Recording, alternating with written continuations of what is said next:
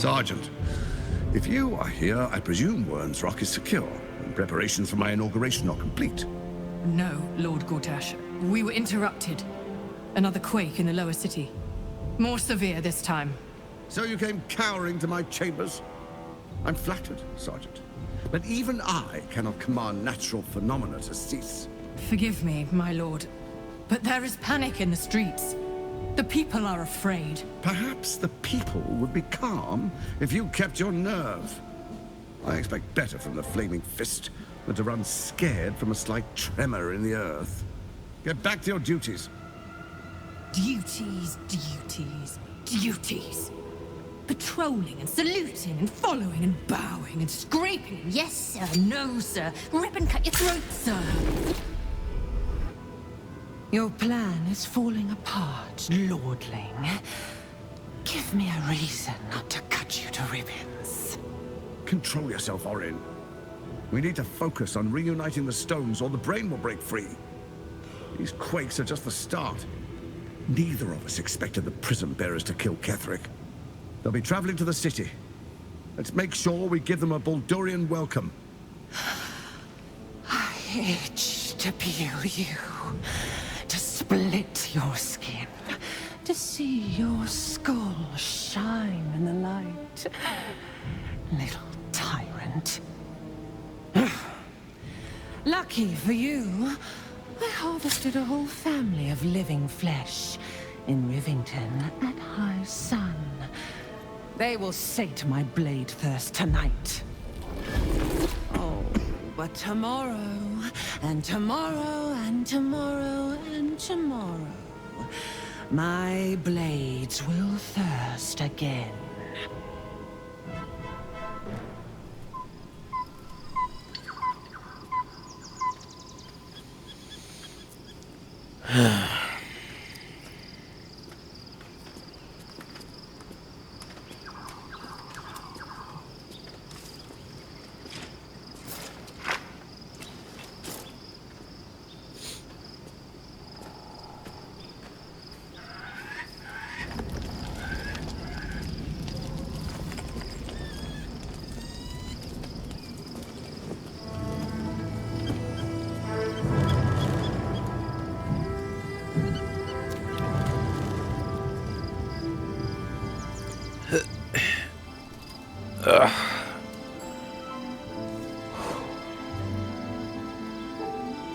Beyond the campsite, the city waits in uneasy silence, one sleep away.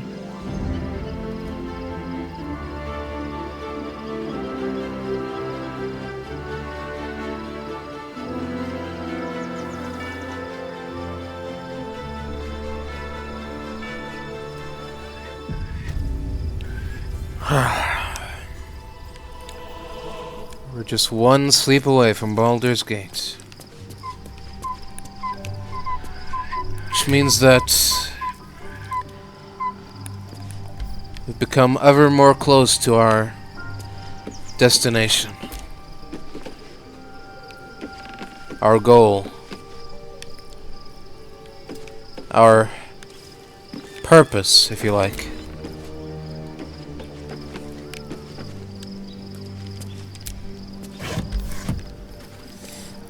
Exciting. Oh.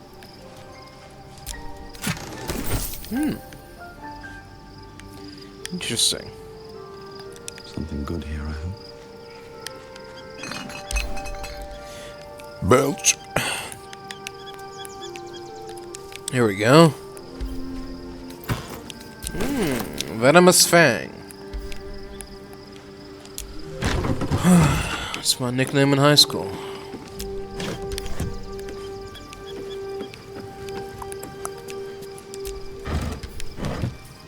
Alright. Not gonna bother looking. So, Baldur's Gate, huh? Pretty cool, right? Shadowheart has found a little bit of herself again. Seluna cannot take all of the credit. She may have lit the way, but it is the cleric who took this step. Sure. Now that we're traveling together, I realize I don't know much about you. That speaks well of your taste. I've heard my share of bad ballads about things I never did. Oh, yeah? If you have questions, ask. Just don't expect my answers to rhyme. Fair enough. You mentioned you knew something of Illithids. More than I would like. In my youth, I was a brief and very much unwilling member of a colony's hive mind. I felt the way they think, saw the world as they do. Foul, unnatural creatures who find the foulness in us and twist it to their will. But then, who am I speaking to? You have far more experience than I. Yeah.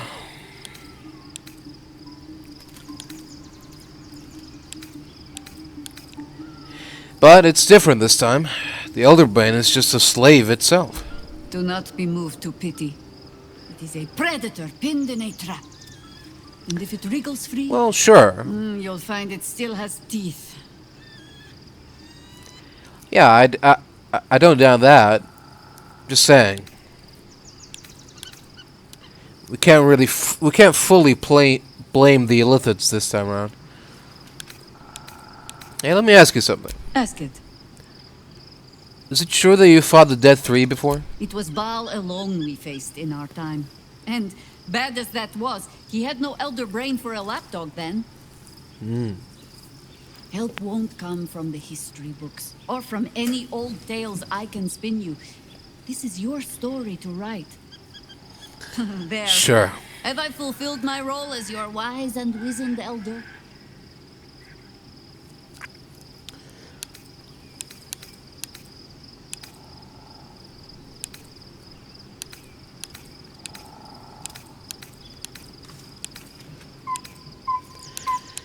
Please, you're only one of those things. Don't tell me which. Against all life experience, I will choose to assume the best. It's probably for the best, yeah. Well, see you around.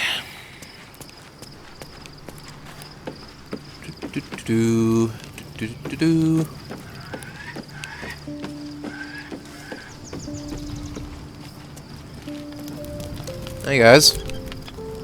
Taken from the light to be raised in darkness. Your truth is finally dawning, Shadowheart. You can follow its light, or you can retreat back into dusk. The truth is finally dawning. Shadowheart can follow its light, or she can retreat back into dusk. Somebody forgot to cut the lines. So, you must have been furious at your father for throwing you out of the city? No, never. He No? did the only thing he could. In his eyes, I invited a devil into our midst. I was a fool at best, a traitor at worst. And Grand Duke Ravengard suffers neither. Well, if it's any consolation, it's not just in his eyes.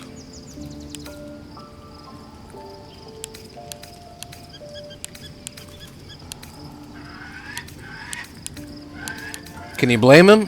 For all he knew, he'd sprout horns any second. And I went and proved him right. A Grand Duke's duty Exactly. was to his city. First and foremost, there would only ever be one outcome. Oh. Ouch. I'm listening. I'm talking. Goodbye. I have spoken.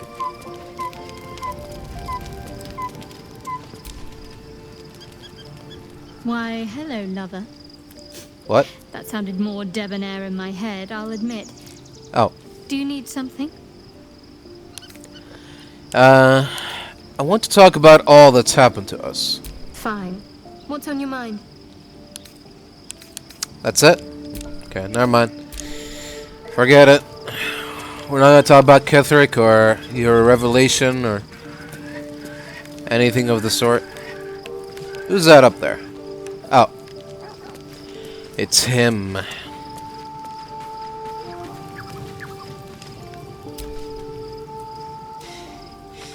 saw Gortash, didn't you?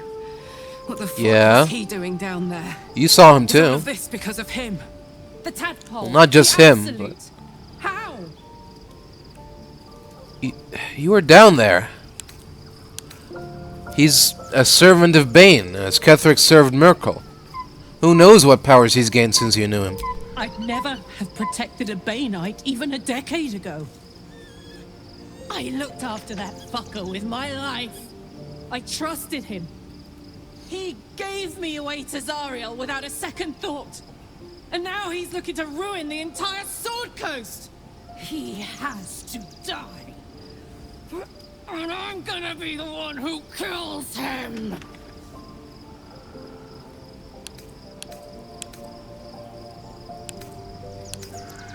Of course, Karlach. We'll do it together.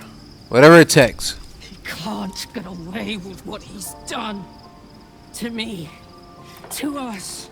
Yeah. He won't get away with it. I can feel it. The engine. It's getting hotter, louder. It's going to blow if we don't find another way to fix it. You know, Zariel may have put the fucking thing in, but Gortash gave her the go-ahead. You expect this shit from devils, but not from the people you care about. Let's get to the city. Got business there I'm highly fucking keen to attend to. Alright. I hear you.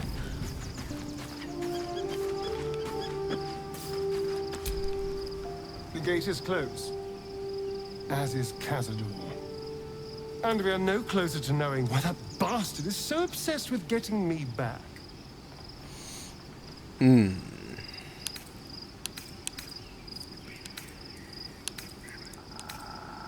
Well, we will kill him, no matter what. To tell you the truth, I don't know whether we can defeat Khazad-dûr. Not unless we can figure out more about what he's plotting. I think we should track down my fellow Spawn. I'm not exactly looking forward to a reunion, but perhaps they'll know something. If we can find them, we can force them to tell us what he's been doing since I was gone. And honestly, Sure. I imagine they'll be coming for me in the night if I don't.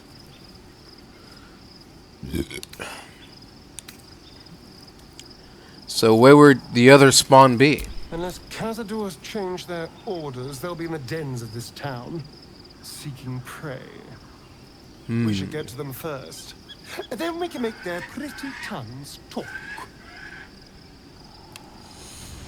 Alright, I'll keep that in mind. The Absolute should be a thing of the past, and I with it. Yet, at the risk of angering Mistra further, I'm glad it didn't come to that. Given what has come to light. Yeah.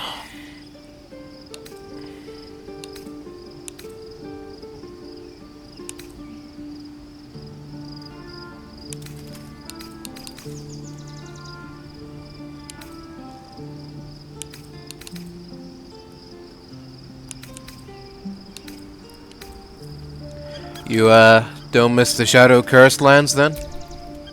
Hardly. I'm more than glad to leave that place, but the Elder Brain. But, more importantly, the crown that he wore. Even without seeing it for myself, I could sense it. Netherese magic. So pure, so complete. I doubted what I was feeling at first. Most Netherese artifacts contain only the faintest amount of their former power. The ghost of an echo of a memory. That crown was different.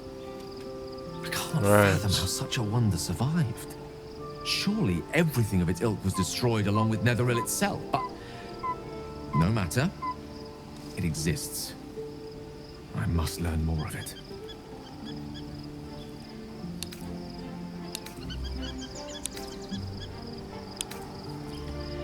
Hold on, back up a little. Why is this crown so important all of a sudden? That crown sits on a gargantuan elder brain bent on destroying us and everything we hold dear. Right. Understanding its true nature might unlock the means of our victory. We need to learn more about what we saw. An artifact as powerful as that crown must have been documented somewhere. As luck would have it, We'll soon find ourselves near one of the finest book collections this side of Candlekeep. Sorcerous Sundries. I need to go there and learn all I can.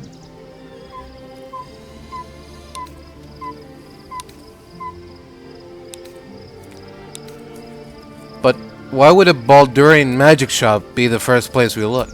Ha! Sorcerous Sundries is no mere trading post. It's been serving the arcane community for centuries. Their collection of rare tomes is unparalleled. Leathery sects are hardly commonplace, but I'm certain they'll have one or two stashed away. You'll have to forgive my eagerness, but if my suspicions prove to hold water, this could be the answer to all our problems. Well, let's hope so.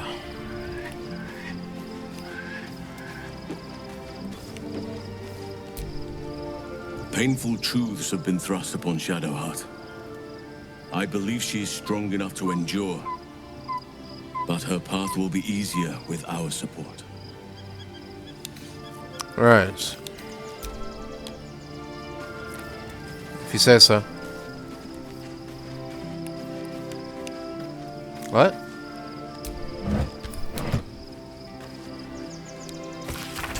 To whomever happens upon this note first, regrettably, a matter of critical import requiring my immediate attention has risen. Not that your various misadventures are unimportant, per se, but... well, regardless. The matter is far too sensitive to be committed to parchment here, so I shall regale you of it when we meet again in Baldur's Gate. Cordially yours, Volothamp Gedarn. Huh. Strange. Alright.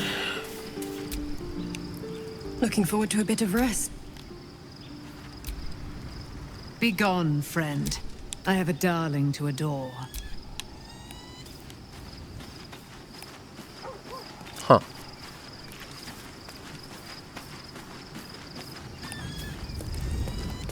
Well, I guess that's it then.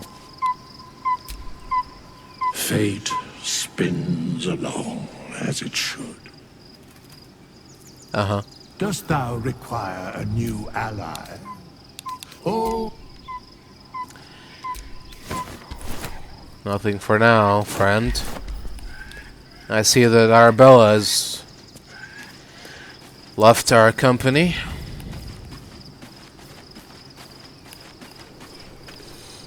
I hope she finds what she's looking for.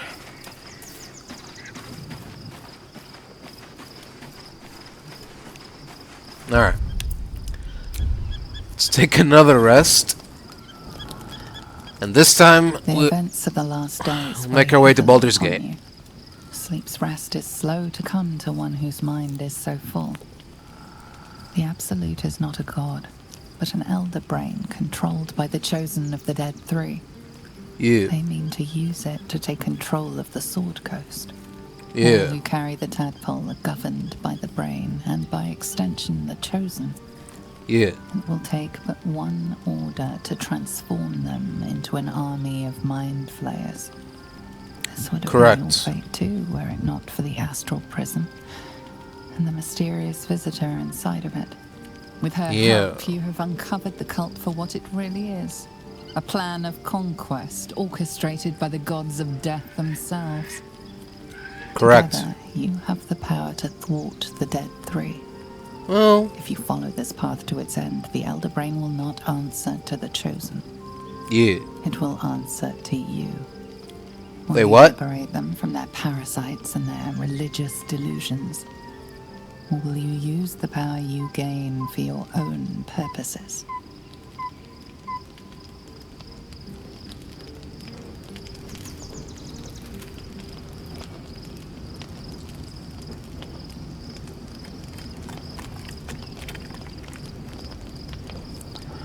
Well, narrator, all I really want is to be free of this parasite. And I will do what is necessary to make that happen. Right now, your resolve feels firm. But there is no knowing how you will feel when the moment comes. You will not have long to wait. All you need to do now is sleep. But sleep is not for you. Oh. No! reckoning is upon us. For domination. March.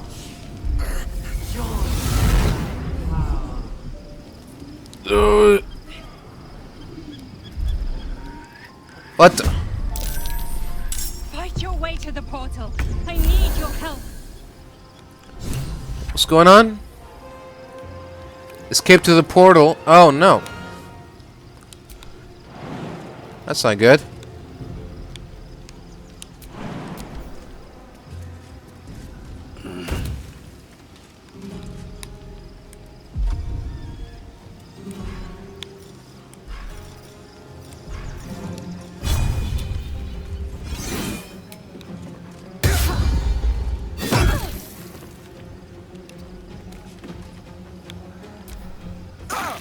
Die, you lifted harborer!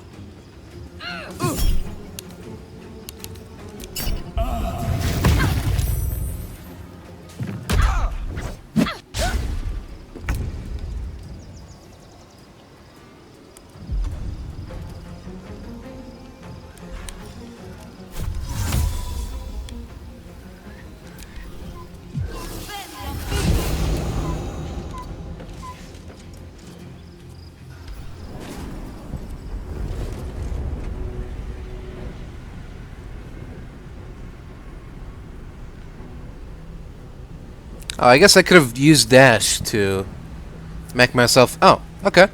We all just teleport. That was easy enough. So what's happening?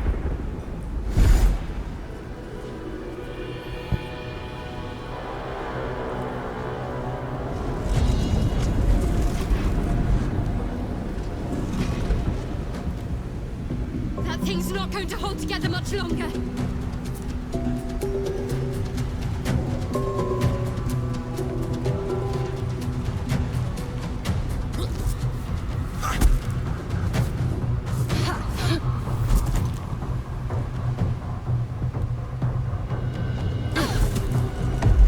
Ouch. Oh boy.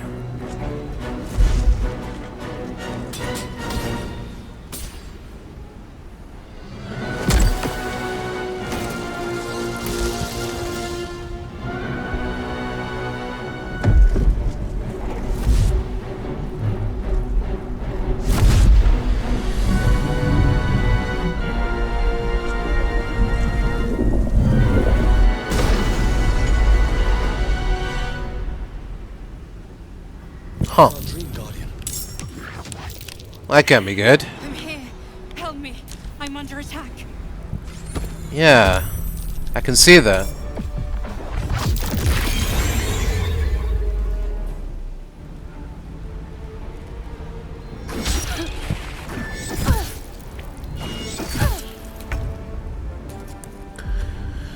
Oh dear.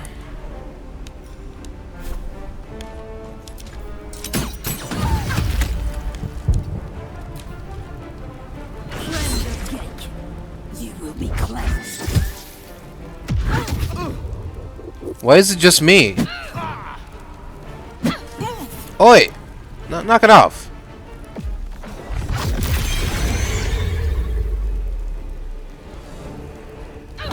Oi! Knock it off. Stop that. Goodness sake. What is wrong with you people?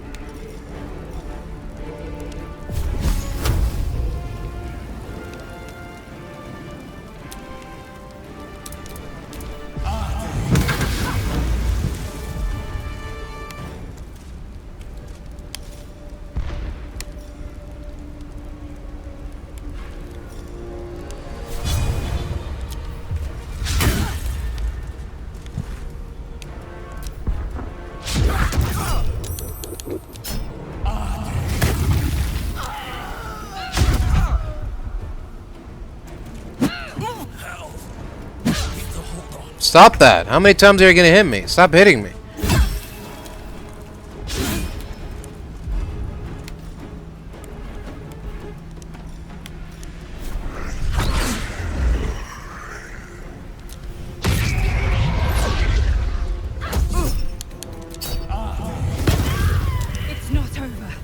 come to the skull. Great. Thanks for the help, guys. I don't know what I would have done without you. Hurry! I can't hold them back alone. Yeah, hold on.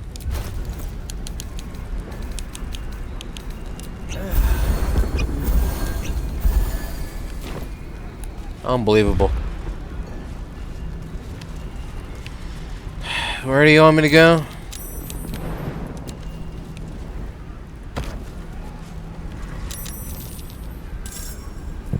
Hold on a minute. I'm trying. It's not over. Come to the skull. I heard you. Calm down.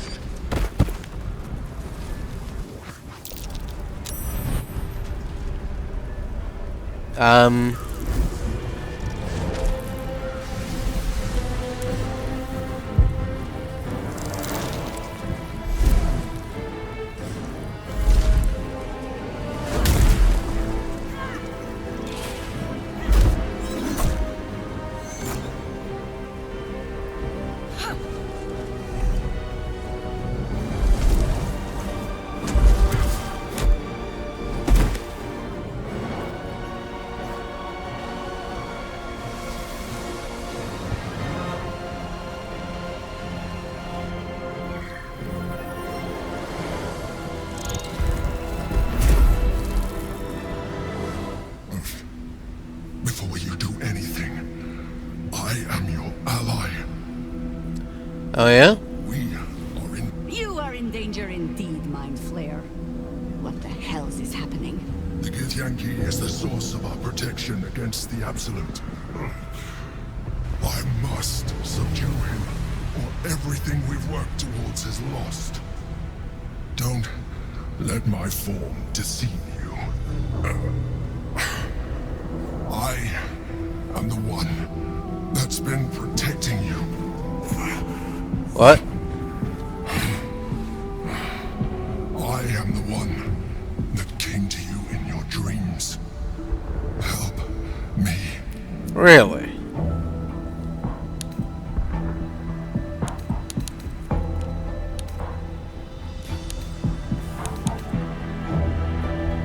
Prove to me that you are who you say. You saved a child from a viper back in the Druid's Grove.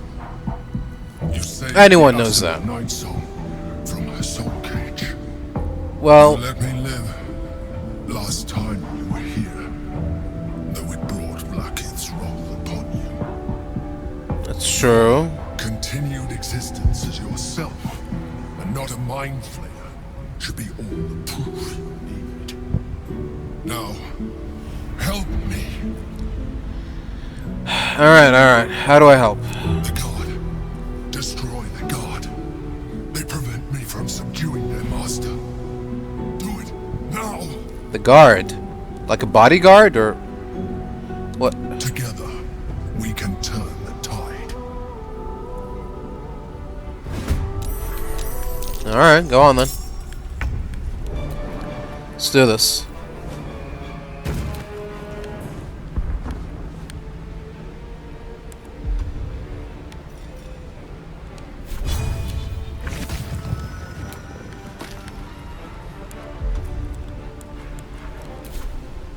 Can't even catch my breath.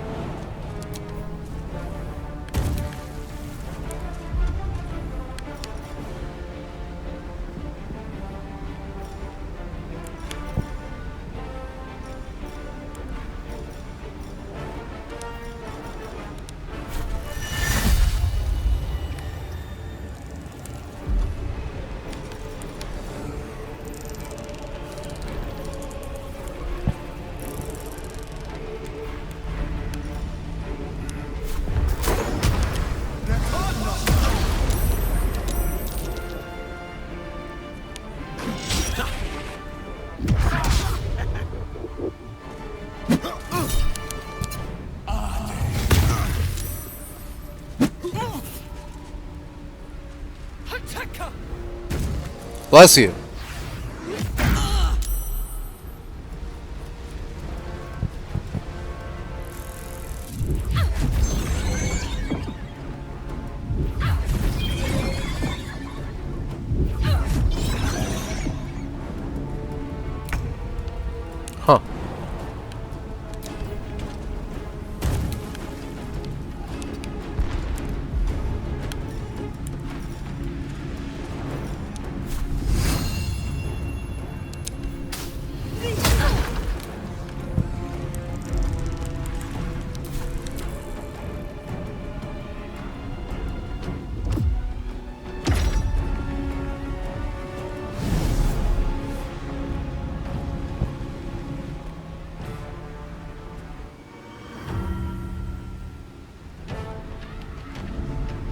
Okay.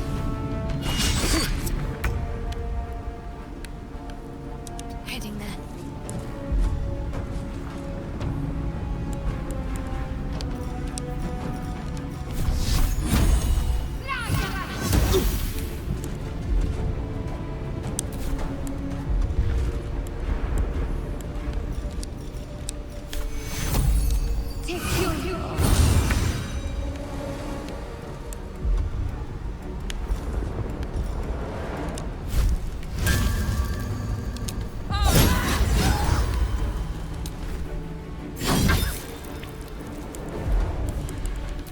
No choice but to keep going.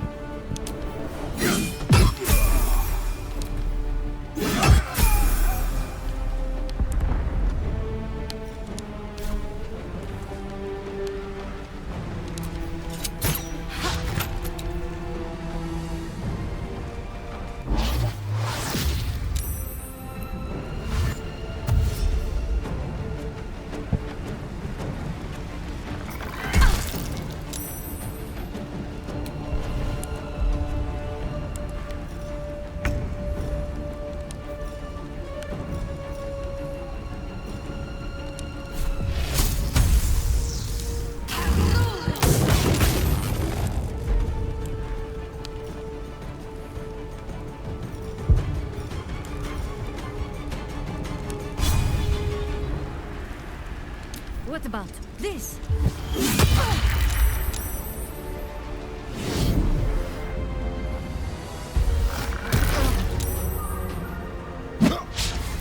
Why are you running away? Oh. Oh. That's it? Okay. 4 damage. That's all you could do. Ow. Fucker.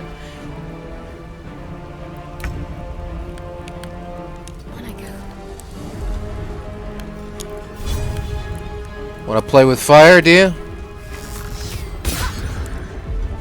Oops.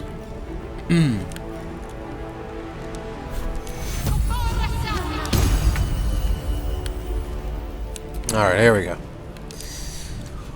Let's get this party started. Fuck out of here. Right, let's go. Very well.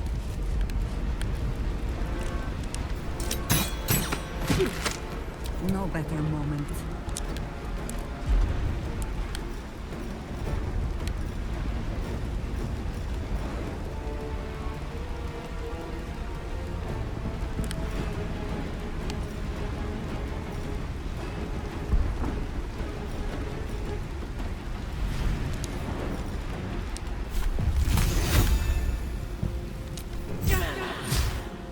The rock resists all attempts to shatter it. Okay, not trying to shatter the rock though.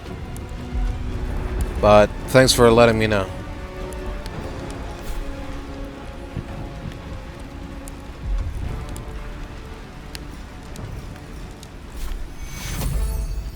Oof. Gonna need more than that.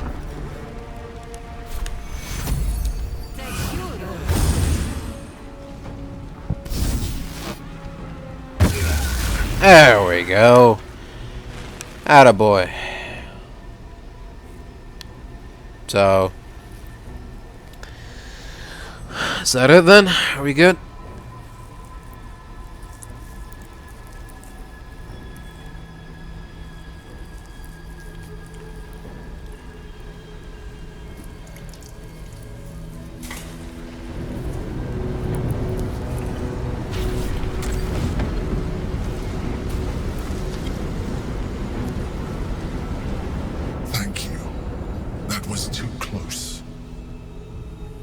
Don't look at me like that. I am a mind flayer, yes. Without me, you would be a slave to the Absolute. And so we should swoon and offer a kiss, abomination? Ah, I would not even know where to plant it.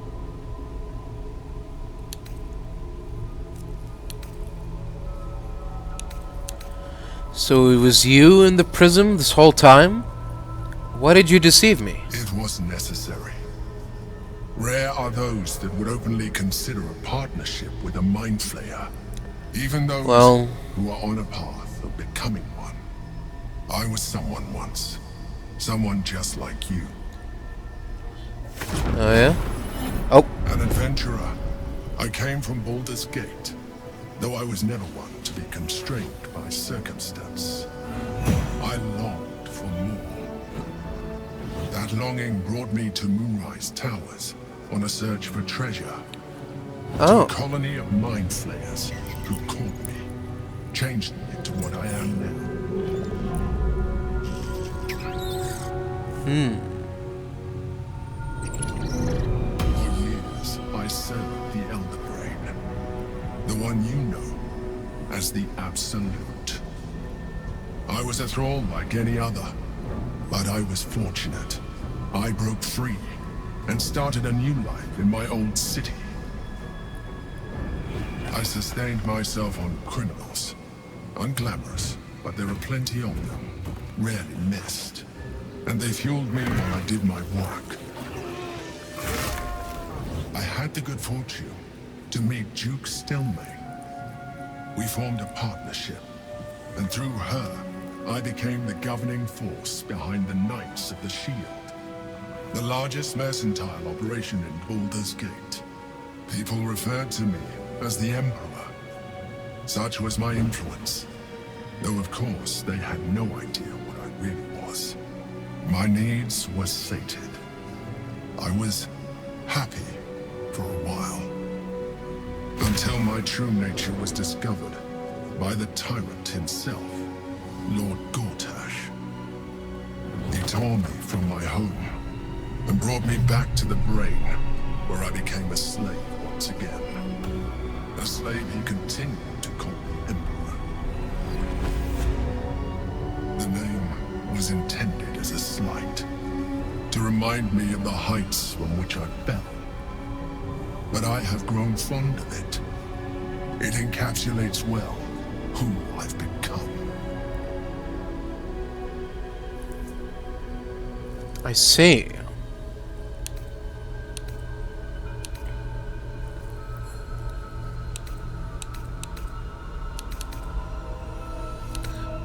And how did you end up in here? Gortash sent me on a mission to retrieve the Astral Prism. I was one of many, but the first to find it. How Gortash or the other Chosen learned of its existence, I do not know. The moment I found it, I felt a change. My free will returning. I followed the feeling inside, and found the Githyanki. I realized what the prism was for. Containment. While my body was within the prism's bounds, my mind was free.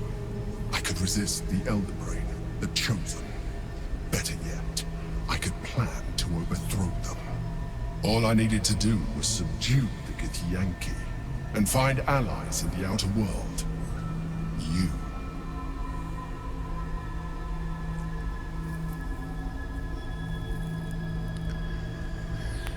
And the Githyanki in the sphere? Who is it? Prince Orpheus. What? Son of the first leader of the Githyanki.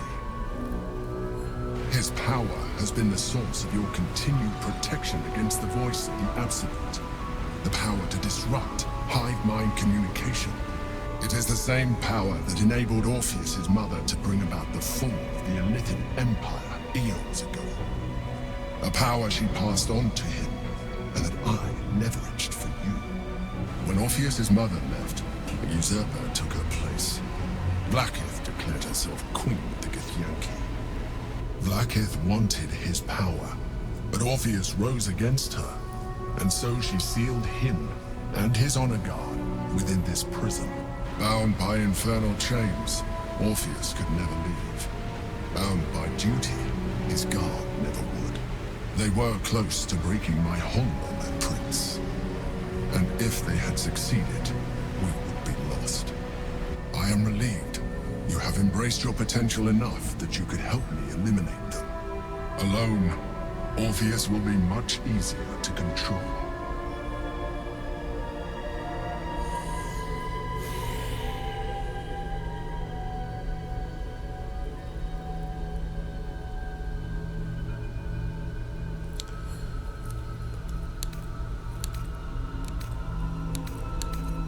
And so what happens if we free Orpheus? That would be a terrible idea. The moment he is free, he will attack you. Your only defense would be to kill him. And in so doing, he would doom us both. Even though he is subdued, you feel Orpheus's revulsion. A pulsing hatred that cannot be contained. The Emperor is telling the truth. To him, you are just another wretched illithid. You carry a tadpole. As far as Orpheus is concerned, you are already illithid. A sworn enemy, just like me. Right.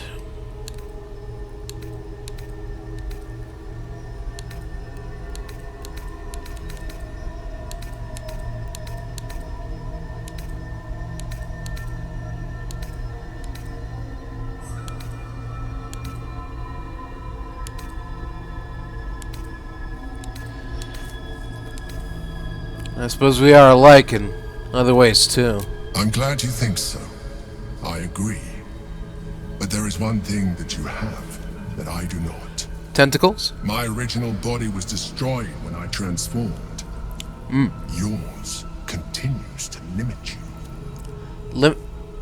As an What do you mean by that? I have far surpassed who I ever was before. You, too, should embrace this change.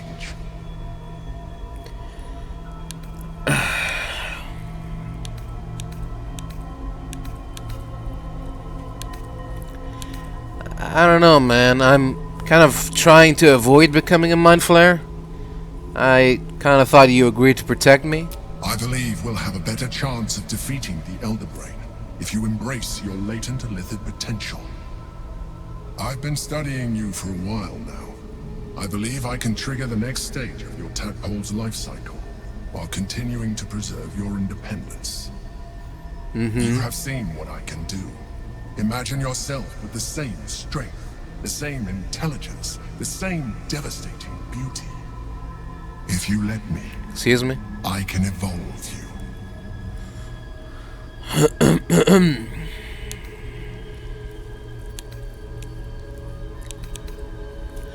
And, what exactly would that entail?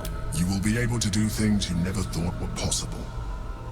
There will be physical alterations, of course, but only partial. You will retain most of your current form, and you will soon see that the benefits outweigh any perceived loss. Well, if you can evolve me, why can't you stop Ceramorphosis altogether? The answer is twofold. One, I can, but it would kill you, as I told you before. Two, why would I? You have done well, the limited form you have, but you would do far better as an illithid. So, do you wish to evolve or not? Look, man, I'm glad you are happy in your current illithid form. You managed to find peace with it, and even, you know, you managed to find a lot of great power in it and all that. That's good for you, man, but unfortunately, I still have the choice of keeping my original body, so, that's exactly what I'm gonna do, so no, I don't think so. No way. I understand. Let us hope then that your present self will be sufficient to deal with 3 gods of death and a giant magically enhanced Elder Brain. But in case you change your mind... Yeah? What is that? A feather? Oh. Look after it. Use it when you're ready to evolve.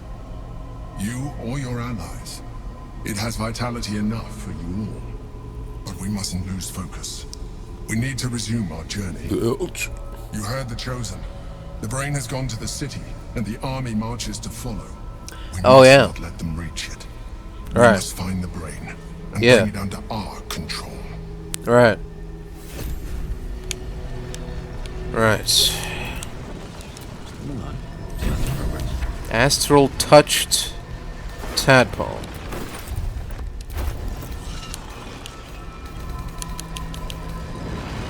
This parasite is capable of evolving you or another illithid infected companion into a new, more psionically powerful being.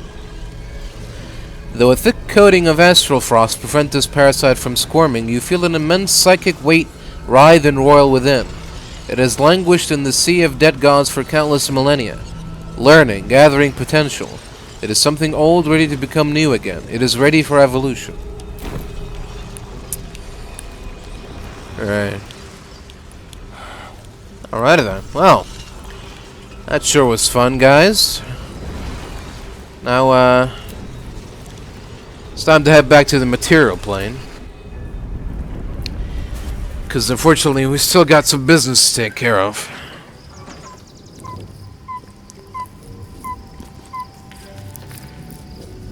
It's been a long day.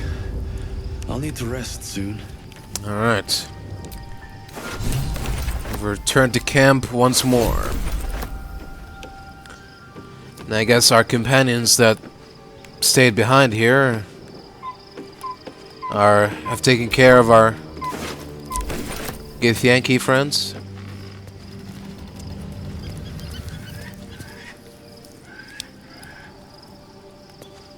Oh, or have they all went to answer the call? Because they didn't teleport with us? Oh no. Where'd they go?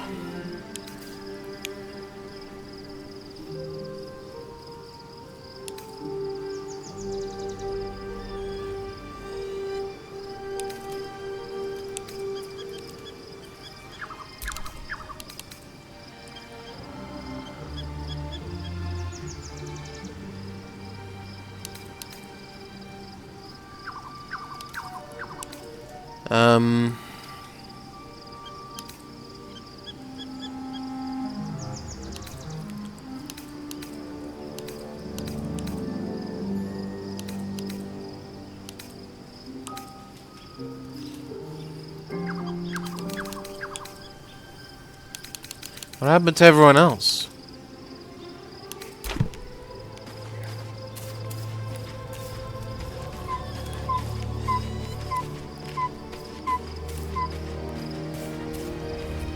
They're not here.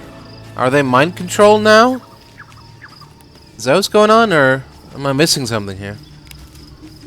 That was weird, right? Copper for your thoughts.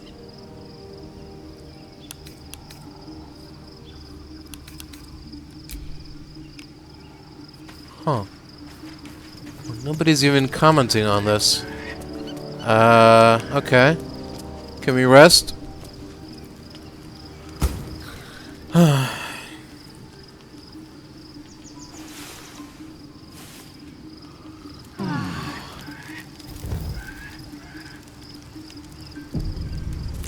Oh, here we go. Everybody's back at camp again. Well, that's good.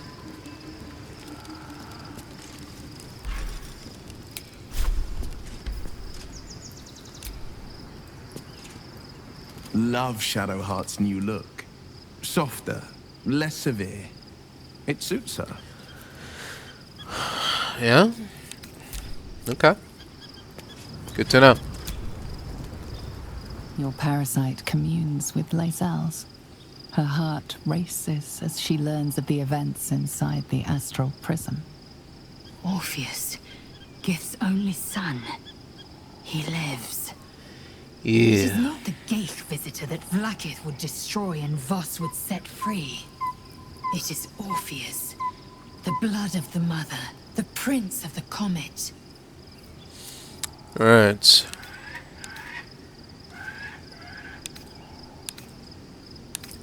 A mighty powerful prince, if he can block out an illicit hive mind. And even more powerful still. It said he could bring 1,000 Githyanki to their knees with one command. Listen close. The Emperor spoke only in half-truths. For you to know the tale of Orpheus, you must know the tale of Gith and of Vlaakith. Long ago, when we rose up against our gay slavers, Mother Gith made for the Hells to secure an alliance with the archdevil Tiamat. Tiamat gifted the Githyanki our red dragons. Gith remained in the Hells, and Tiamat's envoy proclaimed Vlaakith our ruler. The first Vlaakith of many. It is Vlaakith 157 whom my people now call Queen. Right. That's a lot of Vlaakiths. Yes. Our current queen has claimed undeath and reigned for 1,000 years. But it was the first whom Orpheus tried to slay. Orpheus is Gith's only son. He led his mother's own honor guard in a coup against Vlaakith I. It was Kithrak Voss himself who slayed the prince in vicious battle. Or so the Varshas teach us. Yet the Prince of the Comet's been with us, subdued by that repugnant illithid. Should Orpheus go free, he would tear Vlaakith's empire to pieces and build new glory from the scraps. We can't have that. So Voss was right then. Orpheus is the seed of Vlaakith's demise. The seed and the sower. Every word Voss spoke, he spoke true. Orpheus is the living proof of the Queen's lies, and the living weapon that conquered our Geich slavers. One word from his lips, and the people would doubt. 2 words, and they would rage. 3 words, and they would bow to the true heir. If the Githyanki are to be free, the Prince of the Comet must lead the way. Sure. I'd like to talk about Orpheus. What about him? Who are those hostile Githyanki in the prison? Orpheus's honor guard, loyal to the end. Trapped by Vlaakith in the same prism holding their noble prince, fruitlessly hacking at the sphere that contains him. They see us as Geich, tadpoled husks in the Emperor's thrall. I regret their deaths, but I pledge to live as they perished, in the service of Gith's son.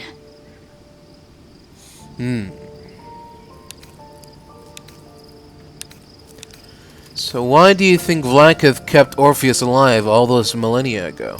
The Emperor may be loathsome, but it's right. Orpheus can disrupt a Geich hive mind. A talent like that makes the Prince a powerful shield and a powerful weapon.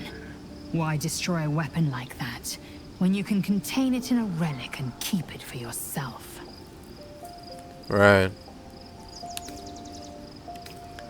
But why would Vlaakith want Orpheus dead now, if he's so valuable alive?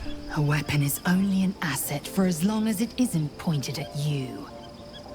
The means of Vlaakith's own end has been ripped away from her. Better to have Orpheus killed than to risk his escape. Better to risk the rise of illithids than let the Prince of the Comet deny her the godhood she craves.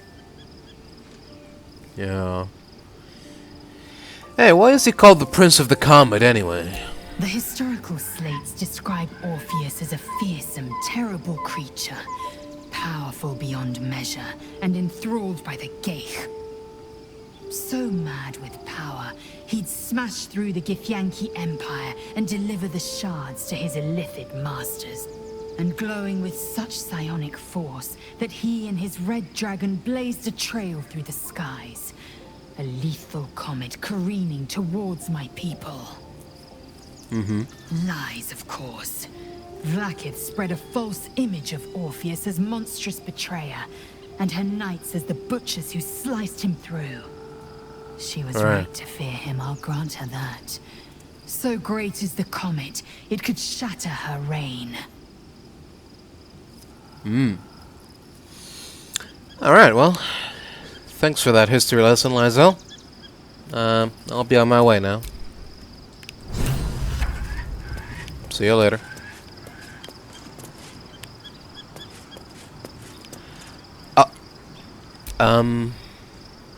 What? So, there's been a mind flayer inside the artifact, or astral prism, the whole time we've had it. Yeah. Sounds like utter madness. even though I've seen it with my own eyes. The more I learn, the less I understand just why I was sent to retrieve that thing. Yeah. It matters little now. I do not serve Shah anymore. Nor the Mother Superior. The prism is no longer my mission. Saving my parents is. But I digress. Yeah. Did you want something?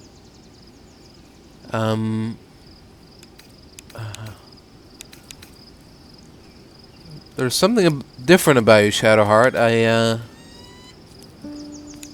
just can't point my finger to it. Did you do something with your hair?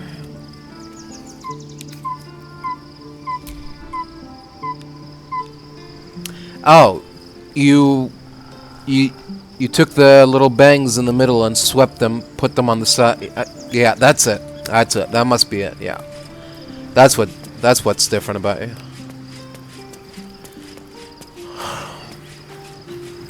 Oh, Scratch. No, not Torch. Scratch. What's going on, boy? Wags his tail, a small bag clenched between his teeth. Oh, what you got there? Give that here. Come on. What did I tell you about? He gives in and surrenders his find to you. Oh, it's just some salami. Oh, are you hungry, boy? Are you hungry for some salami? Scratch's tongue lolls out happily, his tail wagging even faster. Don't worry.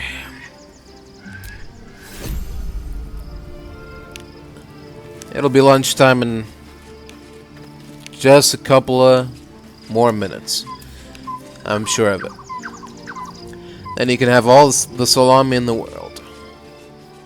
We must find where Gortash and Orin have established themselves and take their nether stones.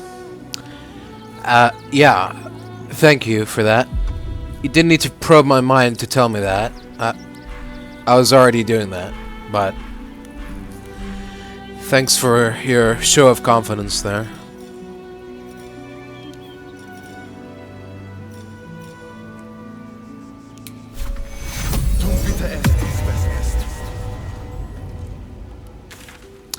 Alrighty then. Oh. Weird. Where are we? Oh, this is just the road to Baldur's Gate then?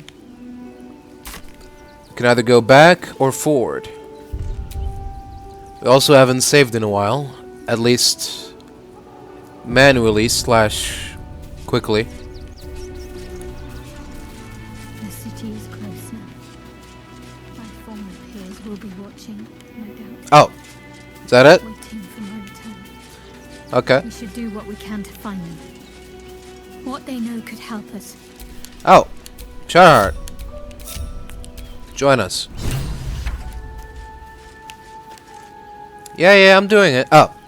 Autosave. Brilliant.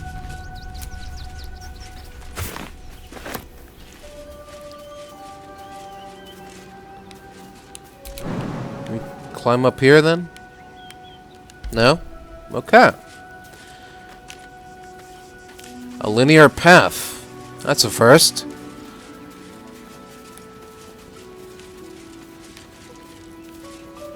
What do we got here? Ooh. Healing potion. Sure. I'll take it. Another potion. Pale mint. Sure, why not? Ooh. More and more potions. And a hat. Okay. That's cool, I guess. Oh. Is there something hidden? Ah. Nice one. Good looking out. Alright. Ooh, elixir of necrotic resistance. Elixir of guileful movement. Diluted oil of sharpness, elixir of poison resistance, another greater healing potion. This reminds me to drink our elixirs. Good to be alive.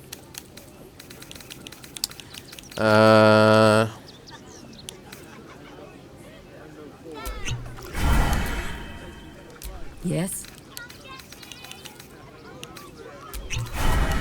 I'm ready. Whatever it takes. There we go. Alright. Alright. And that's it. Okay. Now the path only leads down here. To Rivington. Okay. Excuse me. Yes. I can't find my mum. Oh. Well, where did you last see her? She was sick. She had spots on her face and hands. She went to go get some herbs, and she was supposed to come back the same day. Uh-huh. That was last 10 day, though. Oh.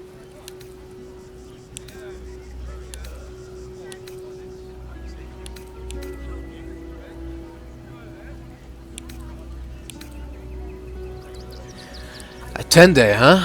You must be hungry then. Take some food. Wow. Thanks. There's some My salami mum for you. this.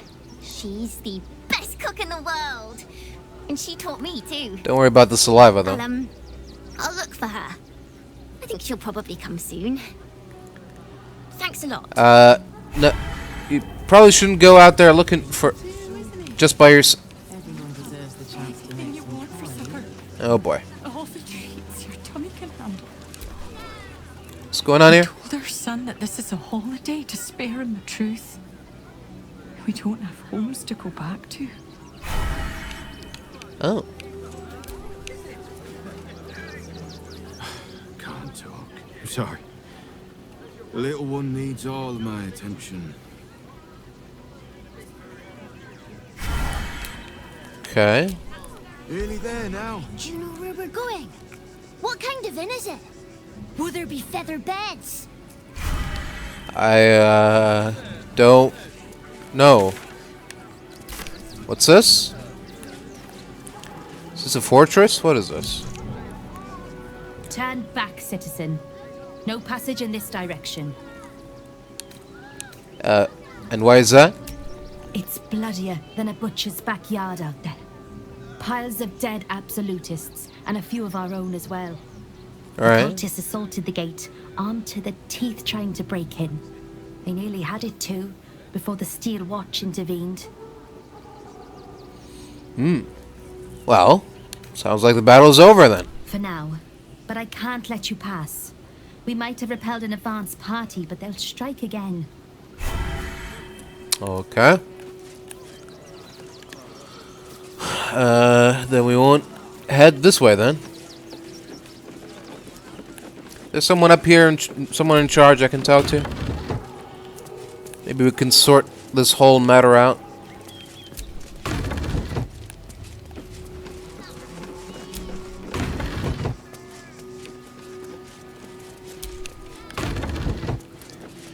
Excuse me.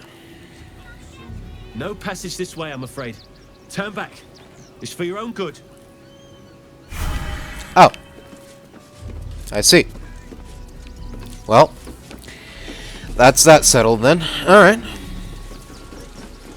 No passage that way. Good thing we're not heading that way. We're heading towards Baldur's Gate. Welcome to Rivington. South, Coast Way. North, Wyrm's Crossing. I see.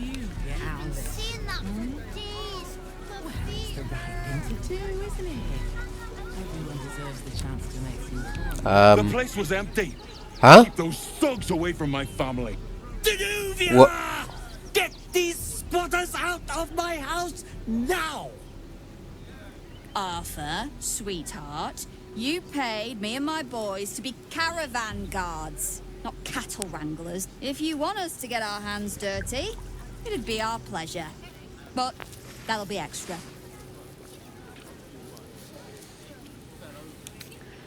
Everyone calm. Explain your disagreement and we shall find an accord. I don't see why I should be explaining myself. It's my property. They are on it, unlawfully. Look, we needed somewhere to live. This place was empty and it had walls. I've got children for tears' sake.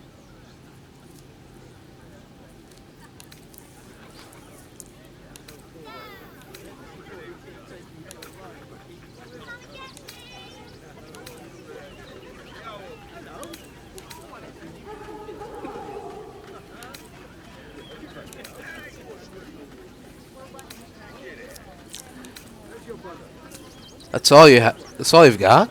It gets cold out there at night, Mr. Gregorio. My kids will get sick. Please, we'll stay out of your way. We just need a roof. This is my home. I may pride myself on my philanthropy, but I draw the line at being a halfway house. This man's indignant demeanor barely masks a seething anxiety. There's more to this situation than he's letting on. Look, time is money, and I'm losing both just standing here. Make your call, judge, before Zenobia makes it for you.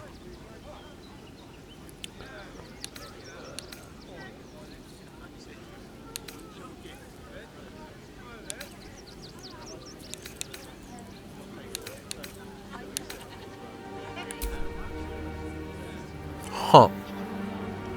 I've got no bonuses, but I'll give it a shot. I'll try to delve into this frustrated man's mind.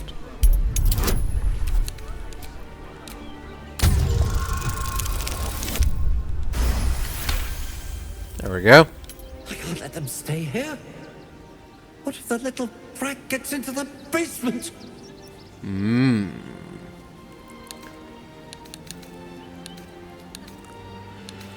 You know, I hear these sorts of houses always have basements. What do you use yours for? My basement? Oh, nothing interesting, just materials. I'm a craftsman, you see. This man is definitely lying. He's really hoping you don't pry any further. Look, I have some very valuable components in there.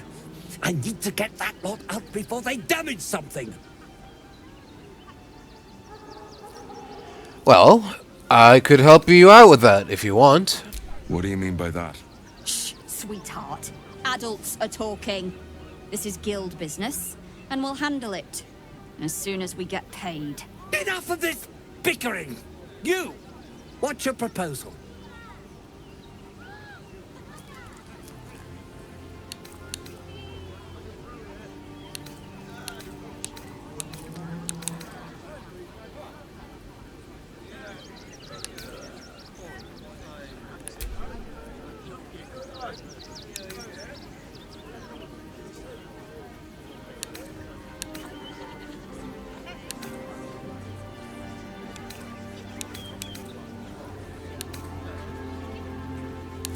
Well, have you tried talking it out with them? Perhaps you could come to some sort of agreement. Agreement? Why should I negotiate with the vermin who've stolen my house? I've got nothing to say to them.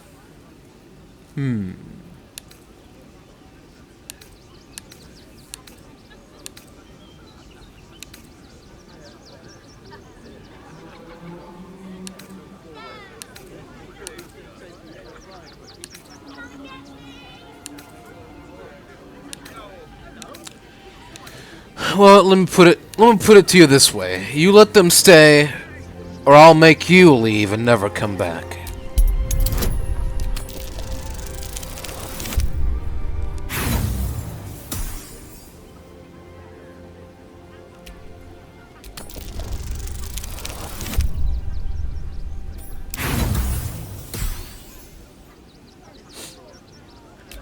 Oh dear. Oh dear.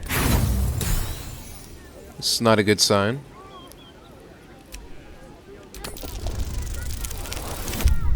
Oh dear. Definitely not a good sign. Are you threatening me? Zenobia, why are you just standing there? Do what I'm paying you for! You paid us to protect you and your high-quality merchandise on the road. And we've since arrived at our destination. As I said, anything else is extra. Ugh. This is the last time I hire someone from the guild. Fine. Here's the extra. Finish the job. Please. Oh. Oh boy. Gentlemen, this is all just a misunderstanding. I really wouldn't do that if I were you.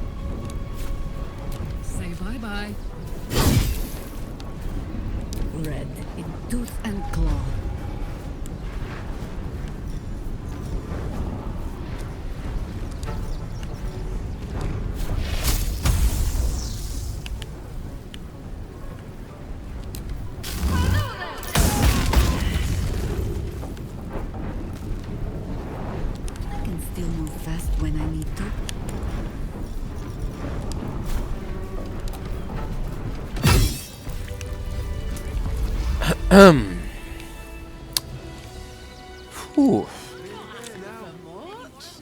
Well then.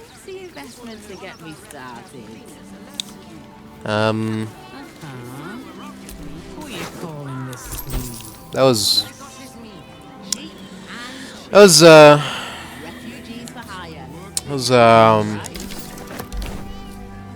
not the intended outcome.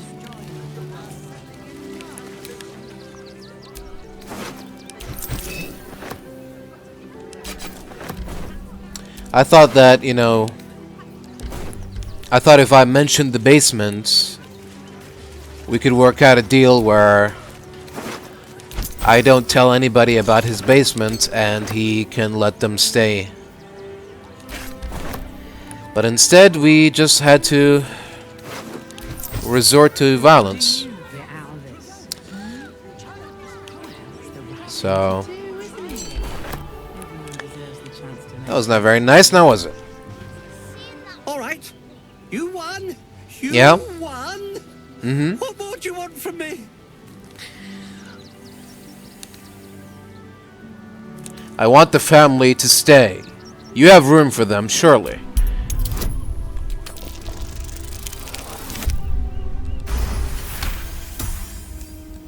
Well, with Zenobia and the others gone, I don't suppose you'll take no for an answer. No. All right, they can stay. Are you happy now? Well, not really. Figure out what I'm going to do. Yeah. I'm sure a man of your means can find room at an inn somewhere. A room can wait. After what you've put me through, I need a drink. Well, good luck with that.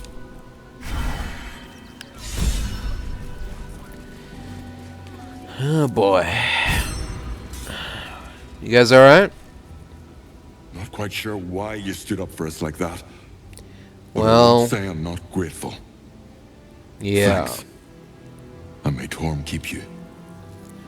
Who? You're welcome. You're the first person in this city to have our backs. Thank you. Really. Yeah. You're welcome. Good thing you sorted that out. I was this close to chucking a knife right between that trollop's eyes. Well, I mean, to be fair, it is his house. But for some reason, there's only like a binary choice here. Cinta was trembling. We either She's a brave girl. convince him to let them stay here, or we kick them out. Like, why are these the only options? Weird. There isn't a world where both Arfur and the children, this family can live together in under the same roof. Now we don't have to leave. I'm gonna build a big house for all the rats. It's gonna be really fancy. You'll see. Yeah, sure, kid. Make yourself at home. It's basically yours now. You're welcome. You know, I'm starting to think that That's curious. this wasn't a good idea. Maybe I should have just kicked them out. I don't know why I did. I really... Both... the thing is, both choices were basically bad. What in the hells was that? Never felt an earthquake in Earthquake? Baldur's Gate before. Oh. What the hells? Oh dear. Introduction to this blood-splattered piece of propaganda. Unkind people say to me, but how come the guild carved up the lower city like so much pumpkin, slicing it into segments for kingpins to rule from the shadows? To which I can only shrug and reply, delegation, mate. How else are they supposed to get anything done? To carry the analogy a bit, the pumpkin was ripe, and if it weren't cut by the guild, somebody else would have. Me, I'm grateful it was Nine Fingers and her organization what got the carving knife out. Unlike a lot of vested interests in the city, the guild actually want what's best for the city. Their view is this: if you got to have crime, better it be organized crime. Huh. Oh, it's an interesting take on that.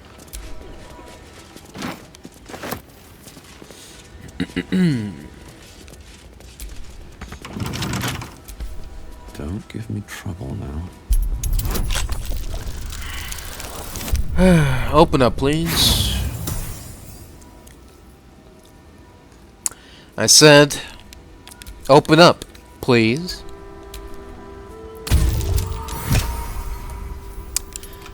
Thank you. What do we got here? Letter to Mamselle Amira. Draft. Madam Amira, thank you for the invitation. You know how much I love your fine establishment, but I still haven't lived down my last experience with the Drow twins, and I fear they won't have forgotten my little mishap. So, that was probably my last visit. I hope you'll understand. Arfur.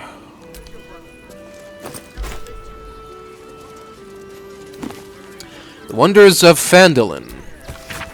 In this year, 950 DR, there can hardly be a more prosperous and fortunate town than Phandalin. Phandelver's Pact has brought prosperity to this land, splitting the wonders of Wave Echo Cave between gnomes and dwarves. The town now boasts thriving communities of both peoples, living and working together in harmony.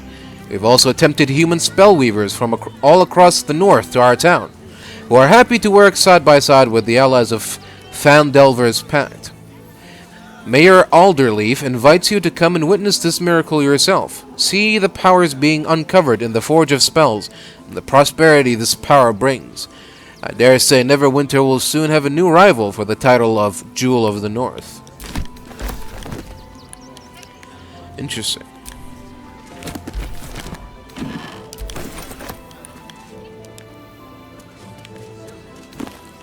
Ooh, Toymaker's Basement Key. Household Prayer. Lathander to light, Saloon to guide, Kelimvor to judge, and Passage provide. Huh.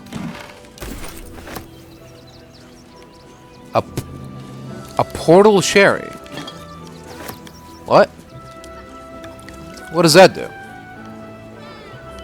Does that portal me somewhere? Alright.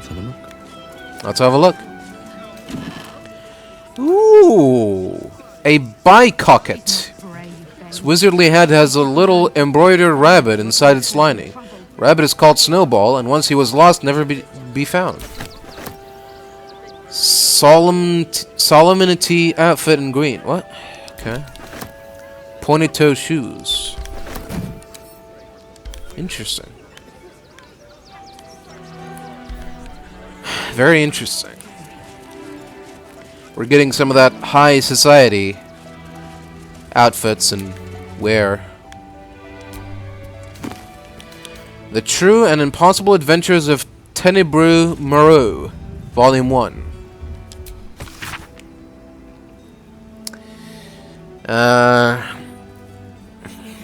Have we read this? I'm not sure.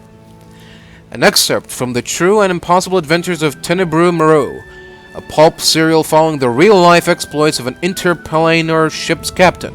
The real Captain Morrow is known to never have left her native Waterdeep. Emerges from her rooms at the yawning portal only to exchange scrawled manuscripts for fresh meals and ink. His red dragon thus dispatched, the knight had no choice but to leap for my ship, crashing to the new bride's deck even as his mount was swallowed by the eerie gloom of the astral plane's shifting tides. Faithful Norls was upon him instantaneously, clawing and biting, alas, in vain. Astral projection thwarts even the fury of a tabaxi cabin boy, and the treacherous Githyanki only laughed as Norls' formless blows passed harmlessly through him. The knight's silver sword came about in an arc that missed Norls entirely, but neatly clipped the spiritual cord anchoring the tabaxi's stalwart soul to the plane. I mourned as my faithful feline companion faded from existence, but did not hesitate. The Githyanki only smirked lazily at my charge, anticipating the futile efforts of another bound by the laws of this plane.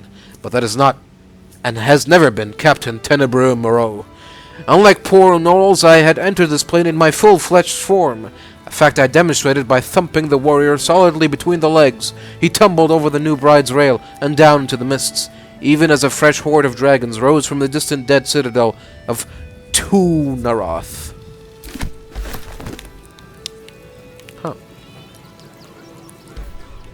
Intriguing. Lessons for Sensible Living. 12. Zariel's Fall. The foreword to this brief account of Zariel's fall captures the tone of the entire text. Greetings, sensible folk. Already I can detect grumbling and the agitated rattle of pipe stem against teeth. A lesson dedicated to an Archduke of Avernus. Has Harrington taken leave of his senses? Quiet your complaints. I assure you I have not. It is true that cosmic occurrences are often insensible by their very nature, but the tale of Zariel strikes close to home. In her downfall, you will be reminded of those haughty, do-gooding neighbors and acquaintances who rightfully arouse your suspicions. One moment they are suggesting you grow turnips rather than potatoes on that fallow patch, and the next they have their kitchen knives strapped to their belt and are suggesting you explore the abandoned crypt behind the Giles' farm. In short, Zariel was a celestial being tasked with monitoring the ebb and flow of the Blood War, of which more in Volume 21 matters of little importance to sensible folk.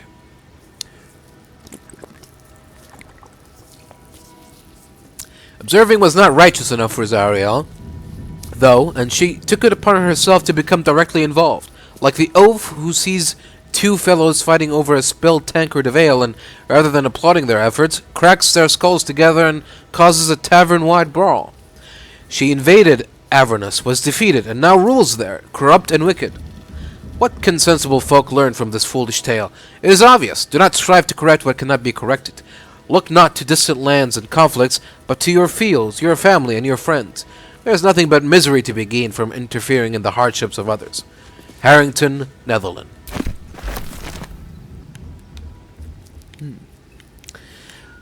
Well, there we are. Alright. That's it for the upper floor. Let's see what's down here.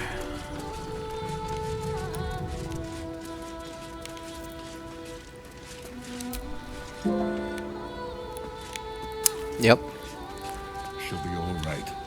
She's a brave girl. We'll get through this.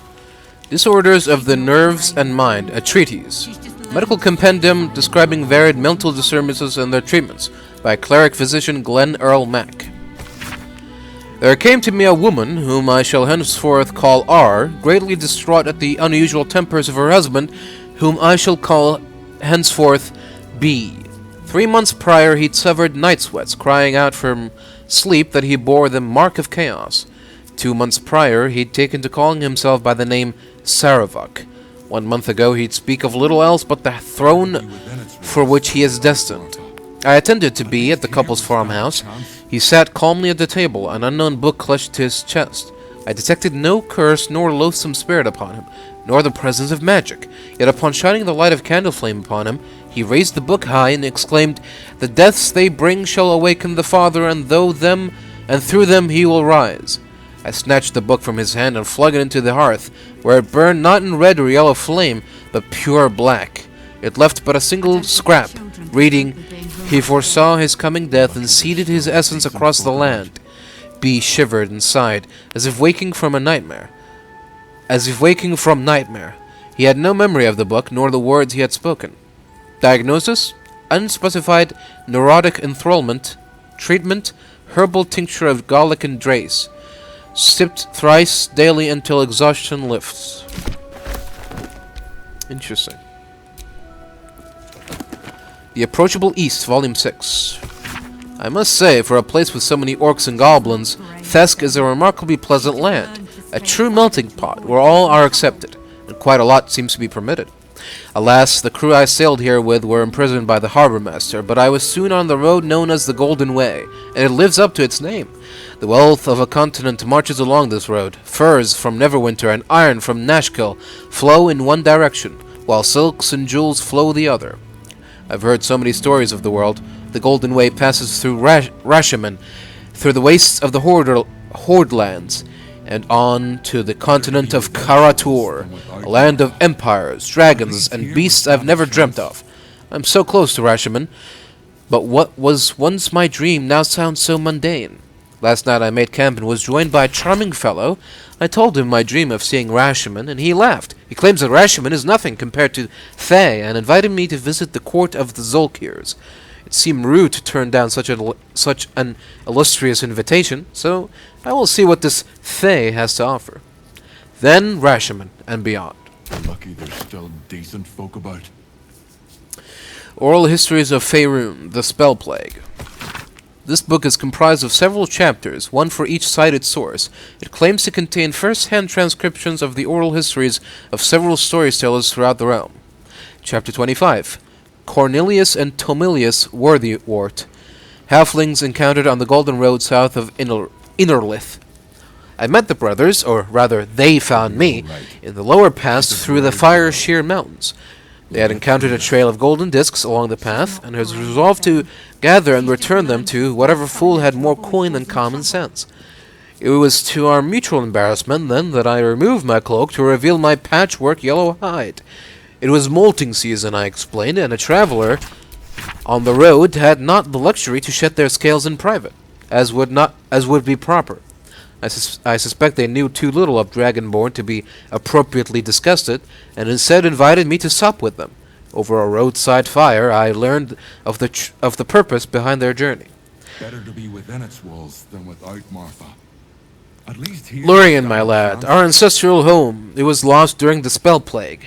Weren't nothing lost, Khan. It's not Nan's lucky Nashers, is it? It sank. Wasn't I there when the blue fire took it? Sure, what do you remember? You were knee-high to a gnome. I remember you crying. Maybe it was you that sank the place, going back to finish the job? Watch that lip lest I fatten it. Only a fool speaks ill of his homeland. Their brows were bristling dangerously, and so I diverted hostilities by speaking of my own people's ancestral home, the blighted world of Abir, and the 1,000-year tyranny of dragons we lived under, till the blue fire of the spell plague brought us to this world.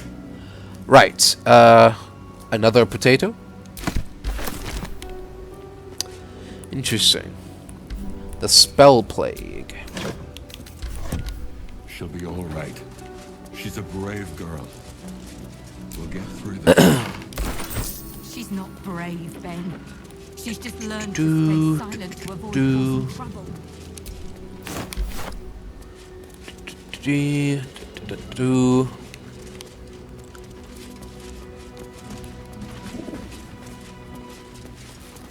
Alright, nothing interesting here.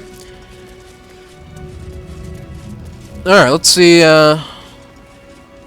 what's going on with that basement.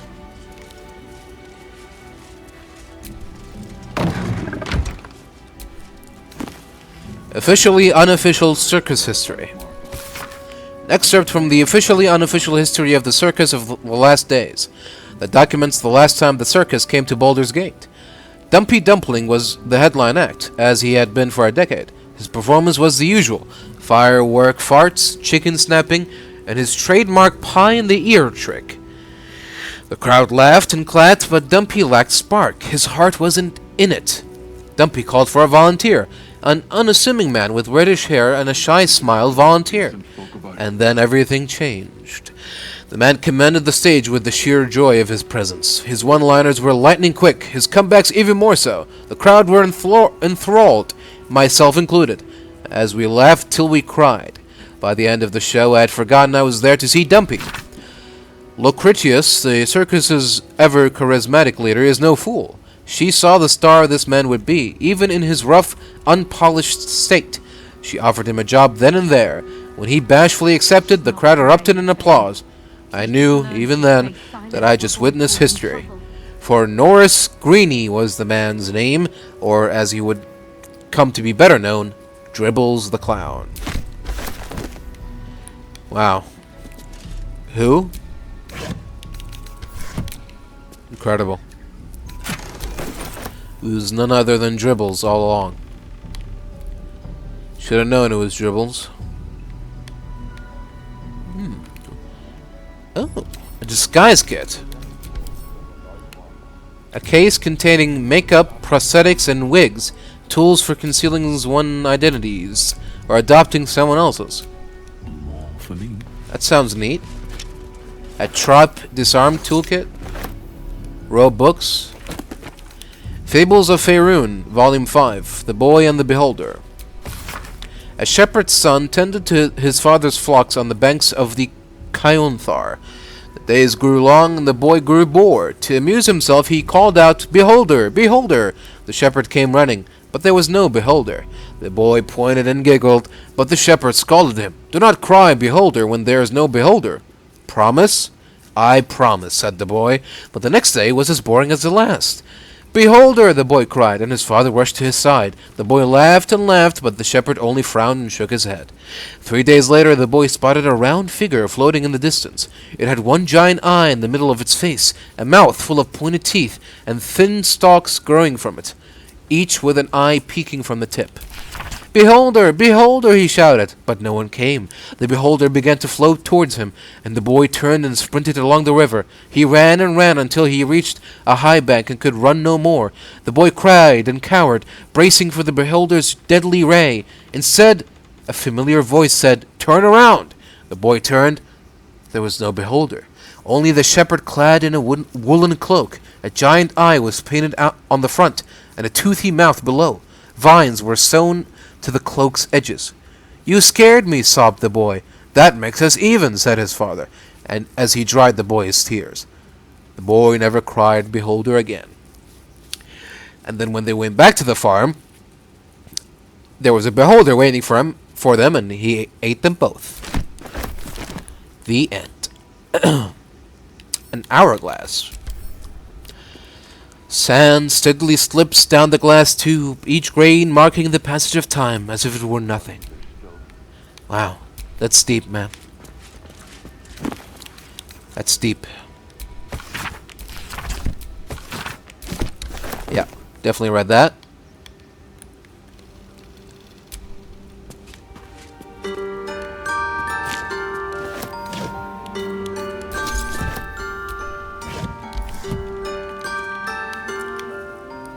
Oh. Oh.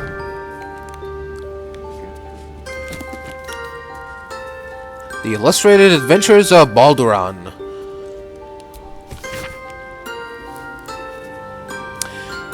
This book is packed full of tales of adventure. The monsters are ferocious, the men are muscled, the women are buxom, and the clothing is easily torn. My kind of story. Something is cleft in twain on every other page, although you do find a passage that's a little less bloody. The woman's eyes were dusky, filled with mystery and promise. Baldur was intrigued. "Anything?" he asked. "Anything," she said. "Just name it and it can be yours. And what do you want in return?" "Oh, just a small thing," she smiled. Baldur laughed. Nothing about him was small. "I want your soul, Baldur," she sighed. "Give me your spirit, and whatever you desire shall be yours." Baldur considered this for a moment. "Very well, I want a turnip." She hesitated. "Your soul in exchange for a turnip?" "A nice turnip," nodded Baldur. "Very well." Dark smoke swirled around the woman, whose skin was turning red. "Then you shall..." The next couple of pages have been torn out. When the story resumes, the woman, now fully revealed as a devil, is kneeling at Baldur's feet. "Curse you, Baldur, I am bound to you, yours to call upon when you need me, and your soul is your own once more." "Let that be a lesson to you," laughed Baldur. "Never underestimate the power of a turnip." Wow. I think I should go and find me some turnips.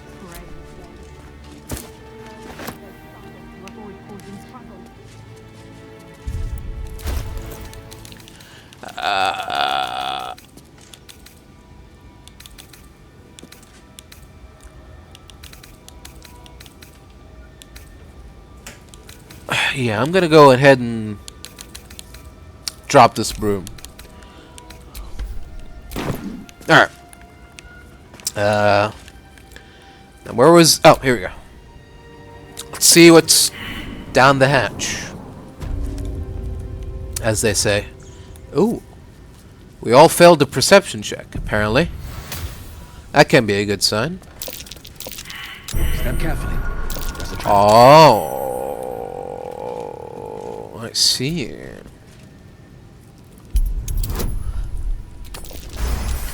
Oh dear. Interesting. Easy. This place is hungry for blood. Goodness. Okay. It's not very assuring, is it? Rigged fireworks. What do they do? Oops.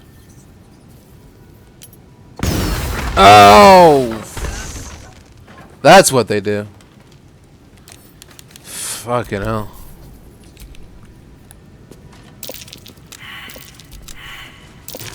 Beware. This place is trapped. Oh dear.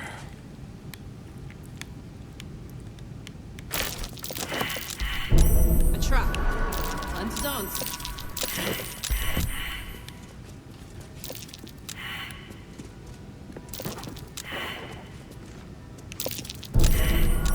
Hot foot. Place is trapped.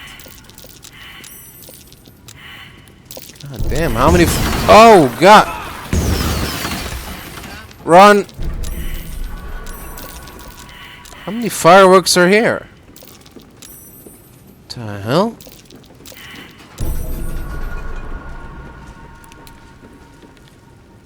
Good heavens.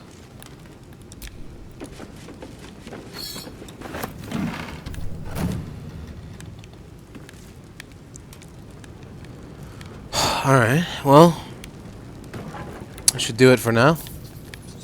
One day I'll catch a break. Hopefully no more traps.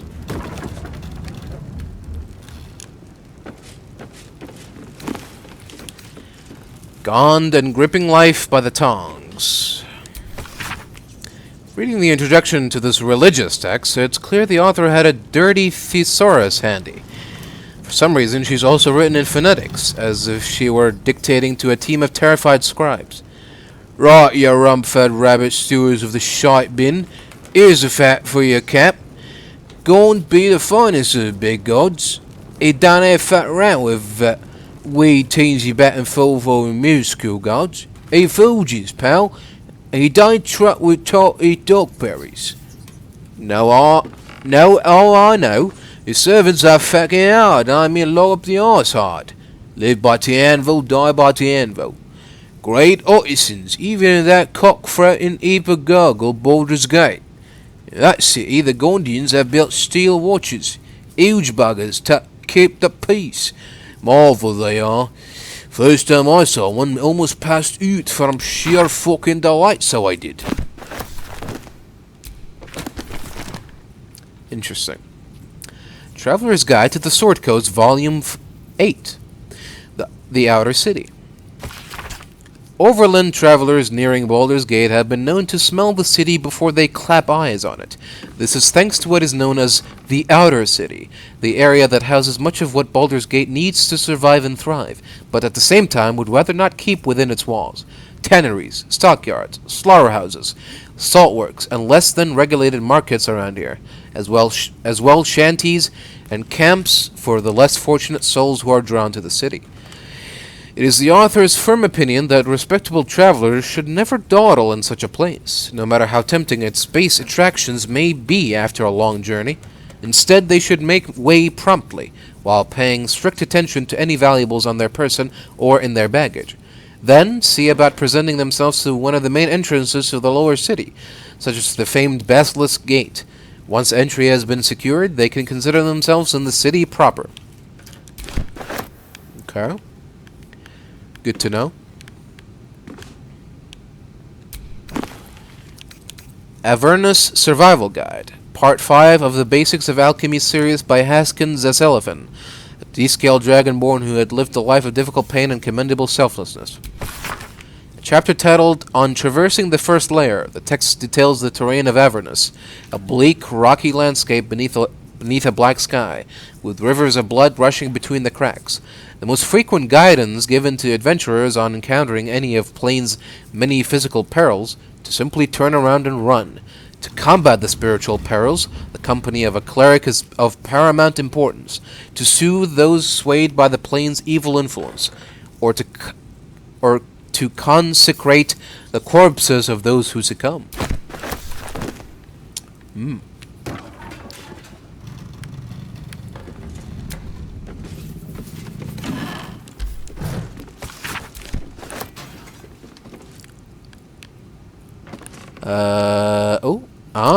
Okay, here we go. This must be what all the fuss is about.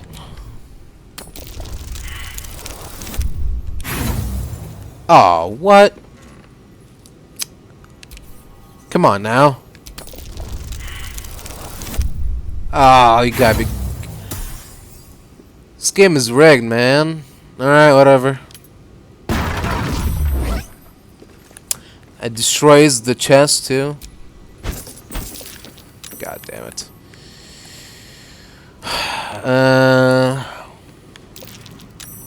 Blackmail letter.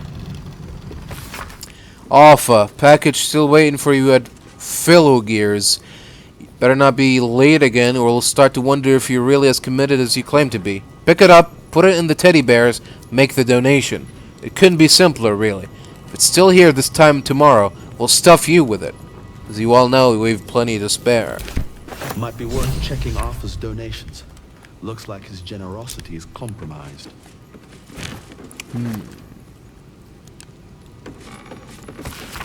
Gifts for refugees only. Please distribute.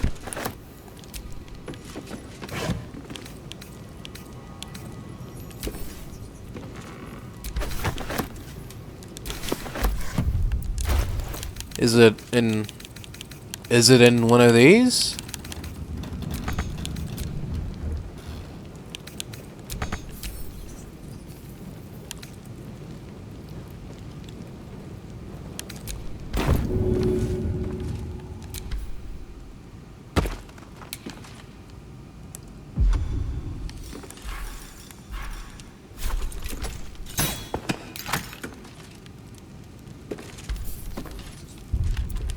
I don't know. Can you, like, destroy it? Can you... How exactly do you know which toy has what you need?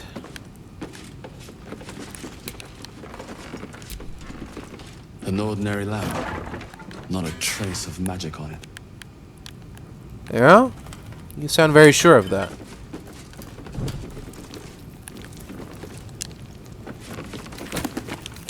Guide to Avernus. One Hellish Holiday. A Guide to Avernus. This book provides an overview of Avernus, the first layer of the Nine Hells, for the discerning interplanar traveler. Sections on geography and inhabitants repeat much of the known lore about the Blood Wars battlefield and combatants. The section detailing the politics of the planes is strung with asterisks, qualifiers, and addendums, charting the ever-shifting chain of command beneath Archduke Zariel, as her many commanders rise meteorically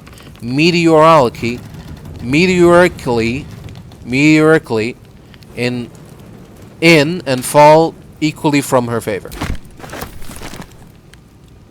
Cool. Broom and Bucket. Collection of anecdotes about kobolds in Baldur's Gate. It seems a tribe of the industrious little scaly creatures were employed by the city to take care of sanitation. In essence, they were sewer workers, drain wardens, and waste disposers. However, in recent times, the city has been perplexed and thoroughly nose-wrinkled by the seeming departure of the kobolds. When asked about their disappearance, one citizen said, "Yeah, right. Hope they turn up. Meantime, who's gonna broom up my piss and bucket my shit?" That's a good point. He's got a good point. It's a good question. Who's gonna do it? Certainly not gonna be him. So...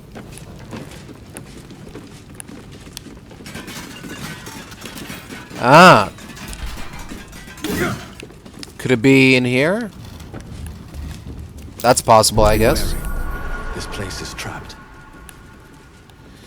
Oh dear.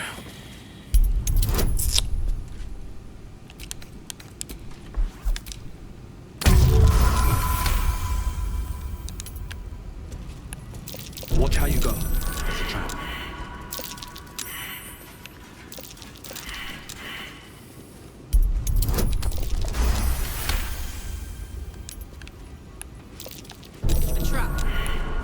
chance.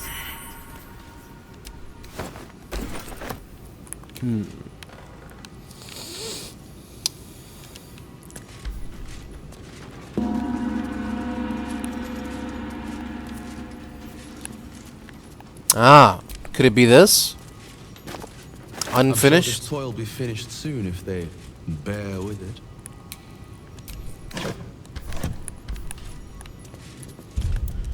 Now, why'd you have to go and say that?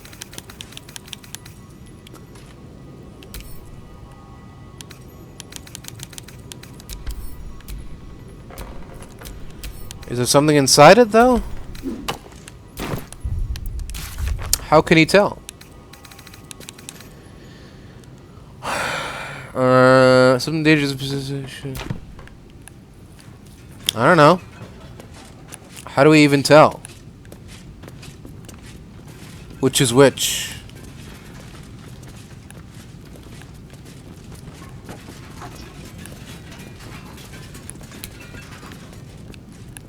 Yeah.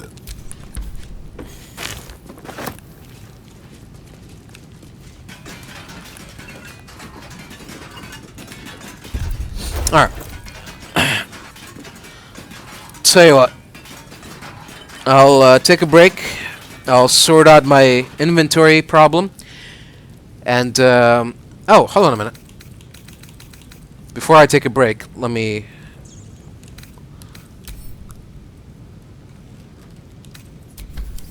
How do we, I think it's about time we release these poor guys. How do we do that again? It's in here somewhere.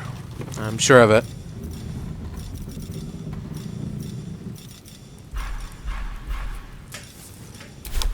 Oh. Does it have to be equipped or something? I think so. Yeah. Alright, and then...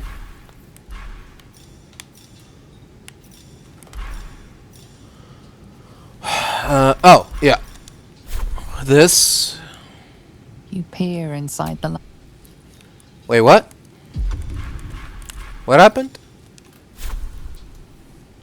You peer inside the lantern to find the pixie has vanished without a trace. What do you mean vanished?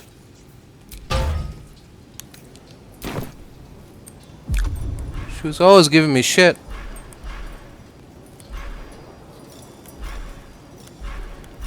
Can't inspect this one. What do you mean vanished? Huh. Well, that's concerning.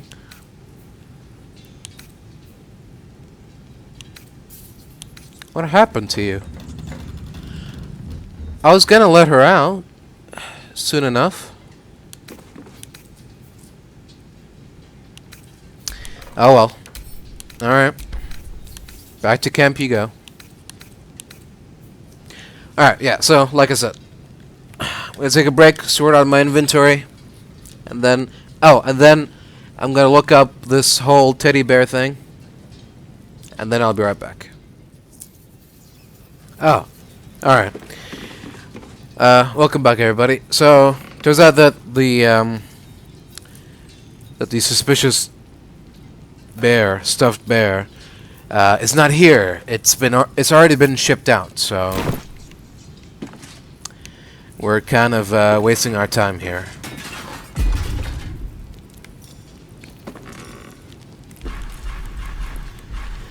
Alright, so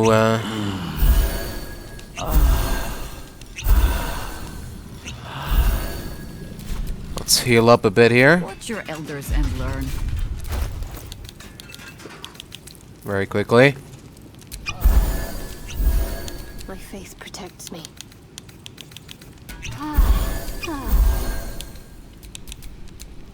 Making me sweat.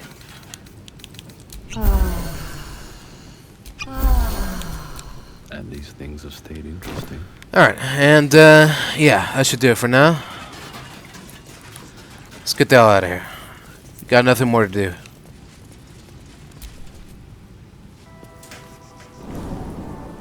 Alright, well.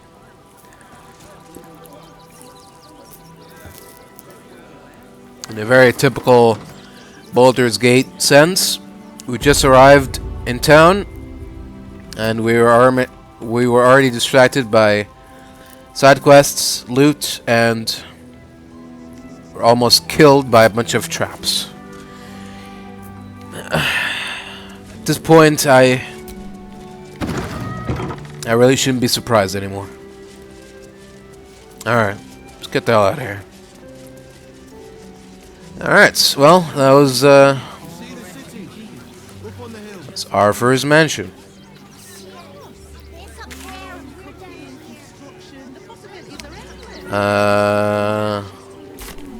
Let's see what's on this side of town. Let's try to go further away from the waypoint. Everyone deserves the chance to make. If my friend tries to get you to invest, kindly turn her down. She doesn't need the encouragement. Invest in what? If I hire the refugees, then I get cheap labor and they get coin. It's a good deal for everyone. Oh, okay. Well,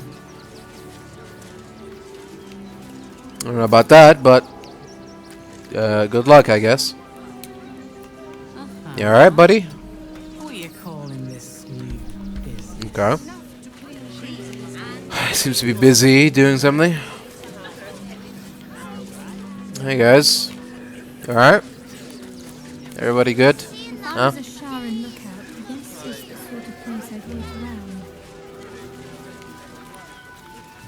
Ooh. Rogue's morsel. What's this? Oh. That ox again. You again. Huh.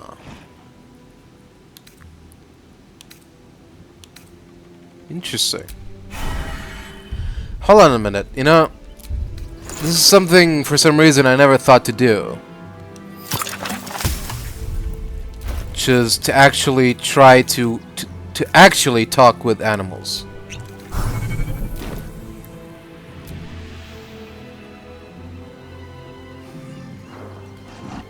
No, incapable.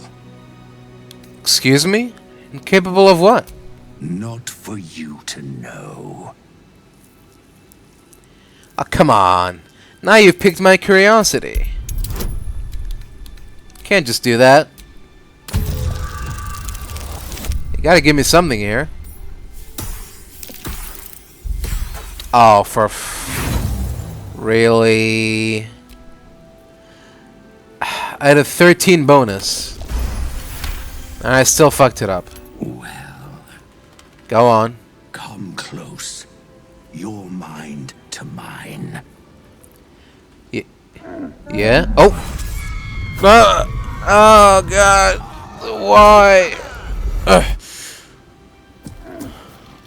Are you satisfied? What the hell?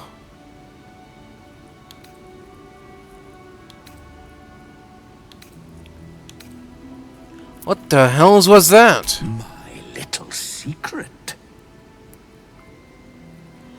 What are you? Really? Keep quiet, and you won't have to find out.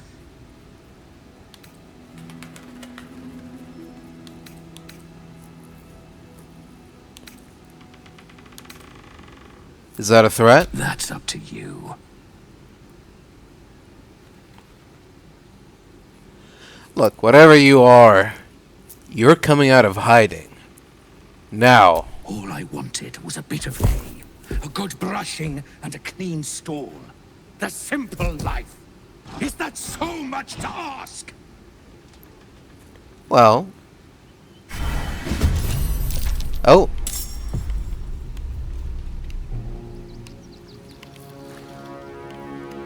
The fuck? What is that? That's not the ox. How is that the ox? Weird.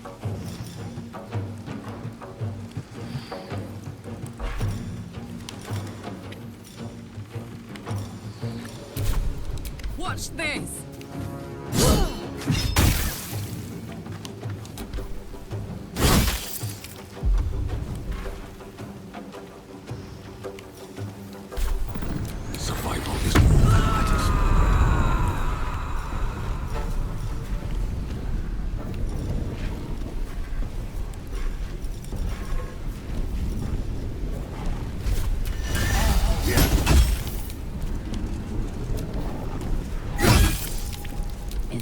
thought we were going to be friends.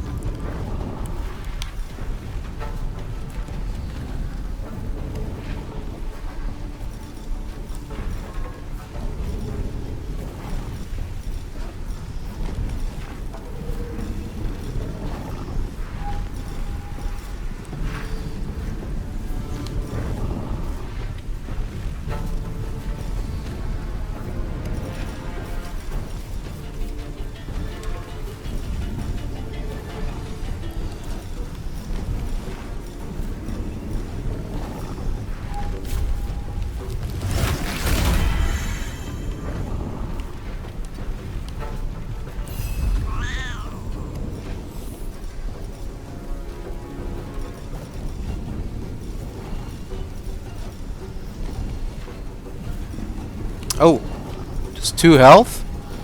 That's not good.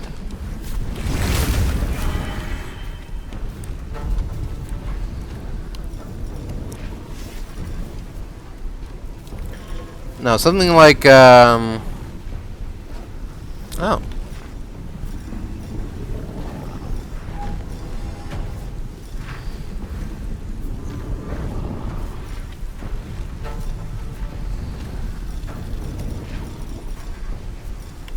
Yeah.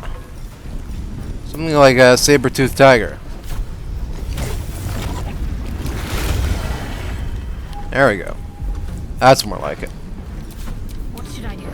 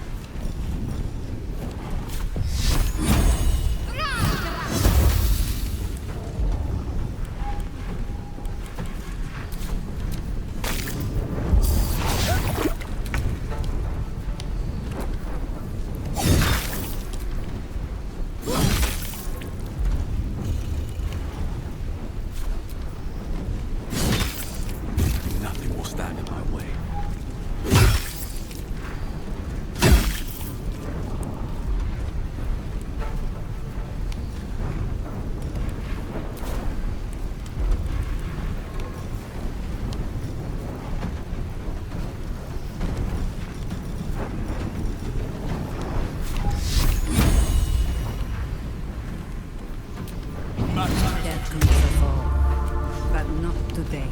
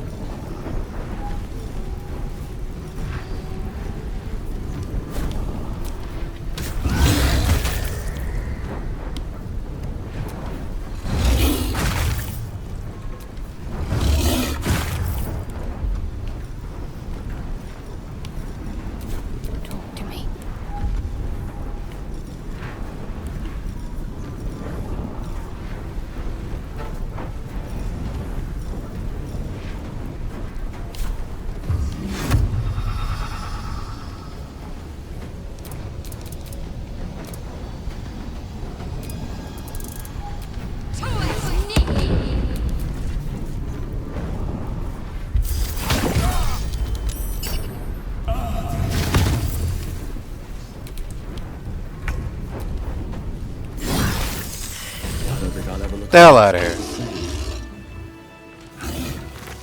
Scumbag. Oh, it was a shapeshifter? Well, you could just said that. It gave you a lot of opportunities. While shapeshifting or disguising, you gain bonus to all yeah. Fire acuity hat. Sure. There we are. The mystery of the strange ox resolved. It's just a shapeshifter. That was it. That was the secret. Cool.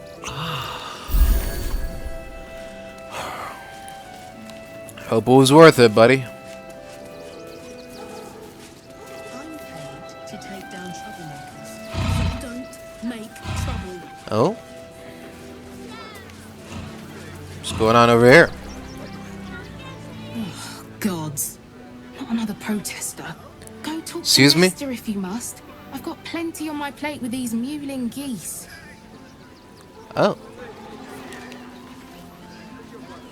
Please just go home. You're ruining a perfectly uneventful posting with this nonsense. The Flaming Fists are supposed to protect this good city, but they allow trash and vermin to take our homes and goods. Ah, another visitor, I see. Listen. Hello.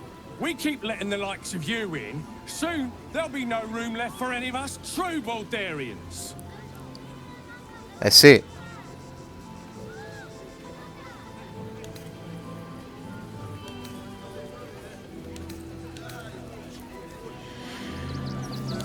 The army on your doorstep will slay Baldurians and refugees alike. You must stand together. Another bleeding heart. Piss off and take it elsewhere. Take what elsewhere? My piss? This ought to be good.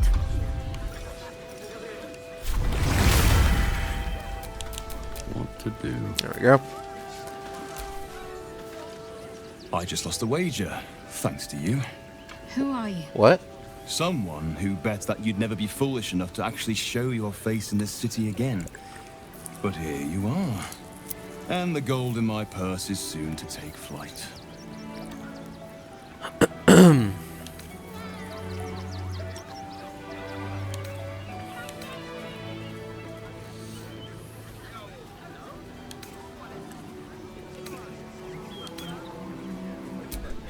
There have been whispers about you, sister.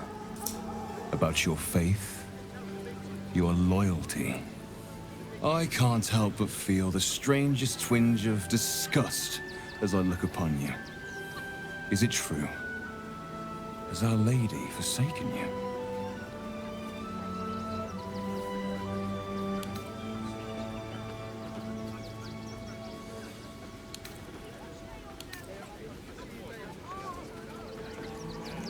I know the truth. I know my parents still live. Tell me where they are, and I have no quarrel with you. I'm afraid the quarrel is unavoidable, thanks to you. Now I must report your reappearance. If you are intent on bringing matters to a head, then seek out the House of Grief in the lower city. Though, if I was you, I'd be very tempted to just forget it all and disappear. You have some form of doing so, after all.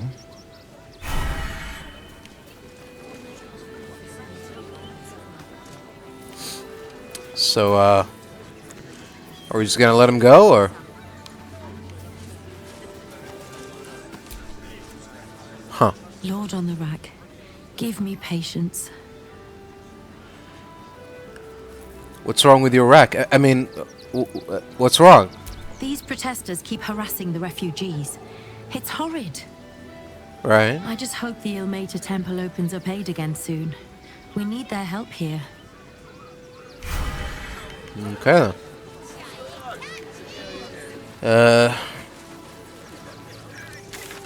Yeah, let's hope it arrives. I guess. I don't really know what to say. Hold on a minute. Who is that down here? What? You did me a real favor clearing all those ghouls out of Moonrise. That old bonebag Ketherick had some fancy junk stashed behind all the cobwebs and piles of gore. Really? You looted Moonrise Towers. Didn't you? Yeah, got but the scraps you didn't have the strength to carry. Still, I cleaned out the decent place. stuff. Made a nice change from picking through your dusty pockets. Well, show me these fancy items you have on offer, then. Anything magical? Would I try to fool a sharpie like you? Yes. Have a look. Alright. So apparently these are things that I've somehow missed. Even though I'm pretty sure I picked the place clean, but... Sure, kid, whatever you say. Boon of the Raven Queen. While wearing the amulet, your jump and flying speed increase by 1.5 meters. While polymorph or wild shape, you'll also gain featherfall. Huh.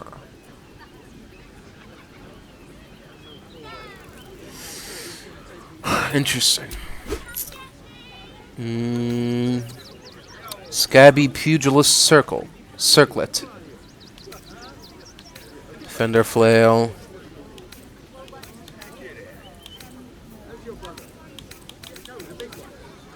Holy Hand Soap. The slogan Holy Hand Soap for washing your hands of dirt, muck, and even blasphemy endures this rudimentary bottle. Baldur's Gate Stone. 99 gold?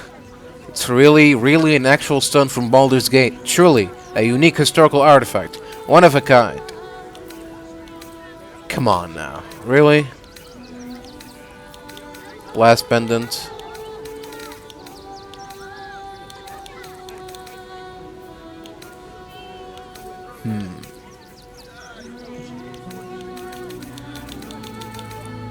That's it?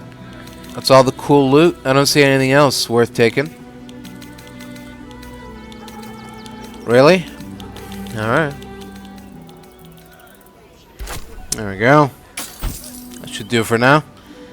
Stay away from trapped chests. Yeah. See you around, kid. Donations? Hey? Donations for what? Do you know of Ice? The refugees. If you Oh. don't have anything to donate, you can get going.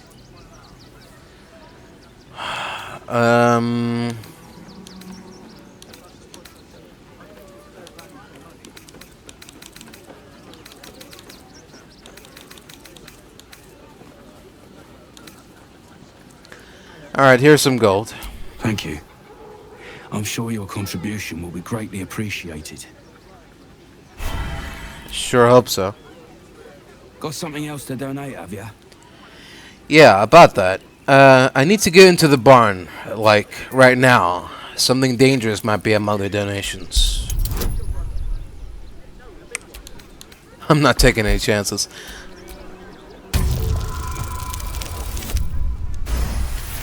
There we go. I'm gonna let you through because I don't want to take any risks. But you better not be lying. Nope, don't worry about that, sir. I'm nothing but honest.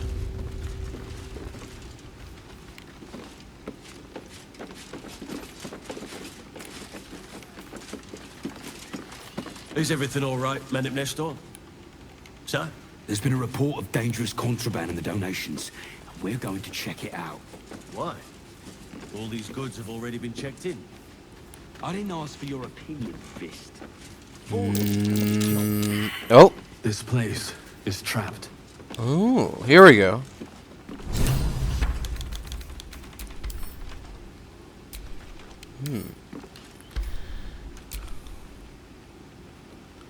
Let's try to disarm. Difficulty 20. Sir? Do you have any expertise in... You were right. Explosives. Yeah. Now give me some room. I need to make sure the rest of these donations are safe. You try and find whoever is responsible for this. Right, but I mean these could... thought this assignment was going to be dull. No such luck.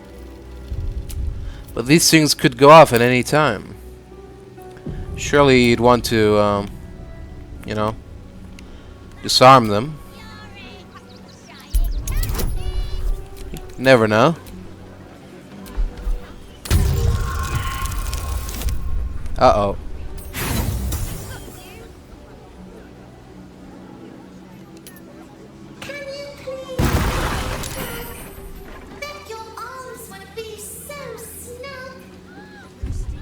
Huh. Alright, well that wasn't so bad. I thought it was gonna be something like a nuclear bomb, but just a little pop. Enough to kill a kid, I guess. Well, Lucky for us, we already knew who's responsible. We got the blackmail note and everything. So, I guess we just go confront him. He said he's gonna look for a tavern somewhere, so...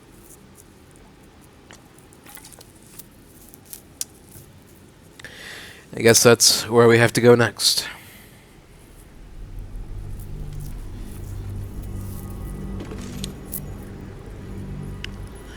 After we've taken a look around this town first, though. But if we manage to run into a tavern on our way, and that's fine. Toys trapped to injured children. It's abominable.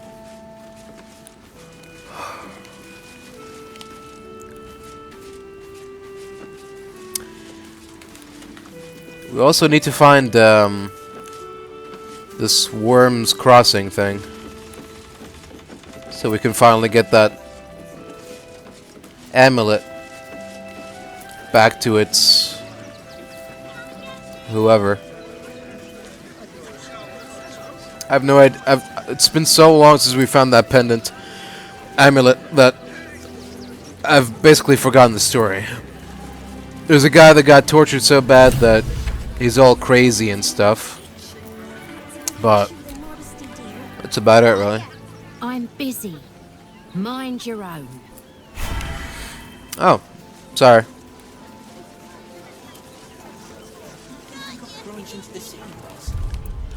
What's the general updated thing?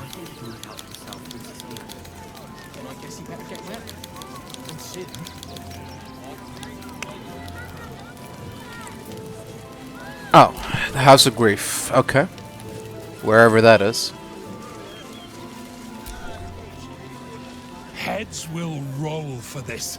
This transgression. This injustice. What happened to you? Oh, you poor, naive soul. Let me tell you a story.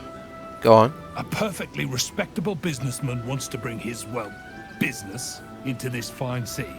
And what do?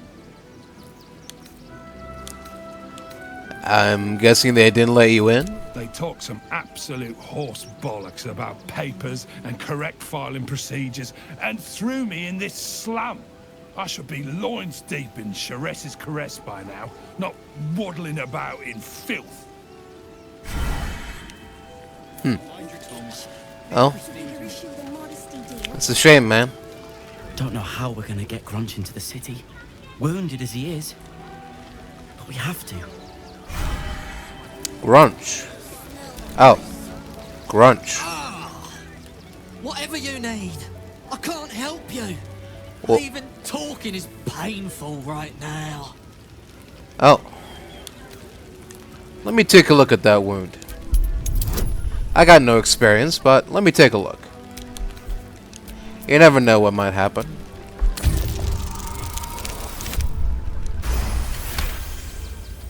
After a quick examination, you conclude that your patient is pretending to be wounded. What? You wonder why. Really? This isn't necessary. I'm sure there are other people that need your help more urgently. This is barely a scratch. What's the idea? Shh, not so loud. If those lads find out I'm faking, they might go off on their own. They're not ready for that. And frankly, I miss them. I don't really have any other friends. And I like those lads. So I think I'll stick around a while more. If they're really your friends, do you need to lie to them? Leave Grunch behind though. We've got to get Grunch in it. Alright. Doesn't sound they'll be talking to us anyway. Can't stand her, can't stand her, can't stand her! My sister-in-law. All law and no sister. Oh. That sounds bad. Zorro. Oh, hey kids. They got me signed up to learn to make pots. which is dumb. I'd rather learn how to kill cultists. And I bet you'd back me up on that. Well, I don't know about that. Still kind of too young for... You survived. Yeah. That's more than many of my kin can say. Well, at least you made it. How are you holding up? It's mainly anger that keeps me going. Zevlor was supposed to lead us, but he froze when we needed him most. I haven't seen him since the massacre on the road, which is lucky for him.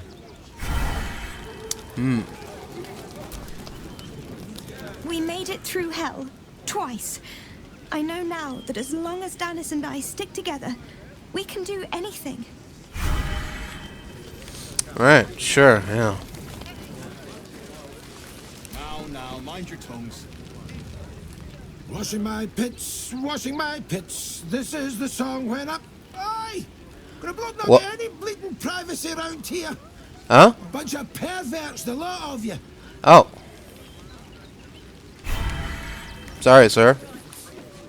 Didn't know you were washing your pits. Hail, friend. Hello. Fine day, isn't it? Forgive me, you're in no It's mood all right. to talk about the weather. Your journey here was a hard one, no doubt. Well. Is this your first time in Baldur's Gate?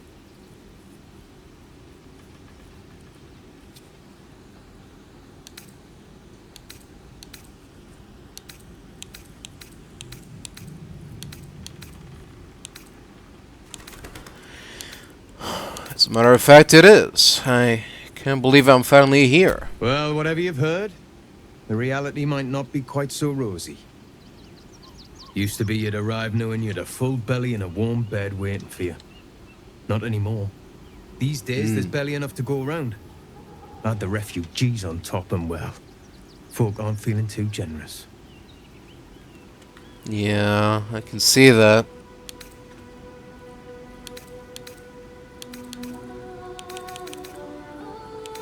Can't say I'm surprised. Tensions seem high around here. Tensions? That's putting it mildly. Some well-to-dos in the city donated enough to see the newcomers right for the time being. Only they didn't bother helping everyone else. Locals going without while strangers feast. It stoked the fire, all right. Some Baldurians are kicking up a fuss round the front of the barn as we speak. Oh, yeah. If I wasn't wearing this uniform, I'd walk round there and teach them a lesson they'd never forget. I see.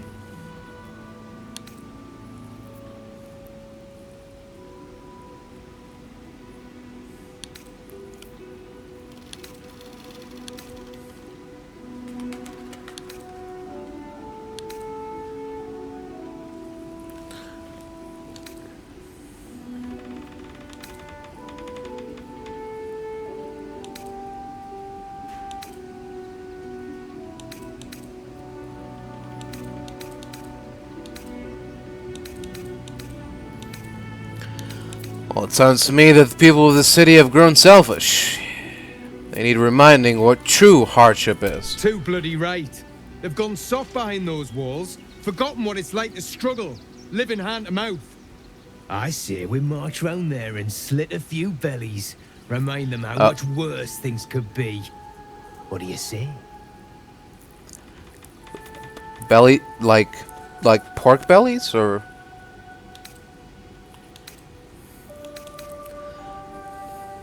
I don't know about that.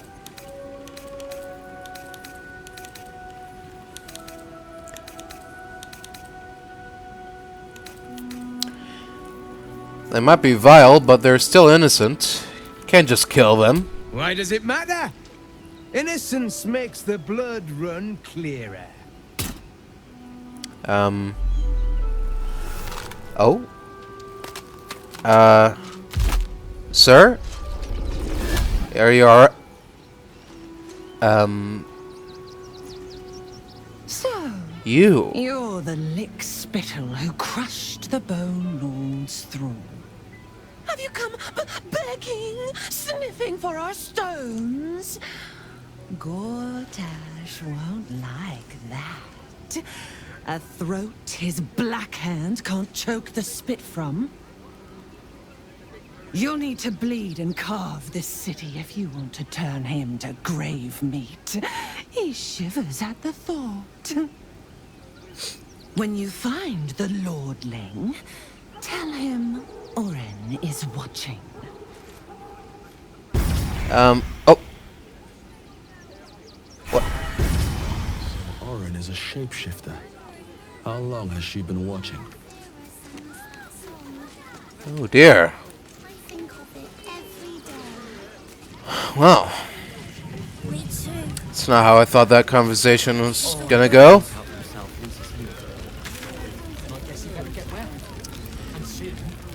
Oh dear. It's only a couple of pots. I'll do it. How odd. Alright, well, anyways. Let's move along. God. Whoa. I can practically smell it. What happened here? If you're here to fill an empty stomach, look elsewhere. Folks swarmed what little was odd, stuffing their pockets. Bloody animals. What happened here, guys? We got here first, friend. You're welcome to whatever scraps we leave behind. What are you killing all the chickens for, guys? What were they thinking? What do the chickens ever do to you? Starving folk tend not to. If they just lined up and taken their fair shares, we'd have had plenty for everyone. If won't get us fed and watered.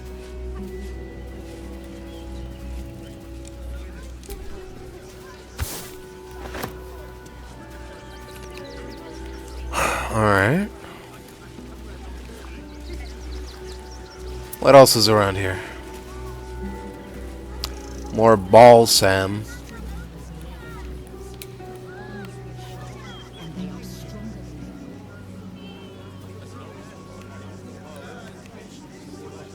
I'll take that.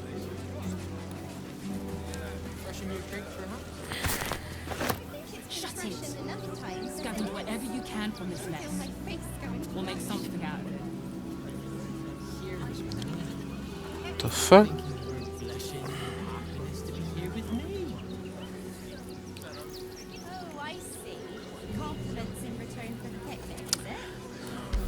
Sorry about that. There's it's like I felt like something crawling on my arm there.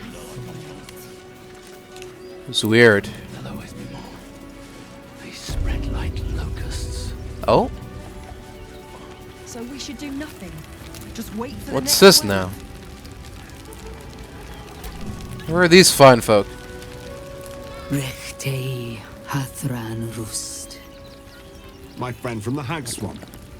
You're a bright light on a dark day. Oh. Why? Well, what has happened? We underestimated an enemy, much like I underestimated you and your vampiric companion. Oh, yes. I know you hid him from me. Yeah. But this is not the moment to discuss it. This is about the dead, not the undead. Frey. Right. Valdiskdurovna. Frey Valdiskablast. Our tribe left camp on a rescue mission. Only Alma and those you see here returned.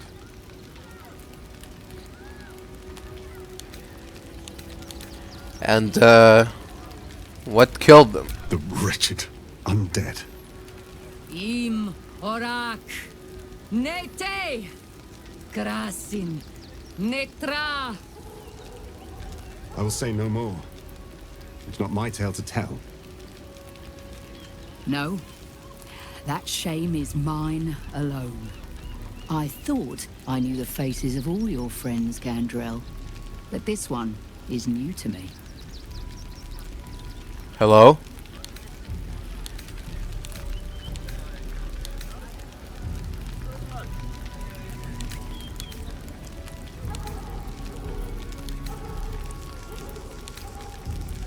I did not know this was a funeral. I'm sorry for your loss.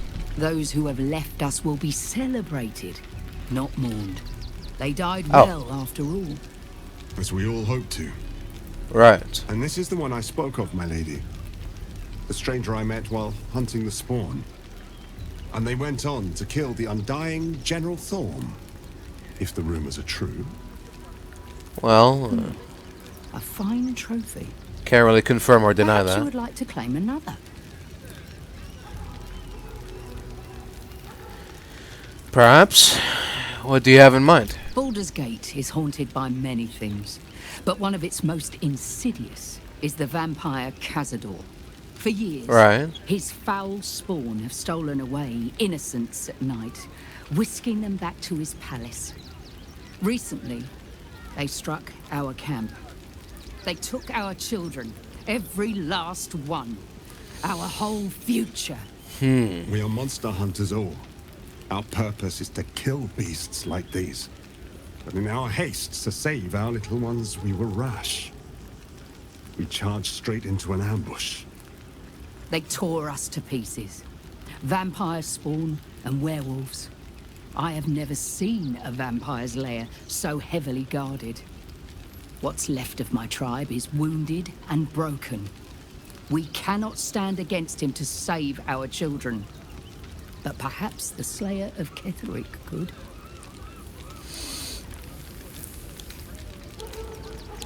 Perhaps. But how am I meant to get in if this place is so well guarded? The main entrance is blockaded, but there is another way. Near the park, you will find a broken tower, mid-repair. Climb the scaffolding, and you can enter his palace. It may be watched, but you will not walk into the slaughter that we did. Right. Very well. I will do whatever I can. If you do this, our entire tribe will be in your debt. On our honor, it will be repaid. May the gods keep you, and damn your enemies. Alright. Until then, folks. Our dead fought well. They died well. I hope I can live up to their example. Yeah. I hope so too, I guess. What will we do? Huh. Oh. Child's drawing.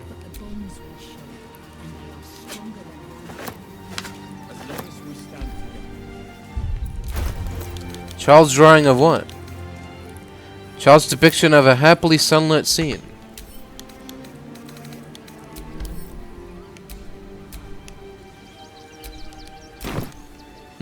Intriguing.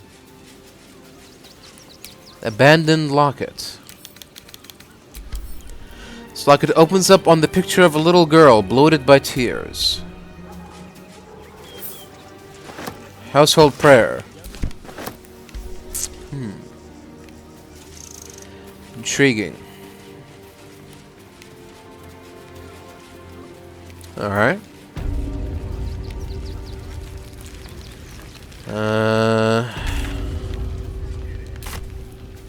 So where to next then? Over here?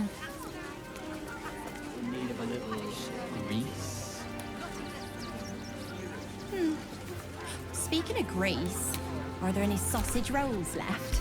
Fine day for it, eh? Got to enjoy things while they last, I suppose. Yeah, I suppose so. I'll leave you guys to it then.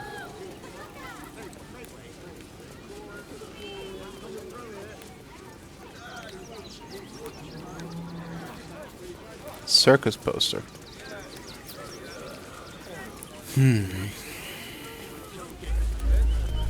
Oh.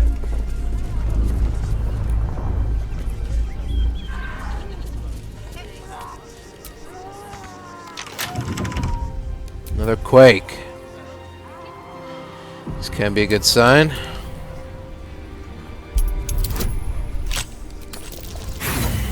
Let's see what's behind this old rusty door.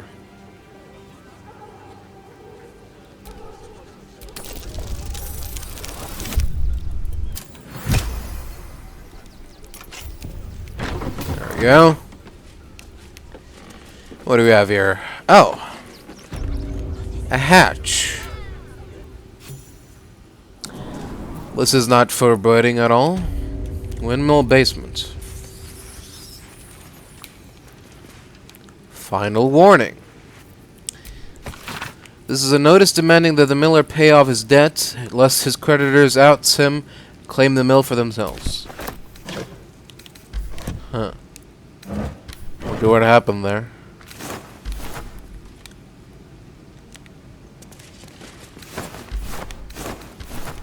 Oh. A fish. Okay. Some water.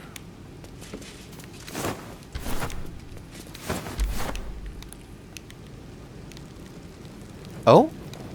What is this? A sleeping mind flayer. What? Before you lies the unconscious body of a mind flayer, glistening and raw. A newborn. Unattended. How fortunate.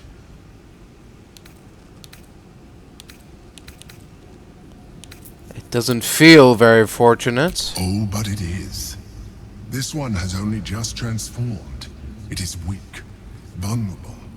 Its potential ripe for harvesting. Go on. Kill it. Absorb its power.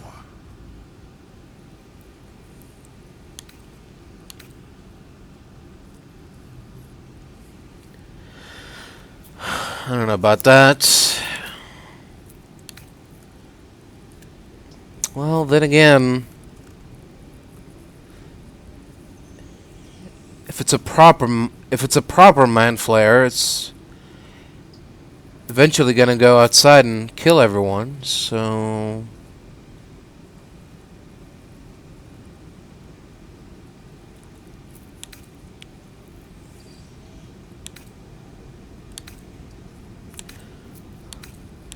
alright, I'll give it a chance to defend itself. Let me wake it up. Yoo-hoo. Hello there. My name no closer. is... You. Yes? What are you? What am I sensing? You are like me. Like I was. A vessel yet to transform. Help me. I am so hungry.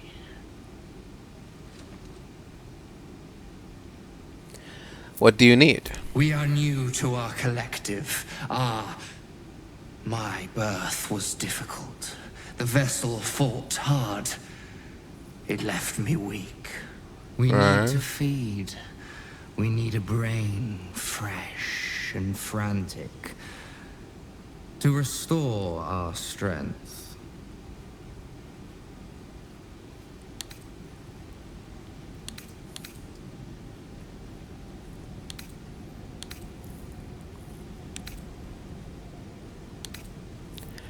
I don't think so.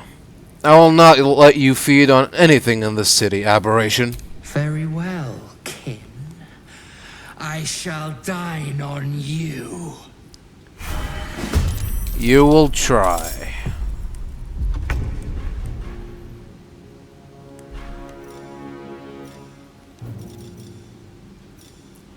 And you will fail.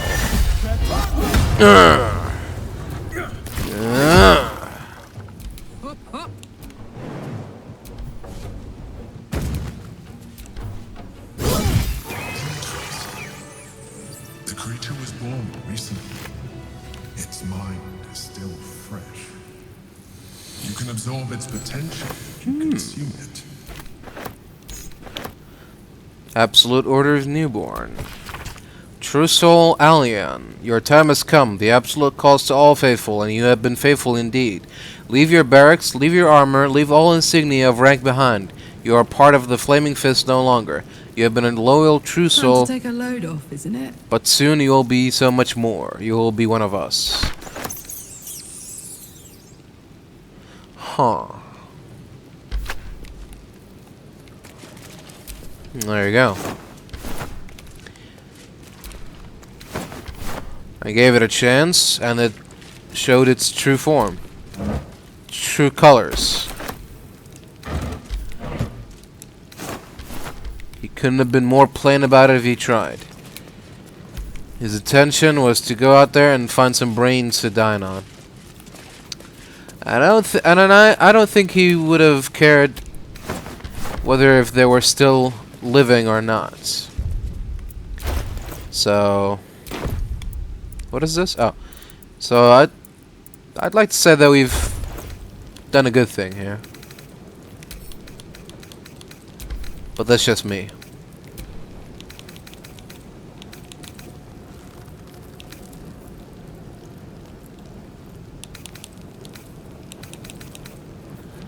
Alright. Who wants this insight check ring? Soldier. Does anyone even have a... There you go. You've got an empty socket. No one back home will ever believe this. There you go.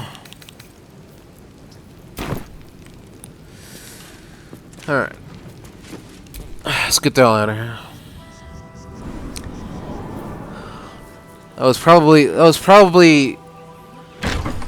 the last thing. Well, one of the few things, the least expected things that I would have imagined to find down in this abandoned windmill. So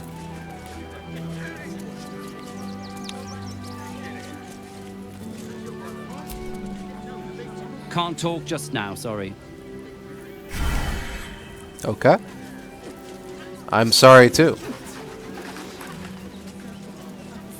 I guess.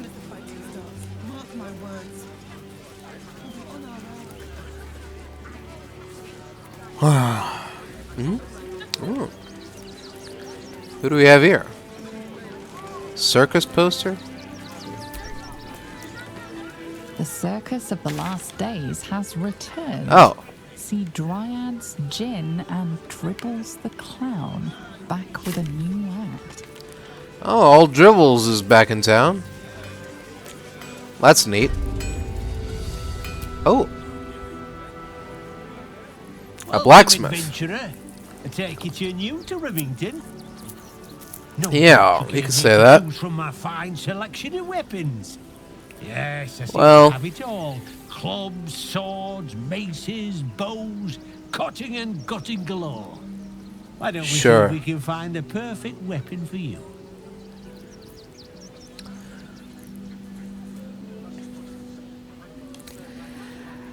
Alright, show me what you have. Wonderful, but patience is a virtue. What? I provide a personalized service for my customers to make sure the weapon I choose is the perfect fit. Tell How's me, that? how do you like to kill?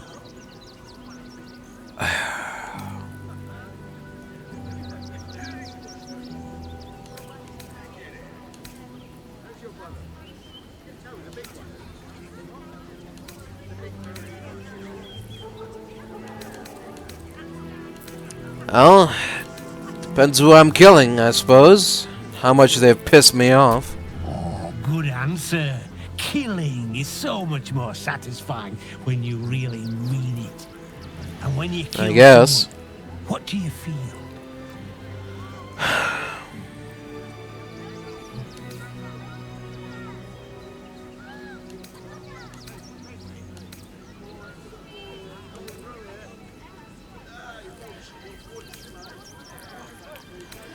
To kill in service of my oath is my duty. I am proud to do it. Killing holds no fear for you, does it?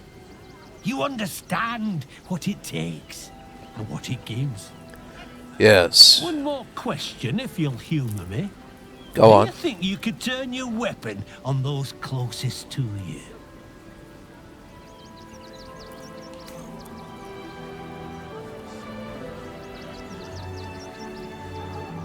If there was no other option, perhaps.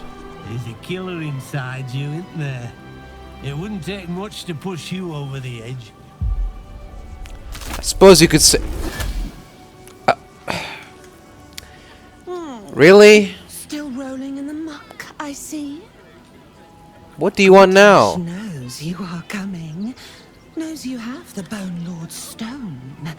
Do not let him hiss hot air into your worm-weakened brain. Oh, you could kill him. Let him close and make him feel the tickle of your blade between his ribs. Remember, his throat spits lies, but my blade carves the truth. You will read it on your skin soon enough. She's toying with me. Oh man.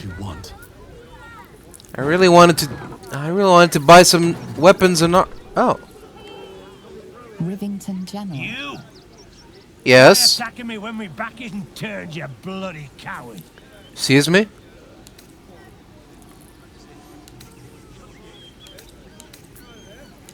I didn't attack you. I've been out here the whole time. Don't dare lie to me. I saw you with my own eyes.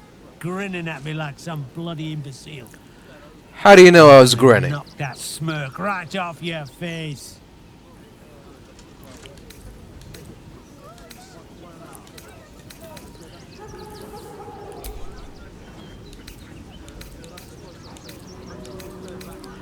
You've had a blow to the head. Are you sure you're remembering correctly?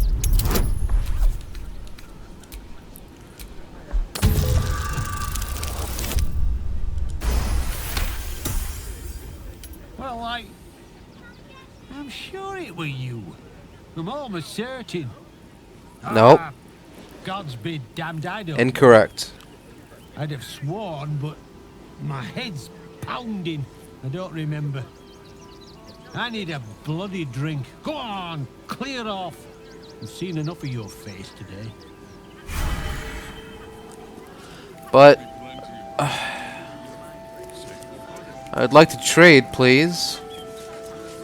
Some of your finest weaponry, sir. What do you want now? I want to trade. And go down to the bloody shop. Ah. The shop? You mean here? Oh, okay, there is a shop.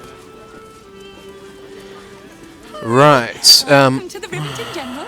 What? Browse carefully. The weapons are sharp. I don't know about that sound coming from that voice, coming from that face. Flaming Fist. Please speak to Blaze Portier to avail of a special discount in thanks for your service. Hello. Or want a blade, or a Yeah. bow, or a dagger. Well, Or maybe a spear is more your thing. You look like you know how to use a spear. By spear. What'd you say? You talking to me or? So, are you the one that sells the smith's weapons? Yep, that's me.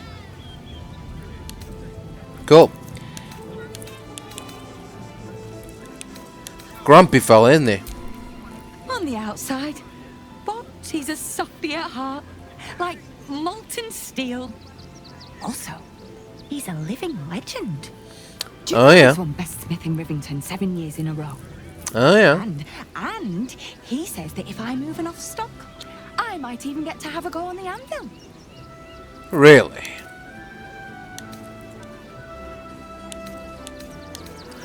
Well, I'd check up on him if I were you. He's, having a bit of a rough time. Oh, all right. Yes. I just got to find a way to bother him. Without actually bothering him. He doesn't like to be disturbed when he's in the zone, see? Right. Is there anything else I can do for you? Well, let's see if I can help boost your sales figures. Show me what you've got. Oh, yay! Alright, let's see here. Here we go. Alright, well, I suppose that's it then. Want more? Want less? Want to sell? Want to buy? You know where I am. Bye! Farewell.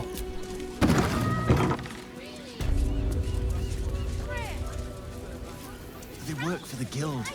Give them a piece of your mind and pieces of your body. Don't wander around Rivington alone, all right? My husband did and got mugged and beaten for his trouble. Oh. That sounds very serious. Can I help you? Oh, bloody ribs. Sorry, mate. Had a run-in with a mugger. If you need something, ask the missus. Oh. Alright. I'm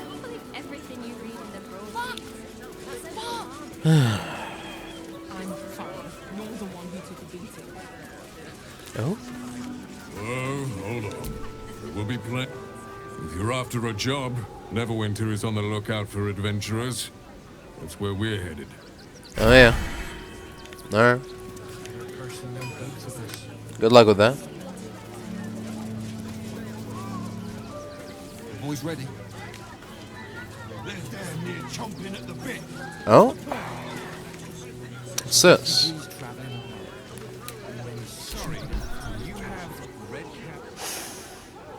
Stinks of cheese between his piggy toes. How dare you?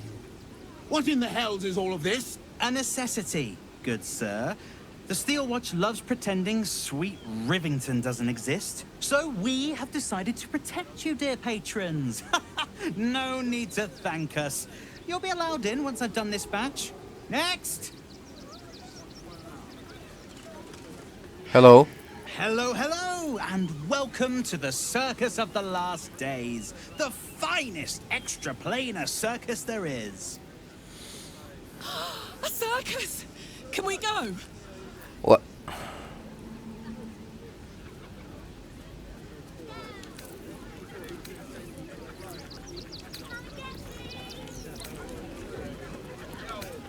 And, why is a ghoul sniffing people? Is that part of the circus, or? Oh, this is Benjamin. Say hi, Benji.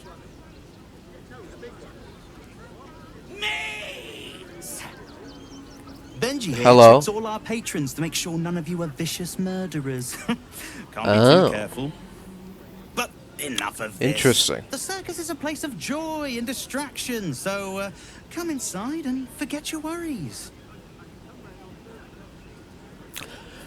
Alright, what? Is it free? Like, okay, sure, I'd like to enter the circus, please. Not a problem, dear patron.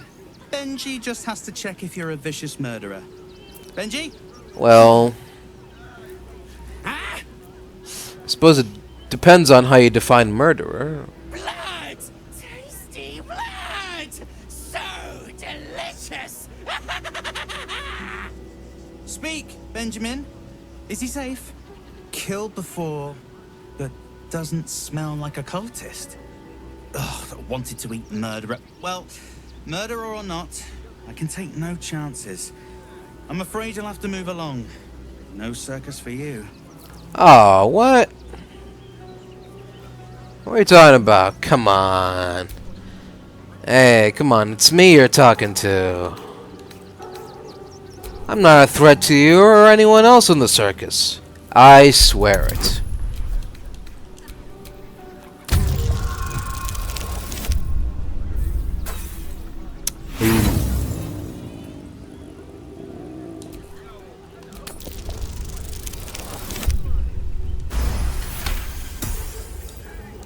Oh, damned if I'm not a sucker for big eyes and a heartfelt plea. Very well. Welcome to the Circus of the Last Days. Have fun and be sure to catch the star of our show, Dribbles the Clown. Excellent. Thanks a lot, friend. There. Made it into the circus. The Circus of the Last Days has returned. See Dryads, Jinn, and Dribbles the Clown back with a new act. Alright, everybody, welcome back to Baldur's Gate 3. Last time we managed to gain entry to the Circus of the Last Days. So, yeah, sure, why not? let's wind down a bit and enjoy ourselves. A circus? How I love the raucous revelry. Oh god. Forgot you were still with us. Alright, what kind of stuff are we doing here?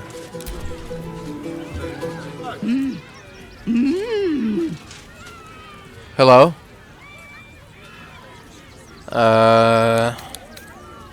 I will try to interpret her hand movements.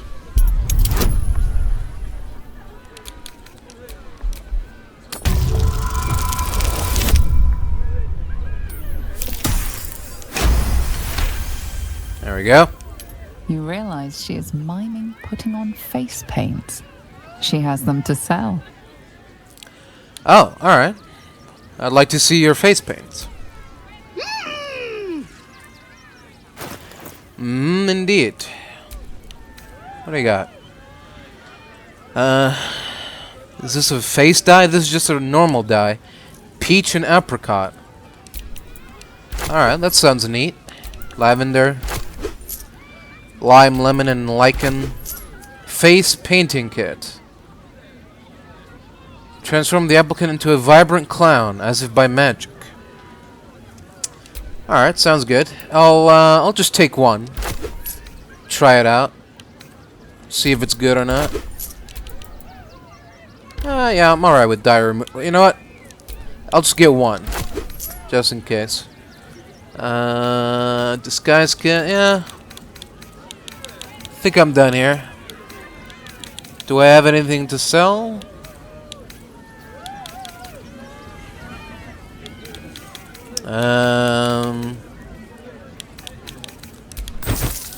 That. Oof. How much is this? Oh, 1,400 gold. Goodness, that's a lot of gold. How about this? Here we go. A little bit of this, a little bit of that. Sell wares. I have wares? What else haven't I sold yet? Sold yet? Oh, this Selenite amulet. Okay. Yeah, that's pretty much it. I don't have any more loot on me right now. Yet. Alright. Thank you very much. Mummy. Ooh. What do we got here? Approach! Ugly one. Excuse me? The hells did you just call me? Ugly. Hideous. What? Vile. You are fortunate to have found me, freakish one. Oh yeah? Behold! Akabi's Wheel of Wonders. Oh. Spin! To win prizes beyond your tiny imagination and make your miserable life more bearable.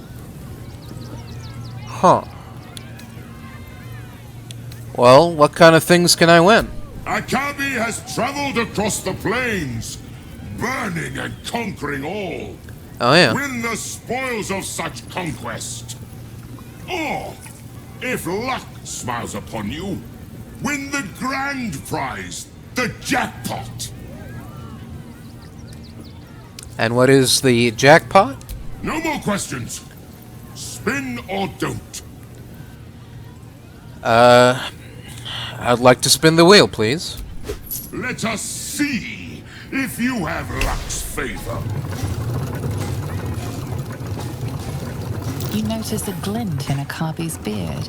Oh. As it glows, the wheel moves away from the jackpot. Hey! He is cheating.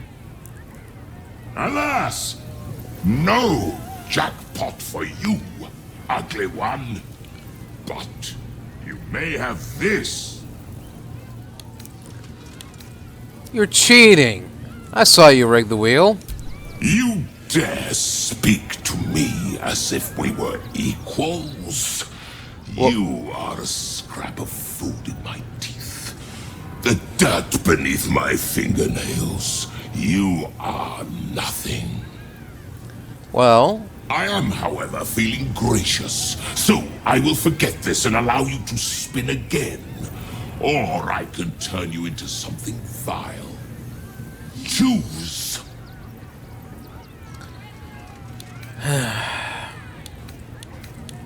Alright, I'll spin the wheel. Come on. Just don't cheat this time. Alas! Ah. No jackpot for you, ugly one. But you may have this. Thanks. I guess. Can I spin again? Yes! Drown me in coin, and perhaps you shall win the ultimate prize. You never know. Come on. Alas! No jackpot for you, ugly one. But you may have this. Let me spin again. Yes! Drown me in coin, and perhaps you shall win the ultimate prize.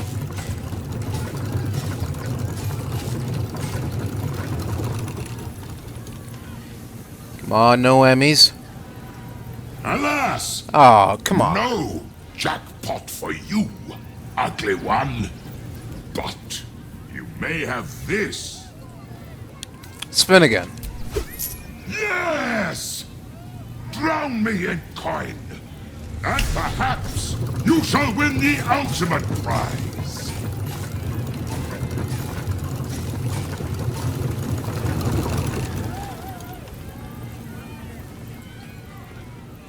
Alas! Oh, come on. No jackpot for you, ugly one. But you may have this. Again. Yes! Drown me in coin, and perhaps you shall win the ultimate prize.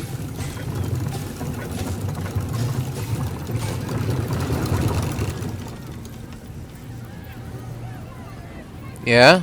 Alas! Ah. No jackpot for you, ugly one. Man. But you may have this. This game's rigged, man. Alright, I'm out of here. Oh, Caresses vouchers. Boots of very fast blinking. Mirror of aging. Excuse me? Definitely a broom of It's just telling me junk. Staff of a mumbling wizard.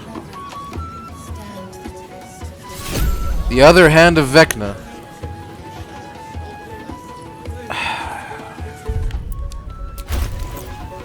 You kidding me with this?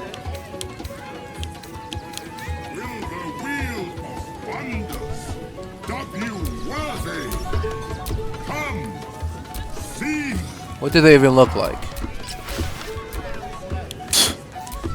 Look like clown boots. Great. Exactly what I wanted.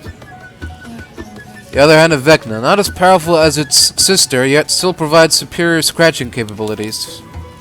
The holder of this voucher can exchange it for a free drink at Shore's Caress, expired a year ago. This mirror will show you yourself as an elderly person, provided you look into it for long enough. Decades for preference. Definitely a broom of flying. This magical broom bestows the power of flight to winged beings. Warning, chickens are not included.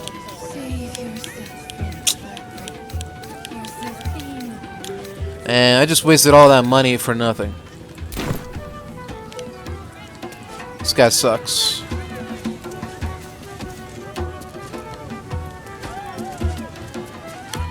Alright, I'm done here. Maybe it's possible to get the jackpot, but at this point, I don't care. I don't want to give that guy any more of my money. Enjoying the show?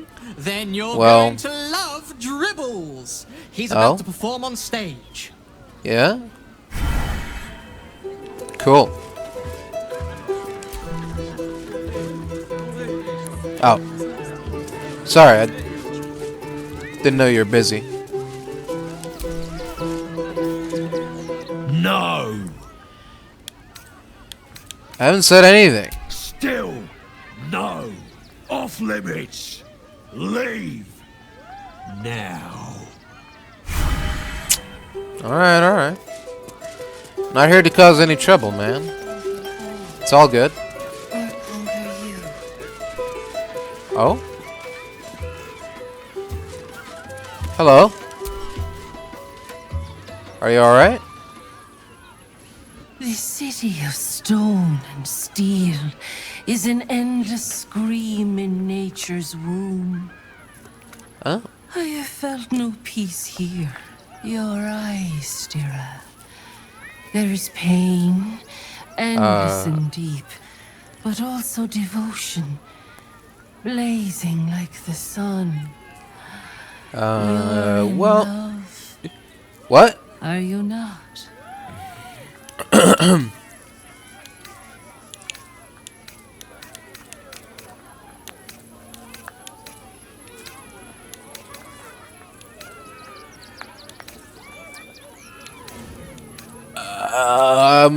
Maybe I am in love.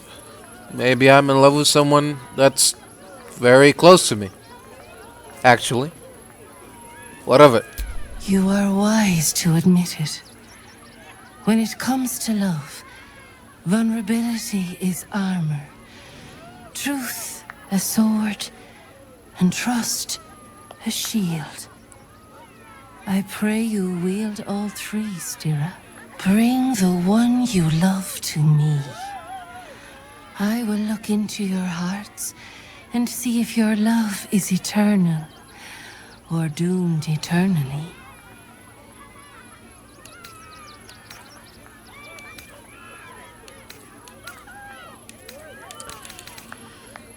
No offense, but I don't need a dryad to tell me what I feel. Your words are cruel, but your heart quivers.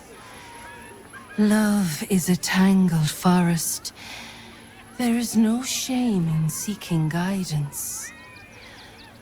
Think on it.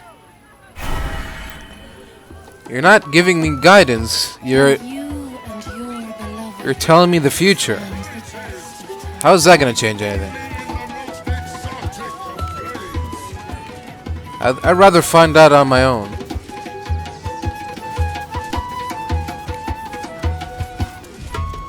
Whoa! Fuck is going on here? Oh, darling.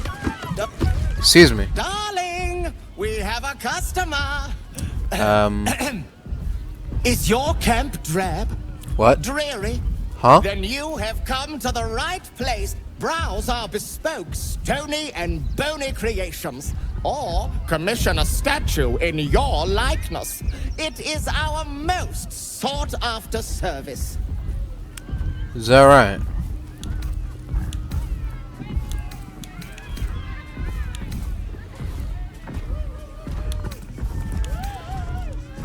Stony and bony, eh? Which are you? Bony, at your service. That there Hello. is my darling wife, Stony. Oh. Is she not magnificent?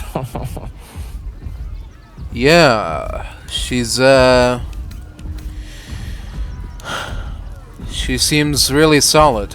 To think she chose me. Why, I wake up every morning with a smile on my face. Now, what can I do for you? Let's see what you have. Oh, you shall be thrilled and delighted. I know it. Well, let's not get ahead of ourselves here. A diamond, some pearls, a ruby, sapphire, peridot, laccolite. Lost candle, purple fluorite shard, chasm creeper, basilisk oil. Oh yeah, staff of mumbling wizard. Firebolt? Question mark? What? Because it was designed by a compulsive mumbler, the staff can't distinguish between its spells, and so it can only cast Fireball or Firebolt at random. Interesting. Alright, I might keep that around. I'm not gonna use it, but maybe. Eventually. Here, take this dumb crap. I don't want this in my inventory. Alright, thanks a bunch, mister. Wondrous! My wife will be most pleased. Yeah? It's been an age.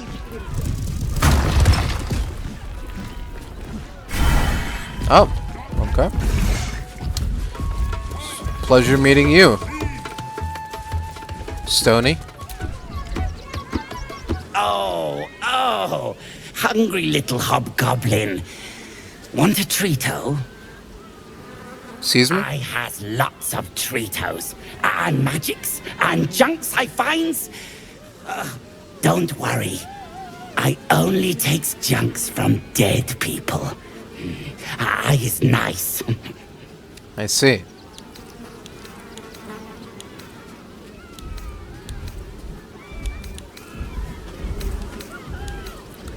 And how often do you loot corpses? Oh, lots of times. The beasts ate a kiddo the other day, and I got some good stuffs. What? I mean, Yeah. Circus is safe. What? Do not worry. Yes. Well, let's see what we have. Yes! I has lots of stuffs. Just for you. Go on then. Dark Displacement Gloves. You gain a +1 bonus to attack rolls when throwing and may swap positions with the target if they fail a dexterity saving throw. Sleight of hand +1.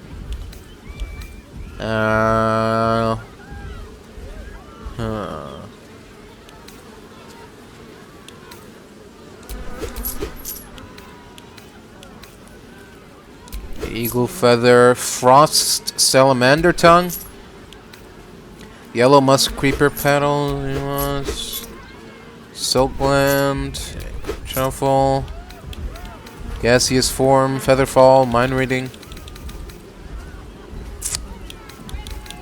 Alright, thanks a bunch, mister. Bye-bye now. Come back to Papa soon. Sure, yeah. You got it. Where does this lead? Why is it locked? Huh. Okay.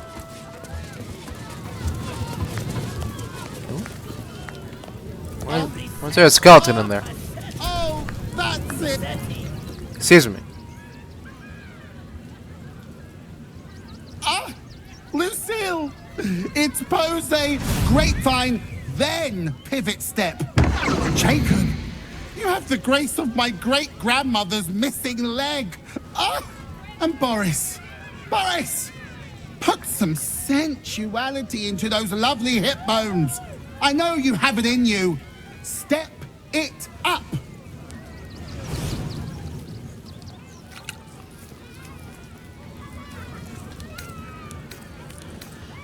So, is this a circus act, or? We are decades from that. I hope they could open for Dribbles. Not that my star needs the support, but at this rate, who knows? Call me Lucretius, ringmaster, necromancer, bringer of the night. Oh, and wine lover extraordinaire. Normally, I'd invite you into my tent for a lovely vintage, but these graceless skellies need my full attention. Enjoy my circus, darling. Alright. See you later, I guess. You call that a pose? Again. Oh. Again! High elf? Didn't know high elves come in purple. Apparently they do. Okay. Interesting. Oh. And I want to see Dribbles again. What is this? The animal show? Karen. Ooh. Don't get too close, or Crimson here might decide you look tasty. Alright.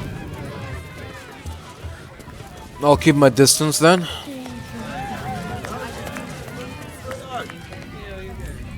Oh. Oh. Oh. Buddy the dog is my very best friend. Do you know why? Why? Because with him, anything is possible. Way! Ooh, no. Sorry, Dribbles. Did Yeah, you I don't know hear about that. about the scarecrow who lost a fight?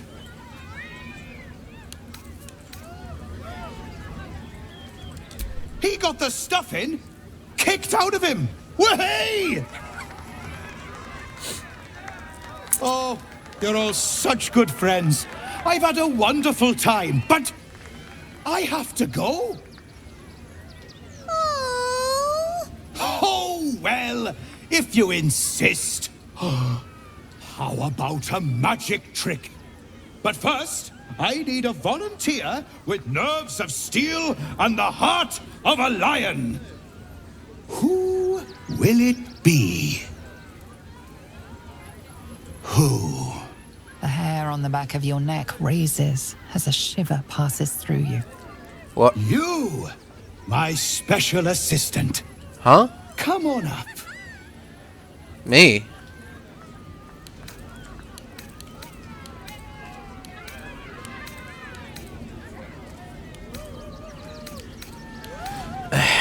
Alright, I guess. A round of applause for the stalwart heart! Yeah.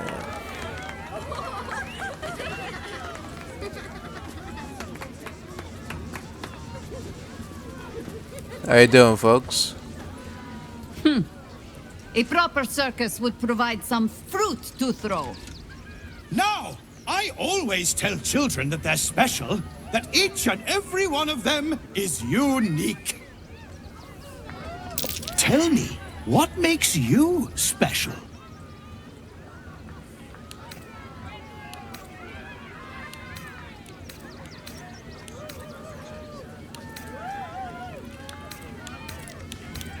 My strength, of course. I won't let anything stand in my way.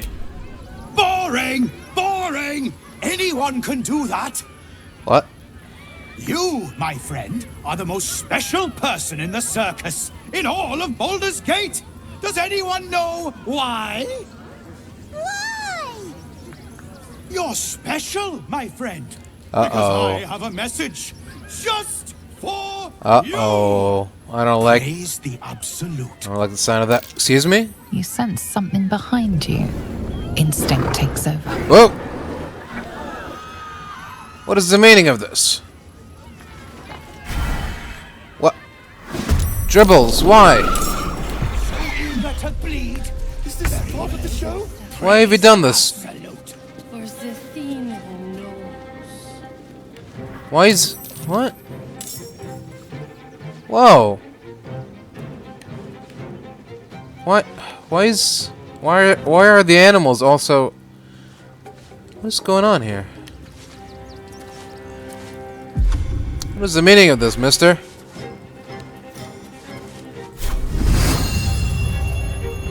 You sully the ground you stand on.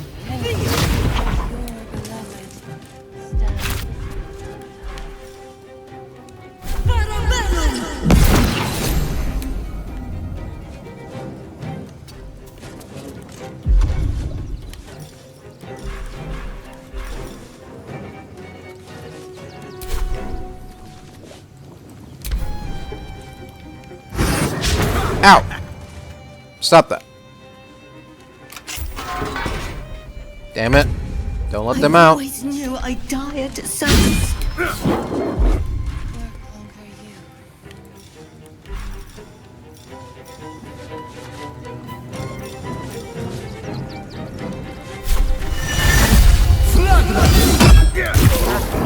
turn.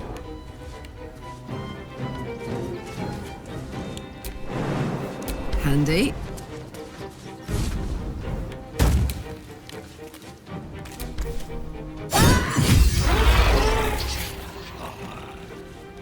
Save yourself.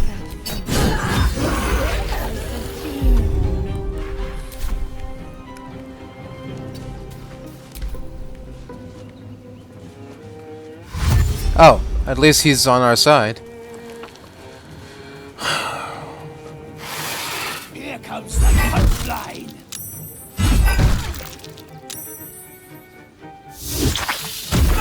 Whoa. Hey, what's the big idea? Oh, are you kidding me? He could just do that? He can do that even when inside? The fuck? Got to move. Give me a break.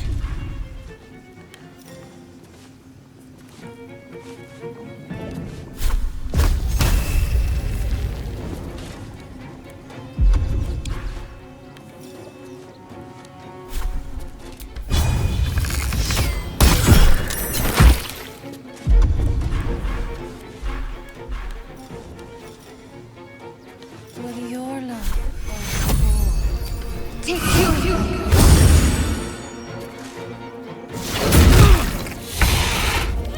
That is such bullshit.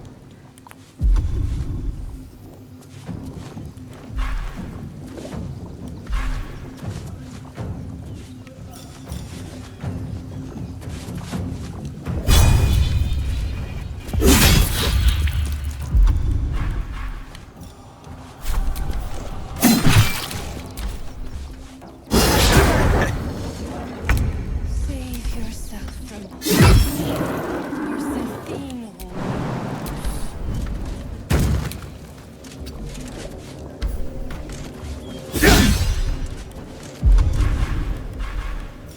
Huh.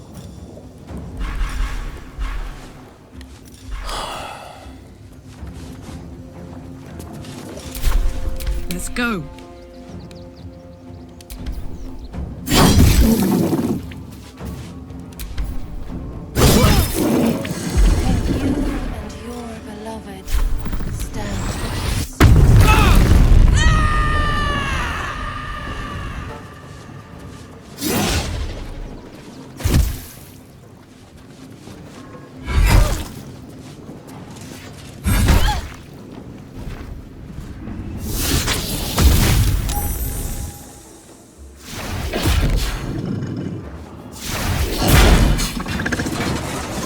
Seriously? He can just destroy the... Oh my god. or conquer you.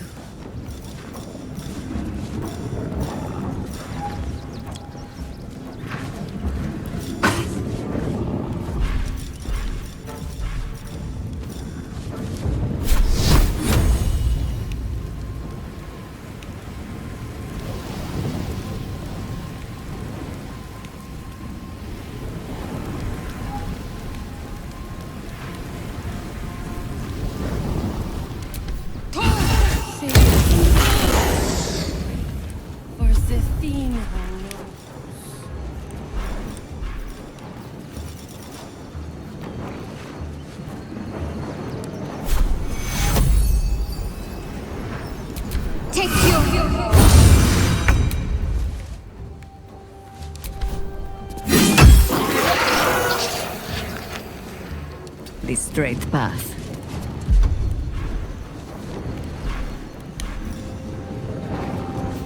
Can you and your beloved stand the test of time? Take two. Nothing will stand in my way.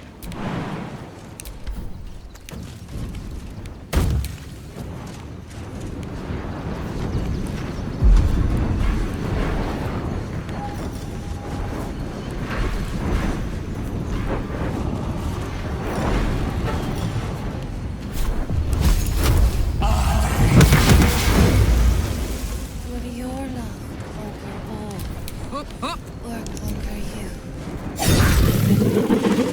There we go. Shapeshifter. Gods. Good. Thought I killed a clown in front of a bunch of kids.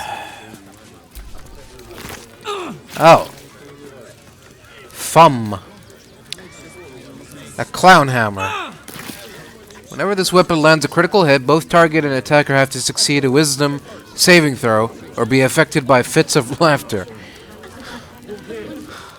Huh. Word from the tribunal. Thumb, we see it in you, the thirst, the art, the passion, the trail of cold bloody murder you have left in your track needs only the finishing touches to grant you a place among his favorite. But he requires something truly magnificent. A circus has appeared, boasting a collection of misfits and ragtags, but more importantly, a stage.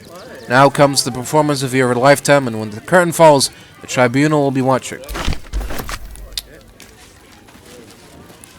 Oh dear.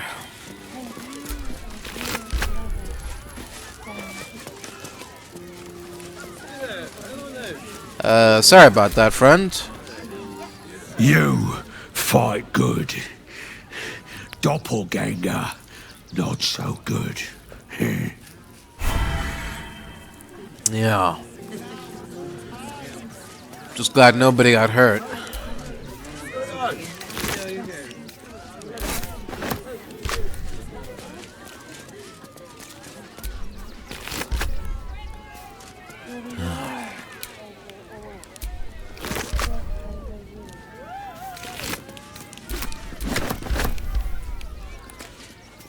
There we go. My skellies will take forever to clean this place up. What a circus. Oh. Yeah, hello.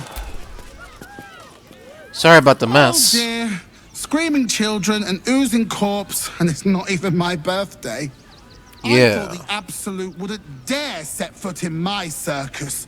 To use such a woeful Dribbles impersonator, why, it's downright rude. Yeah.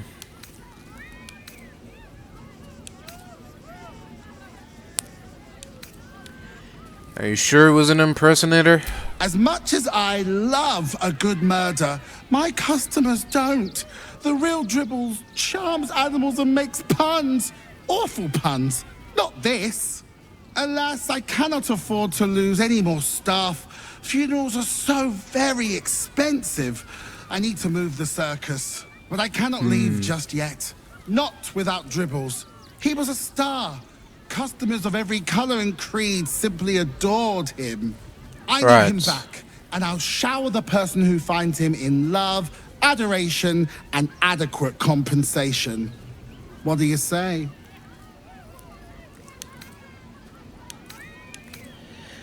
Alright. I will look for Dribbles. That's the spirit, darling. And remember, I look after those who make me happy. Good luck. Right. And thanks ever so much. You got it, friend.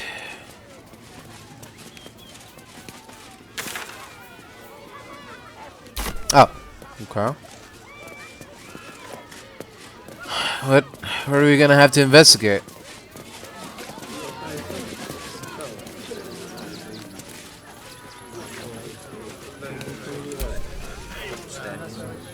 Do not call. I don't know what constitutes making trouble or not. Do I have free roam now? Can I go wherever I want to go? Oh, who are these people? Oh, how could Madame Lucretius let this happen? And what are you doing here? Ad! Huh? I'm looking for Dribbles. How could this happen? To Dribbles? To my home? Can't believe we had to rely on a stranger to save us. No offense. No, it's alright. Huh. Alright. So now what? Is there something for us to examine here, or?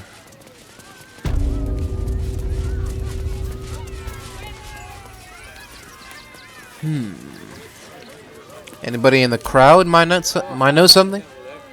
Can't believe Dribbles did this. The Dribbles. We don't know if he is the Dribbles yet, but yeah.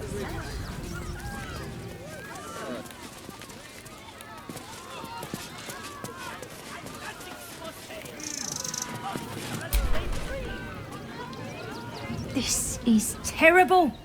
The circus is supposed to be a safe place. For us performers at least. Sure, yeah, I understand. I see what you're saying.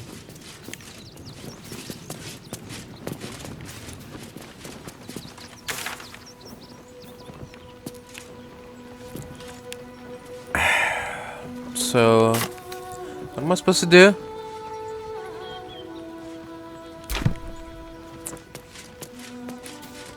But what is there left to investigate?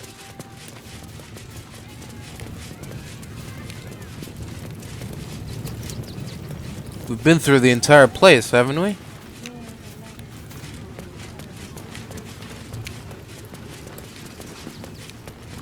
Is there someone we haven't talked to yet? Miss Silvertongue says there is nothing to worry about, so there isn't. Carry on.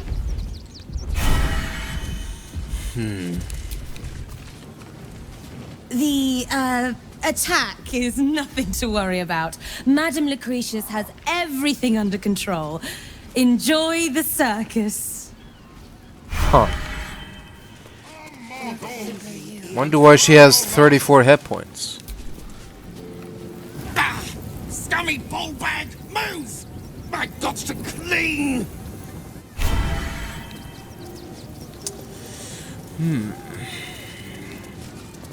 How odd.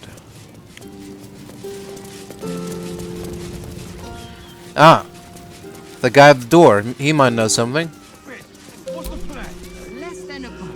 I heard what you did about Dribbles. Yeah. He was a good egg. Thank you for making sure no one else got hurt. Yeah. So, precisely how many red cats are missing? I just told you. A handful. Maybe if we read the note again? Is that gonna update the journal? No? I don't know. What is there left to investigate? These guys here?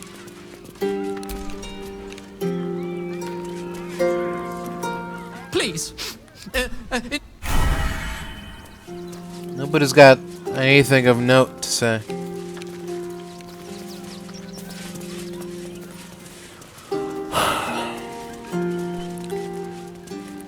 Maybe the Dryad?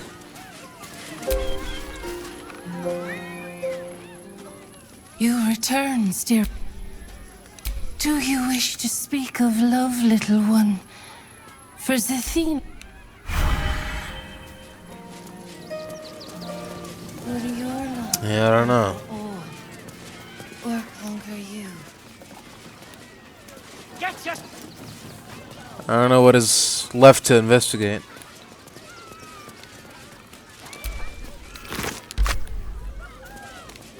Got a bunch of keys on them. I don't know how that can help us.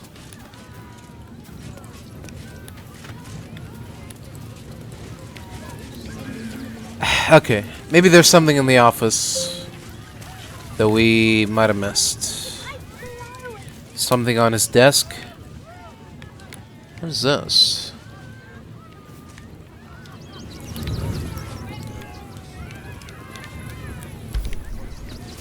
No? Just a rusty hand axe. Well, I don't know then. I'm at a loss. Alright, well.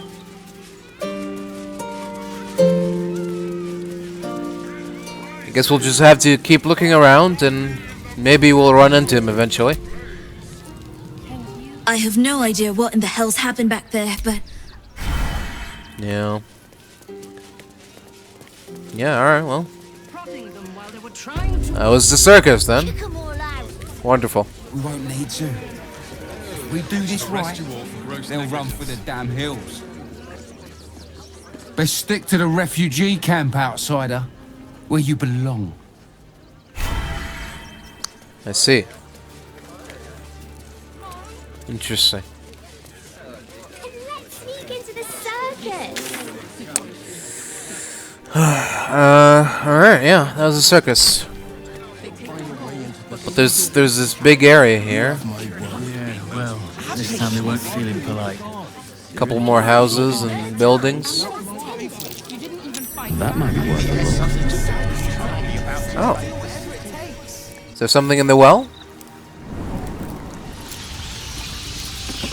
Are we allowed to just jump down into the well? Surely that will break some regulations. Oh?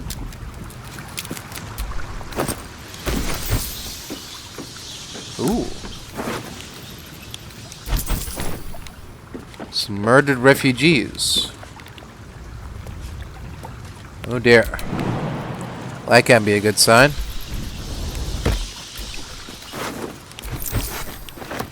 A kiwi.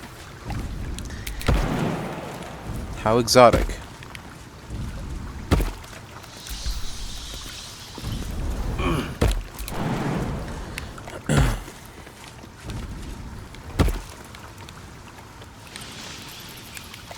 Huh.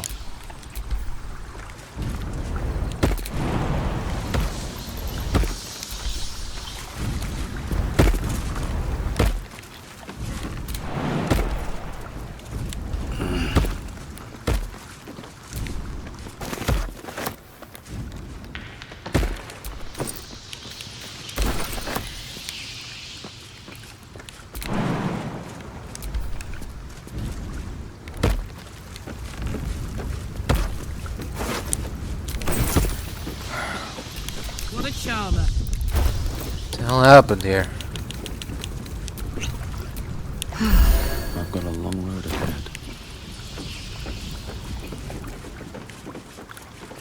Somebody's going after refugees.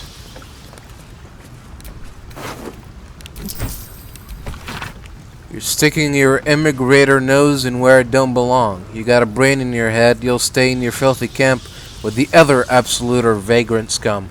Your girl didn't get that memo. You really don't want to know what happened to her. Now scram.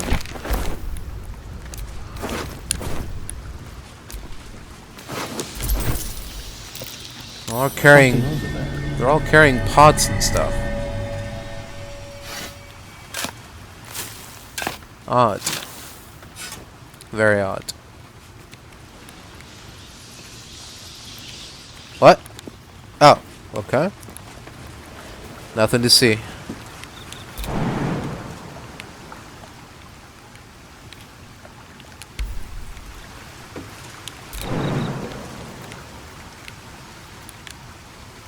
Really? Too far?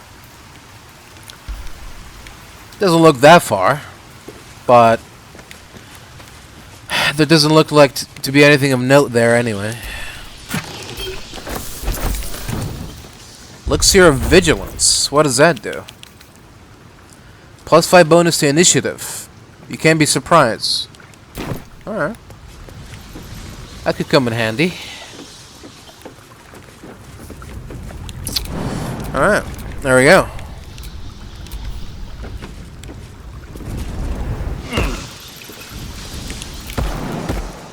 We are done with that. Let's get the hell out of here. There's no point. We'll be here any day now. Stop fretting. The Steel Watch will put a stop to them. Those machines form a circle around the upper city. Mark my words. We'll be on our own. Where to next? That's an excellent idea. We should go straight to the source. Is one of those steel watchers ramping us into the dirt. You're such a scaredy cat. Alright, we've already been here.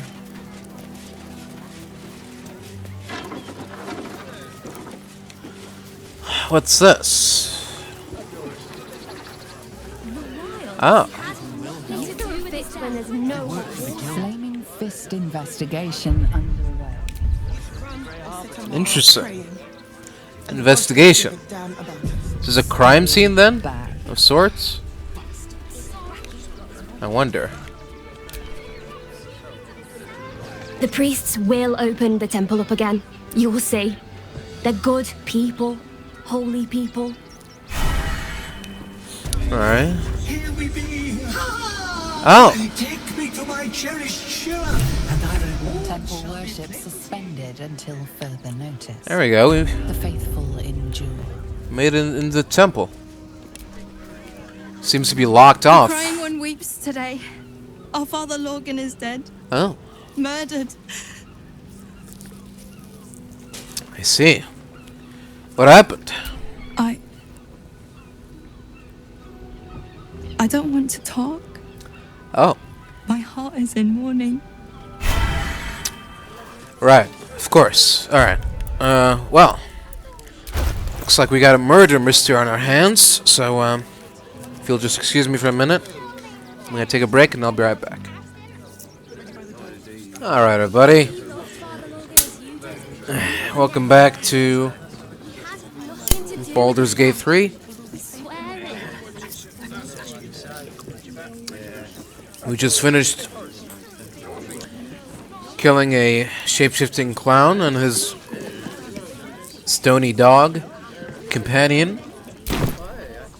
Now we've arrived in the Open Hand Temple, where apparently a murder has taken place. Into his embrace. So let's head in here and see what we can find out. His faithful just excuse me. Let more outsiders in and more Baldurians die. Duke Stelmane, Father Lorcan, it's no coincidence. We have faith here, Bill. Faith in people, no matter where they're from. Who had more faith than Father Lorcan? How did that work out? Hello? I heard your priest died. My condolences. Thank you, stranger. Father Lorgan's passing has saddened us all. Passing? He was murdered by one of the fugitives he was harboring. Bill, I beg you, be quiet. Even sinners receive Ilmater's grace, and Father Lorgan knew that. We don't pick and choose who we aid.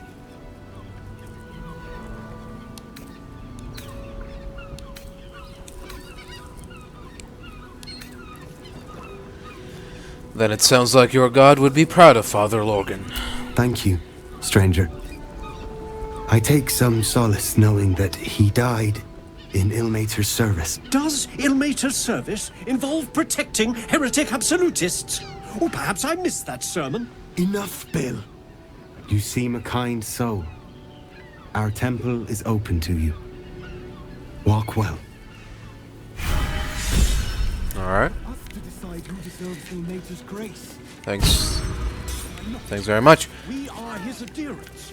Who would know if not us? I have all the evidence I need. know the Lord's You don't will even is have the blasphemy. Details. We interpret scripture and teachings. Oh. What's going on here?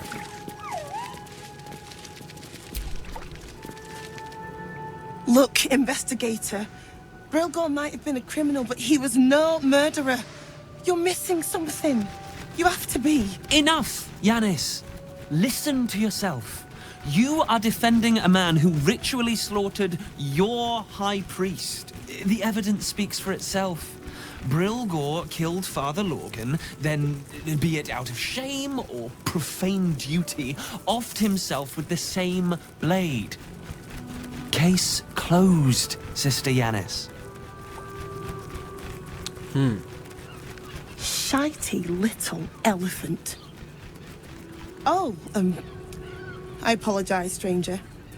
Language like that hardly befits a rector of Ilmater.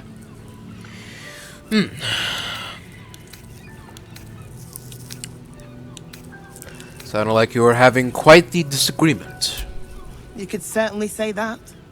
2 people just died on temple grounds. Our high priest, Father Lorgan, and one of the new refugees, Brilgor.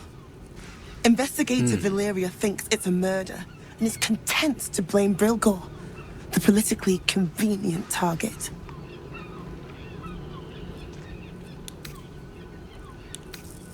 And, what makes Brilgor Politically convenient. Brilgor was a refugee. No one sticks up for them at the best of times, and with Gortash in power... They make a fine target for the real culprit, too. Unlikely to be missed, where they weren't wanted to begin with. Well, I expect the Flaming Fists will ban refugee aid now one of them's blamed for murder.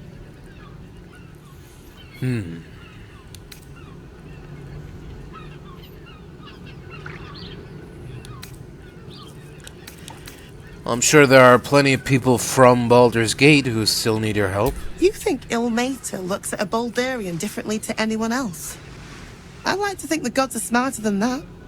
Now, if you'll excuse me, I've a temple to run, and a high priest to replace. Yes? Can I help you?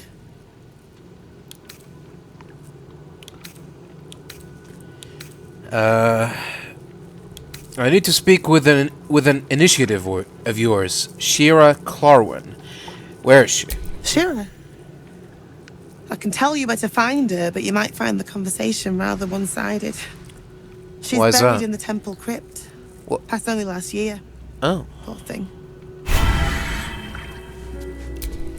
Well, that's not good. Yes? Can I help you?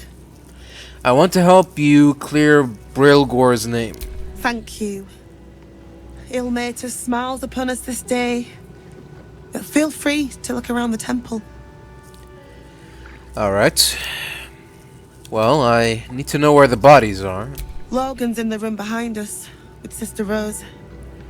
Brilgor's buried out back, through the kitchen and the dormitories. Uh-huh. And what do I need to prove Brilgor's innocence? Valeria never found the murder weapon. That would be definitive proof that they missed something. Alright then. Well, I best get going.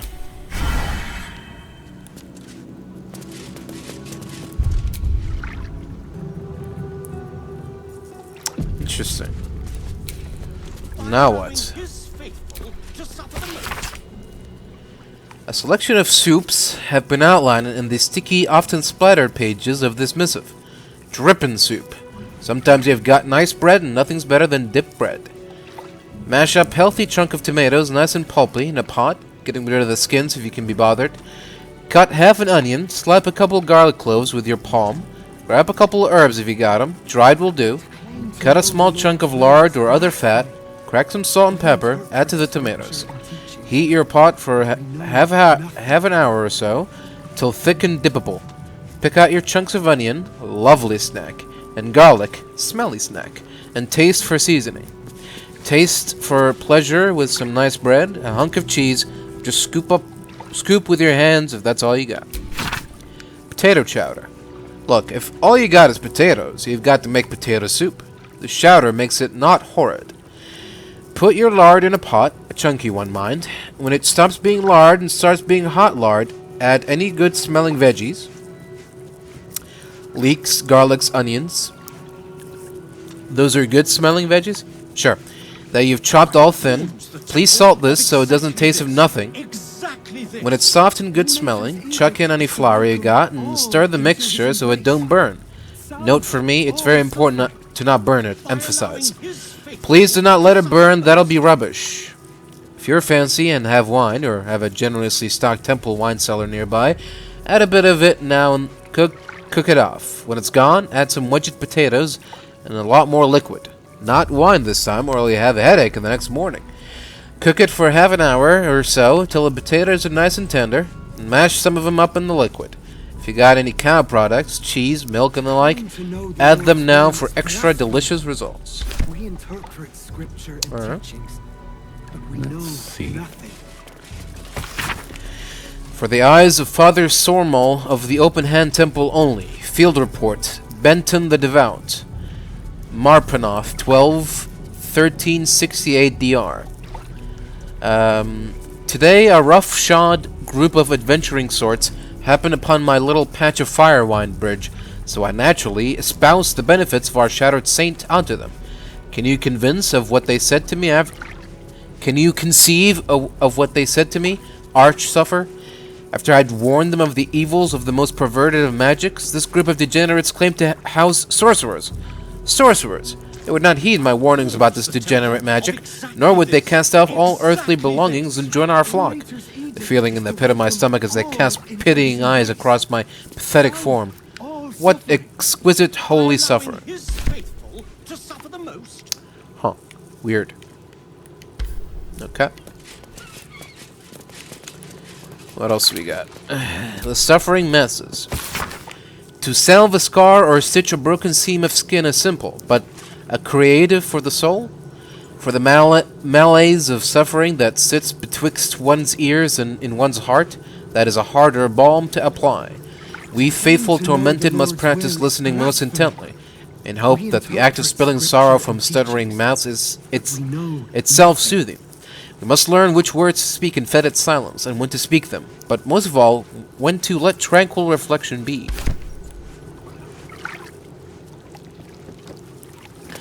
A new blasphemy, bloodletting and sanguine arcana, penned on official halves of the broken god parchment by the revered mistress of the house, lash-bearer Katrine. Be on your guard, mind faithful, for speculation and heretical wondering has spread amongst the broken flock in recent times. If you are offered blood transference, report it to your temple's rector immediately. It shall not heal you, it shall not deliver you. To suffer truly in the name of our Lord on the rack, your own blood must endure. I warned the temple of exactly this. Interesting. Exactly this. Oh? Best keep your hands to yourself. Oh, of course. I was just looking around. Making sure that making sure that I haven't left anything untouched. The Triad for Children. This light read for younger worshippers opens on the following adage. On the first day, Tyr saw the world's injustice, though his eyes were blind. On the second day, Torm was slain and returned to serve the truth. On the third day, Ilmater wept for all that came before, and all that was to come.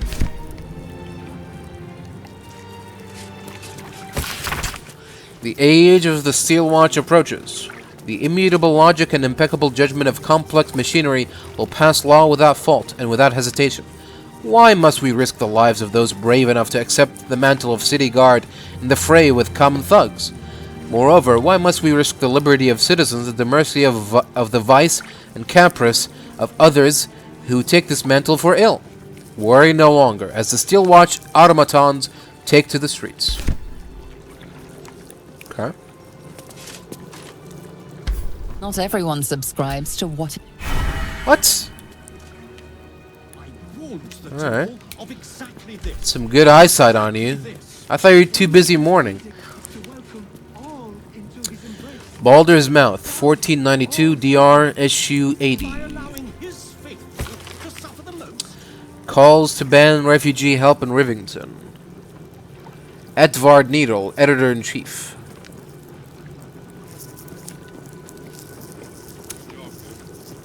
Refugee allegedly slaughters benevolent Father Lorgan. Inspector Valeria to investigate. Armies of the Absolute massing around Moonright's towers. Feywild Circus appears in the middle of Rivington. Shunning. Upper city closed off. Not a good look. The Fist recruits. Only you can protect Baldur's Gate. Shores's Caress deal. Luskan lap dance 2 for 1. With ostrich plumes. It's a good deal. I implore you, Rector Yanis, Father Lorgan, to restore your temple's most wonderful soup kitchen to our encampment. My precious baby loved the aptly named meat slop you last served, even if other ungrateful souls here turn up their noses. I can only sacrifice my own meager rations in his name for so long. Yours faithfully, Fortuno Dibs.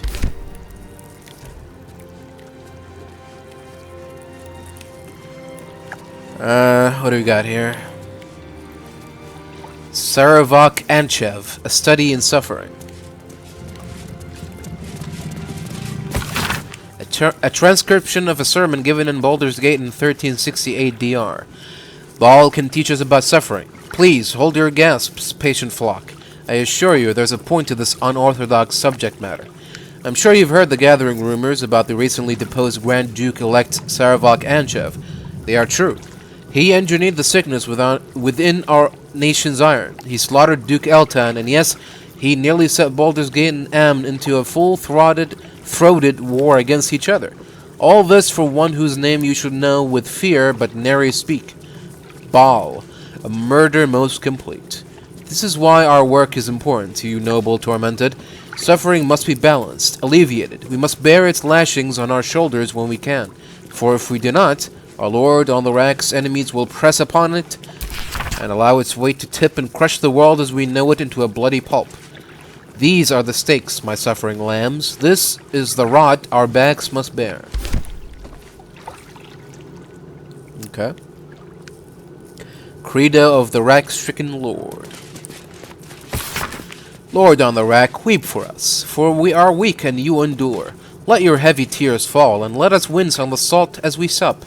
Shoulder our pain, we beg you, as we solve others gathered near. Cry agony, and we shall gift your words to souls that need them the most. That didn't rhyme. Colfax's Compendium of Consecrated Creatures. An ill-matery bookmark in this uncharmingly alliterative tome brings attention to one particular page, the Hollyphant, a most mild-mannered mastodon. 'Tis rare to find, dear reader, a creature of such benevolent countenance as the noble Hollyphant. The only wrinkle with the fine beast is upon its leathery hide. On the topic of the wrinkled skins, other angelic forms in Mount Celestia are gigantic, so mayhaps this skin will tighten when the Hollyphant engorges in celestial size. Ah, 'tis but an errant wondering. Whilst conversing with one of their breed, Ludu, I learned that the Hollyphant averts his wants from mortal vice at all cost, and has an indefatigably buoyant and cheery view of the mortal planes. I could not bring myself to quash these imaginings of our realm, and only hope we one day rise to this creature's conception of our own kind. El Matari Combat Manual. Many would ask how the Open Hand Temple should respond to acts of violence against our persons. Well, it is a most sticky conundrum. We must rely on the gifts granted to us by our suffering God, that of creative miracles. As long as you can salve yourself, your fellow congregants, or even the wayward minds of your vicious assailants, that must be your approach. For we are not to inflict suffering, only to alleviate it. Besides, there's always nearby Flaming Fist to handle that sort of distasteful thing. Hopefully.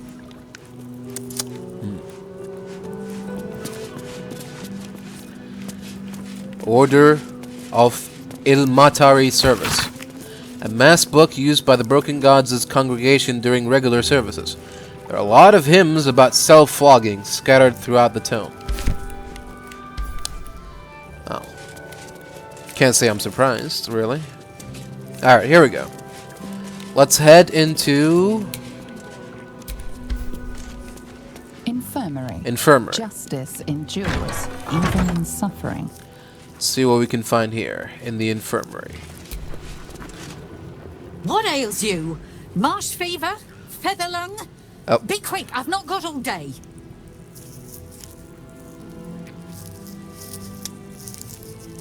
I'm looking into Lorgan's death. I need to ask you some questions. What do you want to know? Well, how did he die? Slowly. Lorgan was a good man, if naive. He deserved better. One of the refugees killed him. Oh, yeah. Cruelly, too. They cut off his hand, sawed right through the bone. Oh. I found a paralytic poison on one of his wounds. Right. Lorgan was alive while they took the hand. He just couldn't scream. It's sick. Oh, dear. We give them everything, and all we get is nothing but a good man to bury. Huh, interesting. I wonder where a helpless refugee can get a paralytic agent. That's interesting. Please, leave me be. That's it? I only get to ask one question? What's up with this guy?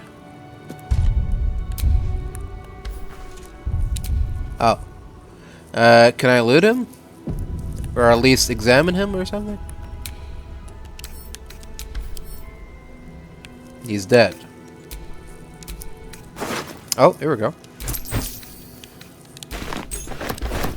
Okay. This should help. An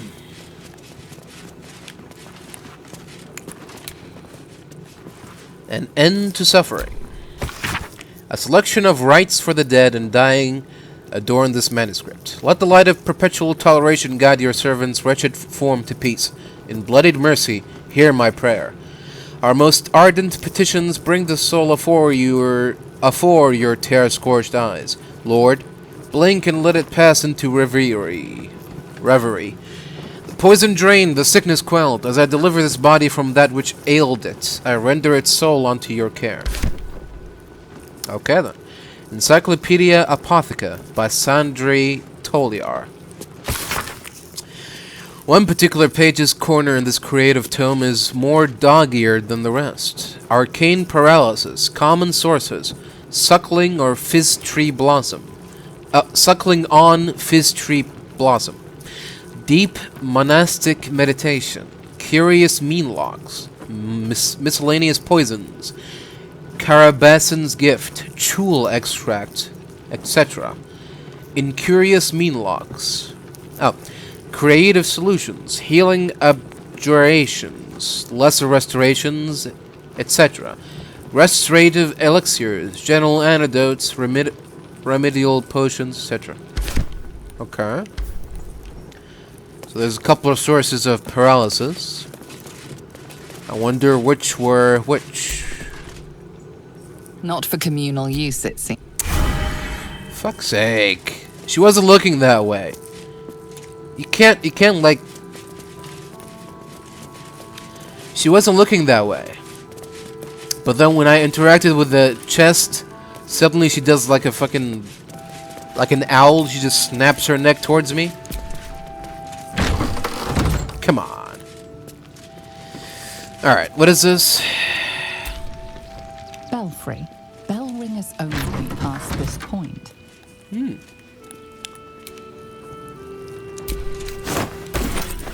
if there's anything up there. In the belfry.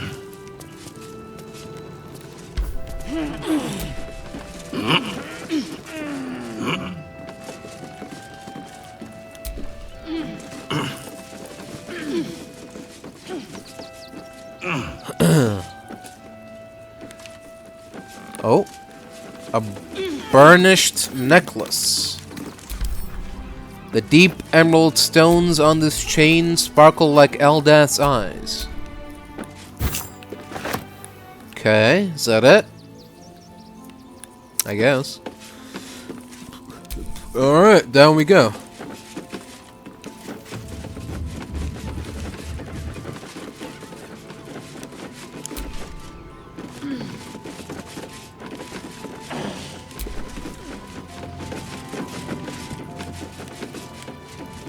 Alright. Next is... Kitchen. Visitors kindly keep to common areas. Food will be served at meal times. Excuse me. I've said all I have to say already. Now I just want to pack up my kitchen and leave.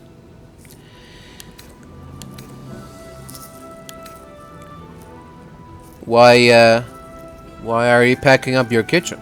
Soup kitchen's no good if we've no one to feed soup to. Right. Besides, Father Lorgan's gone. Murdered. Yeah. And now they're blaming a refugee for it. Can you think of anyone who'd want to kill Lorgan? Some folk didn't like how he looked after the refugees. But I don't think they'd kill him for it. At least... Well... I hope they wouldn't. You never know. That's a scary thought. Huh.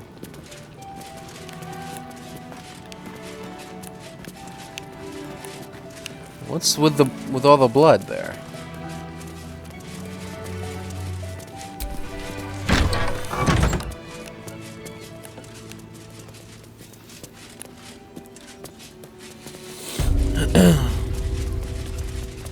Am I allowed to go down here? Should think so. Huh. Is this just a regular old meat cellar, maybe? Or does it house something more sinister? Mayhaps.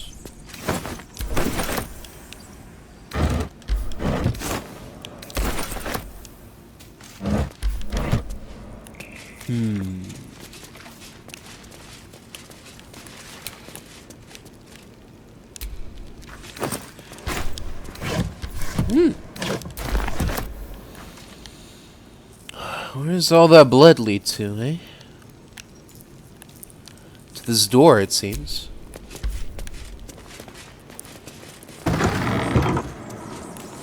It's behind here, I wonder. Is this where he was murdered? On the Weary, Volume 1, Father Lorgan. A collection of Father Lorgan's writings on despondency. Perhaps the hardest suffering to ail is that which dulls, but does not pang. Weariness sits deep within one's soul, that it casts its miring net across the surface, dampening all errant thoughts and feelings in its wake. Malaise of this sort can rot the heart, if left to fester, but must be extricated carefully. Above all else, the weary soul knows itself better than you can. Do not condescend, do not assume, do not impose. Simply avail yourself as a tool to the weary. Let them know you can be used however they might need. Interesting. Rites for the passing. A book of Ilmatari death rites. This page on the turning is particularly dog-eared. There will come many a time, O worshipful tormented, that you will have to comfort the faithless unfortunate as they pass from this life to the next. Or perhaps even more distastefully, you may be faced with the dying acolyte of a wretched god keen to shirk the blasted afterlife awaiting them. The Lord on the rack grants us a great many powers, but altering the moral velocity of a soul is one we cannot shift on the deathbed. If one has lived a life of sin, their soul is bound for a sinful place, no matter their final protestations.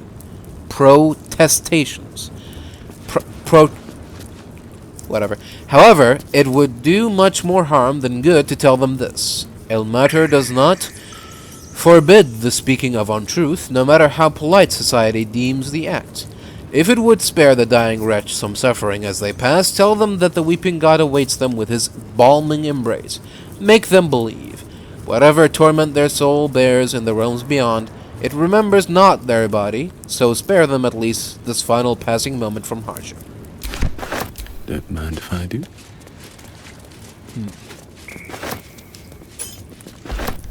Curious.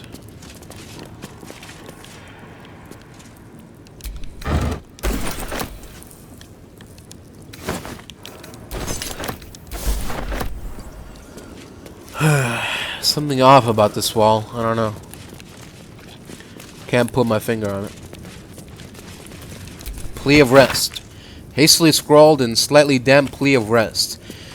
Requesting to be freed of Elmater's service for the duration of a 10-day, as the writer mourns Father Lorgan. Huh. Written by who, I wonder? That's interesting. So as soon as Father Lorgan is murdered, someone just asks for a vacation, a 10-day vacation, and leave. An elegiac fugue in the key of D minor, entitled Ode to the Oppressed. Cool.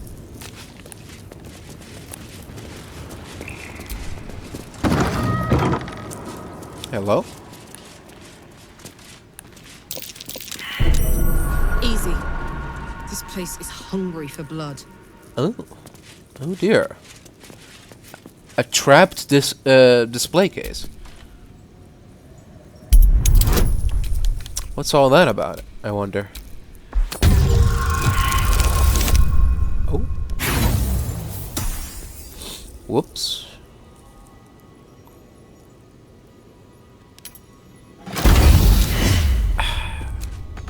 A couple turns should do it. Seriously?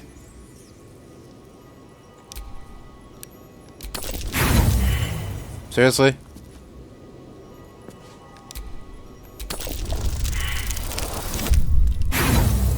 Seriously?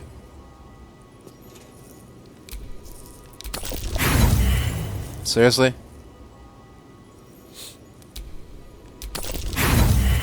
Seriously? Seriously?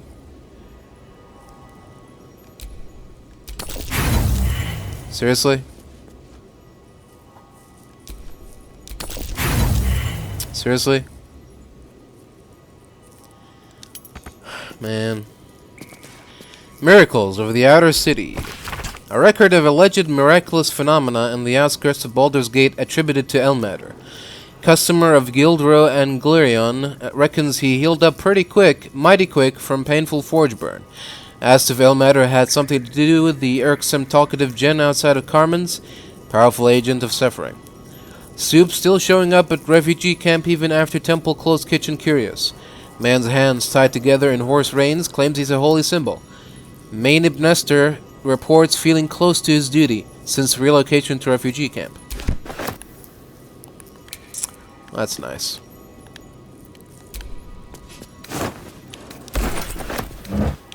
Ooh, here we go. Now we're talking. Fringe Philosophy, Volume 5. The publisher's note claims this volume promotes magical theory too radical for the mainstream. This excerpt is attributed to High Artificer Thora Bryn of Baldur's Gate. I suppose they seek to silence me, believing that an artificer of the High House would not stoop to publish in any volume... Wait, did I read this? Yeah,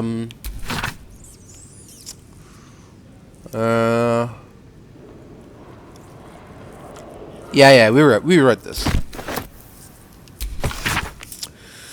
This book comprises several chapters, one for each cited source. It claims to contain first-hand transcriptions of the oral histories of several storytellers throughout the realm. Chapter 4, Baldur the Swift, 700 years of age, wood elf storyteller hailing from the Wood of Sharp Teeth.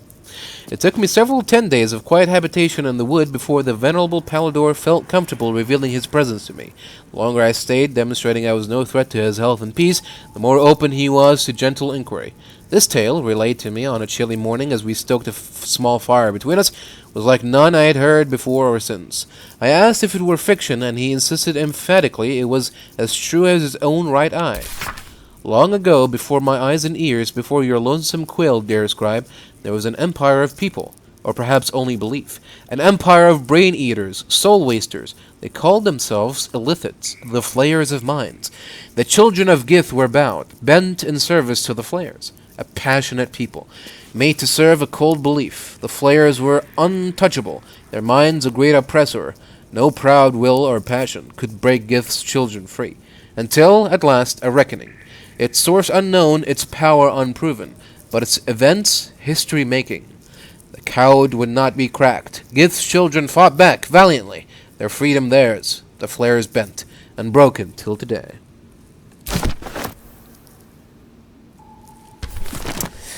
There we go.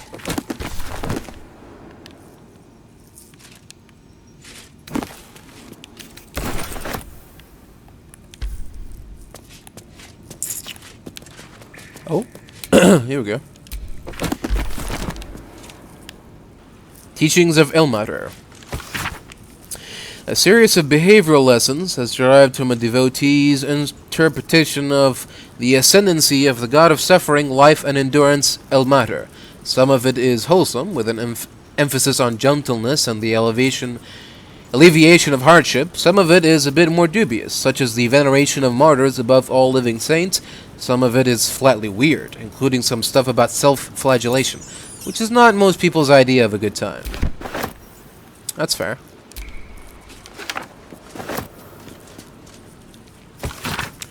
The book tells the story of a patriarch woman who gave up her fortune to become a cleric of Ilmater in service in the outer city, and now seeks to be canonized after her death.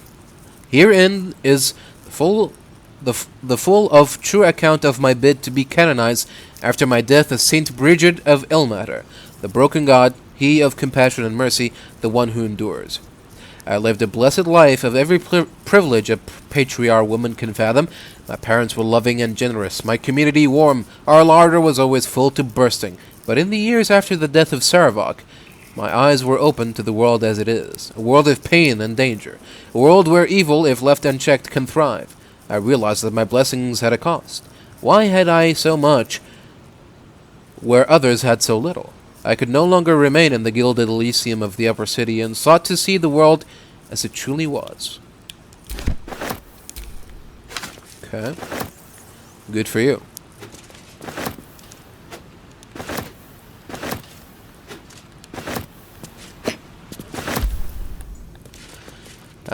Do I have the key for this? No. Okay.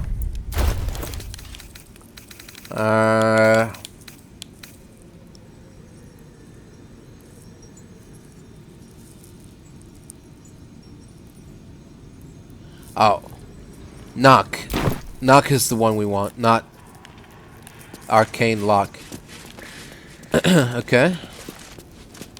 Is there something behind there? Can we jump across there? Oh. The hell? What's going on here?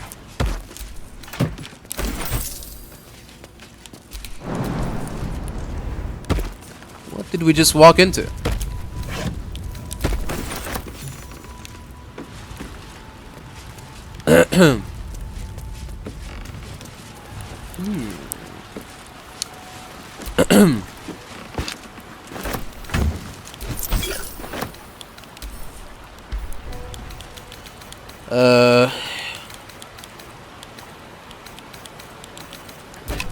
There we go. Not really interested in a bucket. Oh, gentlemen, what seems to be the issue here?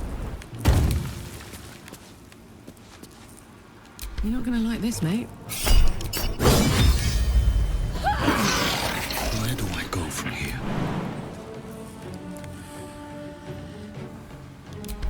Seems like the best way.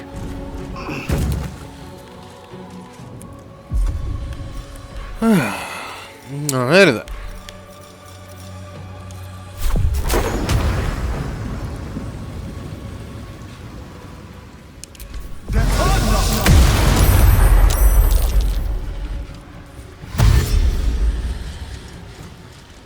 Come and get it, boys.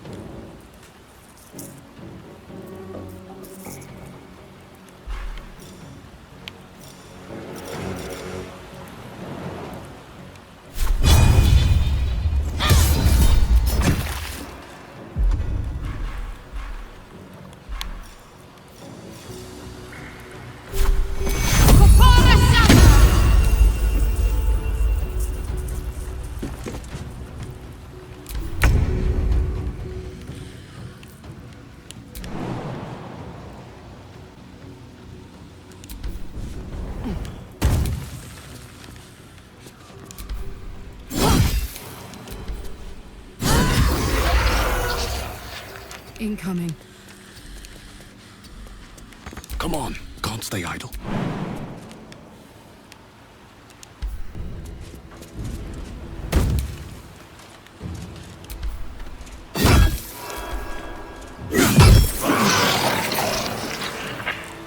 There we go. Jaheira. What happened to you? She couldn't even make that small jump? Oh, Jaheira.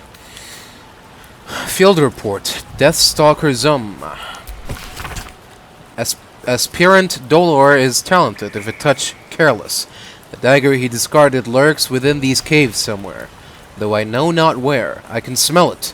The fear musk from his kills stands in the air after the act because he lets them marinate first. They stand, lie, sit, stock still as the poison fills their limbs with lead. Knowing only two perfect facts. They're going to die, there's nothing they can do about it. Okay. So, what we can gather from that is the murder weapon is still somewhere around here. So, let's go and look for it.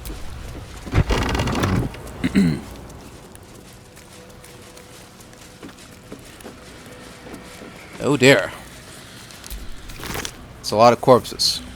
Key with a flower motif. A10. Or a 10 is scratched on the petals. What? Did we just solve the murder? What happened? Oh. Okay. Could the lock be down here or somewhere else? Someone was arranging these corpses. What for? Elisera the First. A note found on the corpse of a woman underneath the open-hand temple. The effigy of Elisera, who watched and waited. What use her eyes? She thought herself a huntress, but couldn't fathom her wool. Below is an exaggerated signature written in blood, or in the red. This chunk of corpse is still garbed in clown's clothes.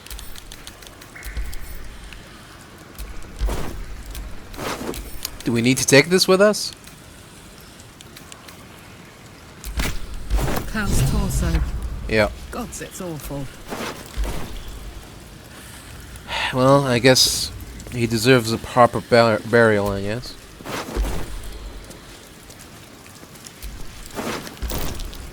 That's curious. Hmm? What you got? Oh. Is this the murder weapon? Stillmaker. The dagger's twisting blade is designed to nick the flesh as many times as possible, allowing its paralytic poison to flow effortlessly into any unfortunate target. This blade's wicked look matches its deeds. There we go. Poor Father Lorgan. Indeed.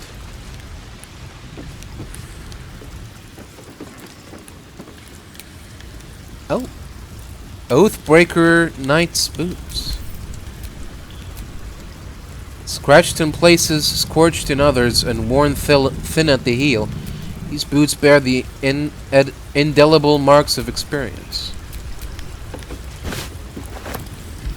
Interesting. You know, I'm a bit of an oathbreaker myself. So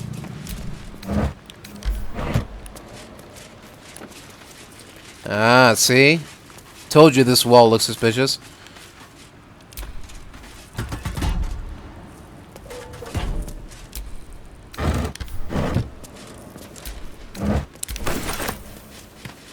Look at that, huh? Look at that.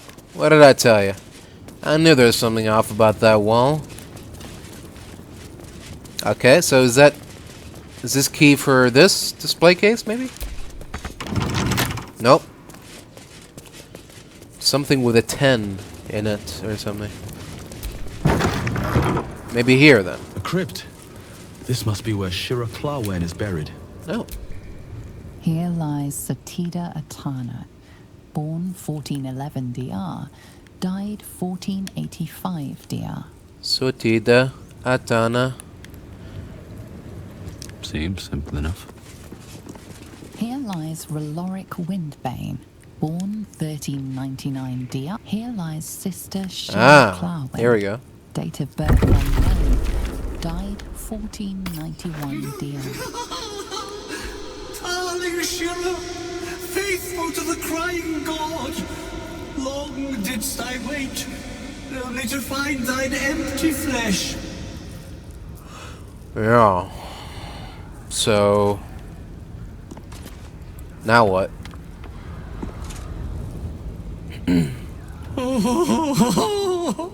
Honored Shira, her spirit hath fled, and her body but merely a husk.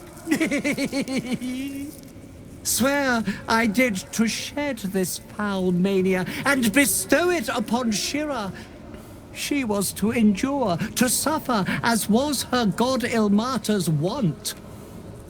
Who now shall bear the madness Shah has wrought on me, so I might no longer suffer? What? Shall it be thou? Absolutely not.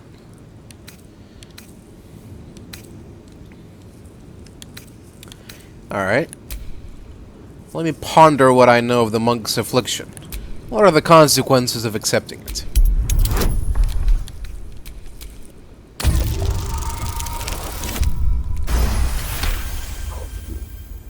The monk himself holds your answer. Tasha's hideous laughter is a powerful skill, but earning it may come at the cost of wisdom.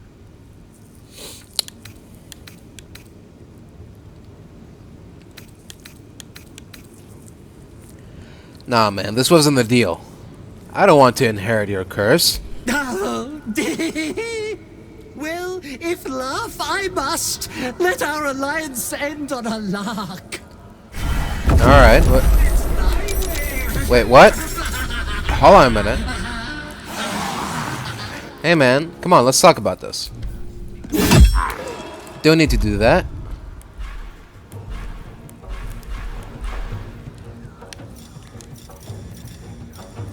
You can still be friends and stuff. You know?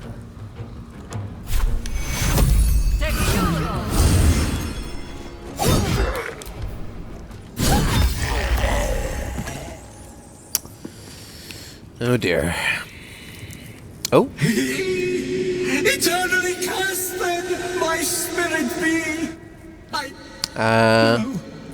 Morning Lord, I call to thee, lend your forbearance. No.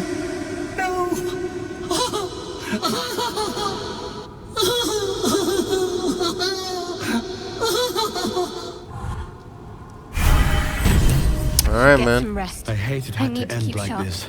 A torturous fate by any measure. See you later, buddy. Sorry it couldn't work out. Alright. Does that mean that this cursed necklace is gone now?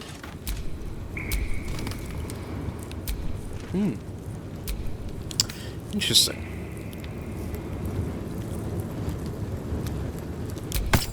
There we go. And finally put this on. The Amulet of the Circle, or whatever. Grant ally +2 bonus on persuasion checks. That's it? That's all it does? I thought it helps you in combat or something. And only on persuasion checks? Like, what constitutes persuasion check? So, like, only for the persuasion skill, or anything persuasion related? Or... man, I don't know about that. I'd rather keep this with me now.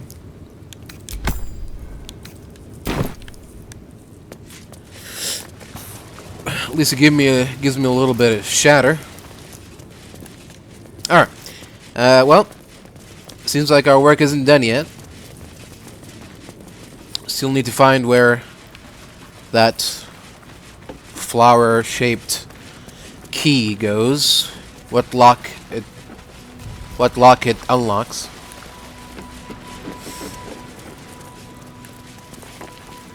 No.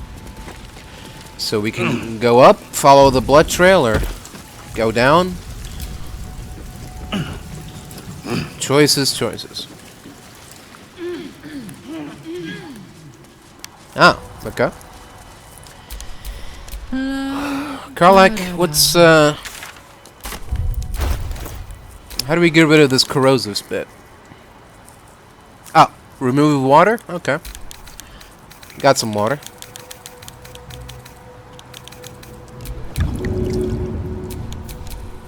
No time to rest. Is it gone now? No? Okay. It has to be thrown?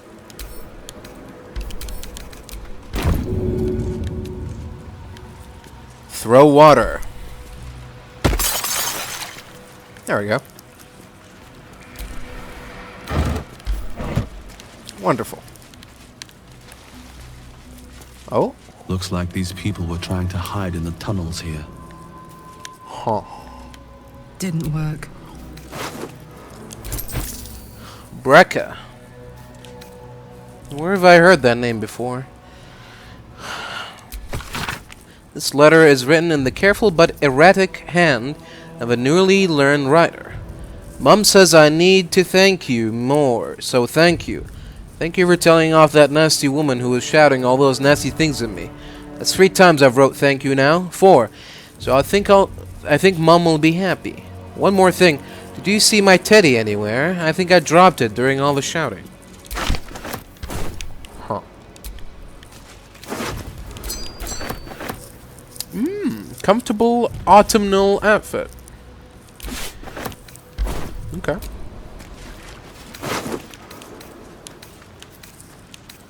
Request for alms.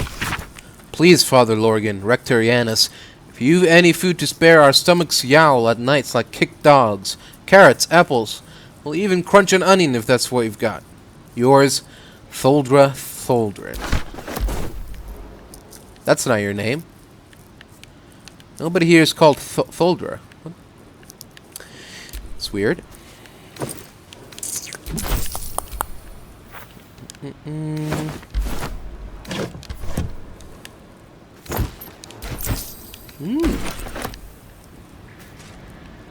Pale mint, sausage links.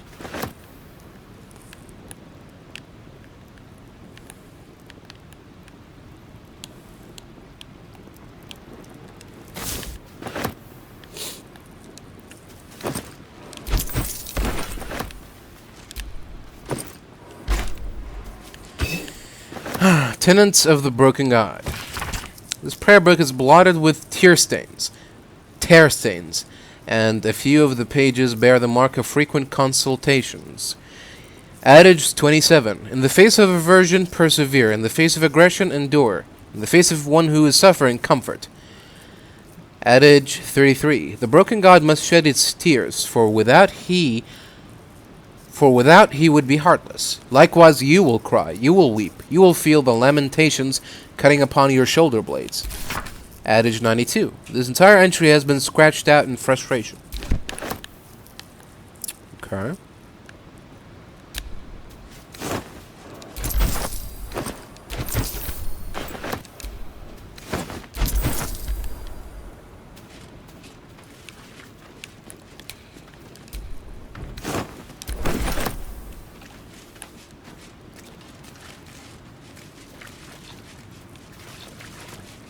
That's it then.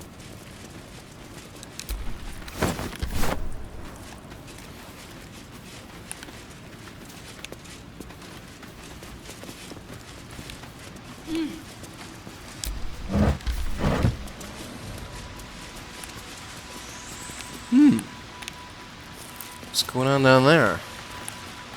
Looks like a poisonous cloud or something. Alright. Excuse me for a minute, I'll be right back. Alright, welcome back, everyone, to Baldur's Gate 3.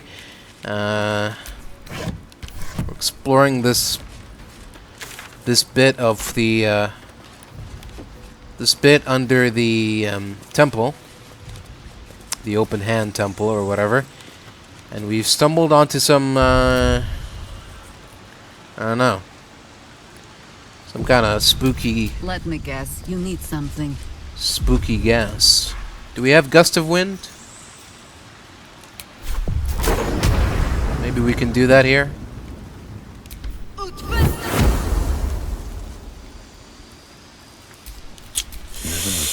That didn't do anything. Okay. Let's get on with it. Some Ignis, maybe?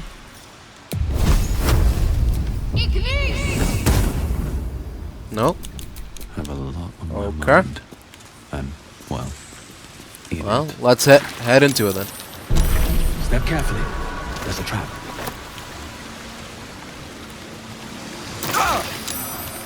Alright, let's just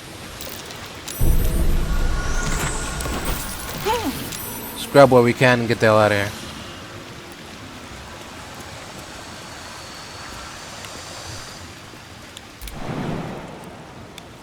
Oof.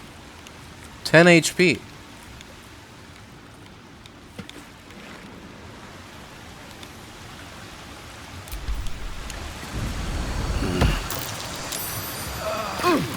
Alright. Let's go back, everybody. There's nothing here. Let's go back. This was a waste of time.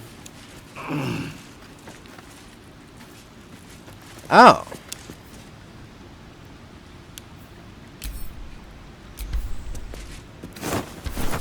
Well, look at that.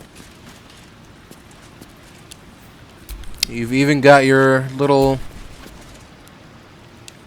detective vision. Neat.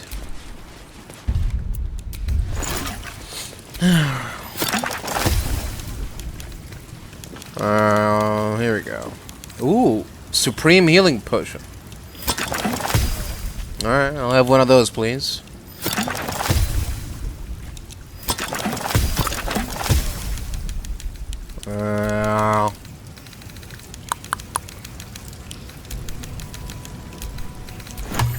Yep, that's it. How much does the Supreme do? 30 to 60.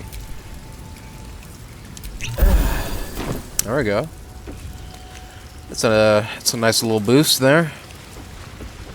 Alright, here we go. This is where we should have gone to. Not the clearly dangerous area. Oh, it leads into a cave mouth.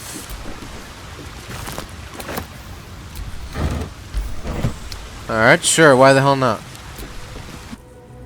It's not like I have anything better to do.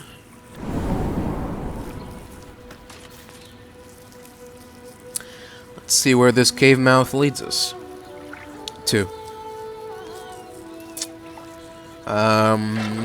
Oh. Are we outside? I see.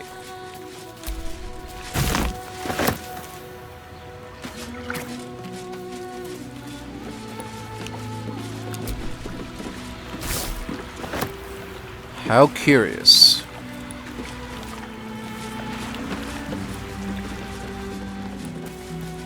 Oh.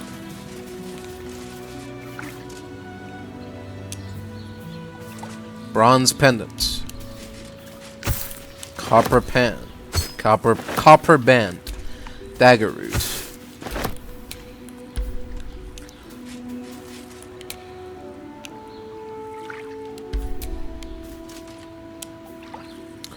Silver tray. Red apple. There we go.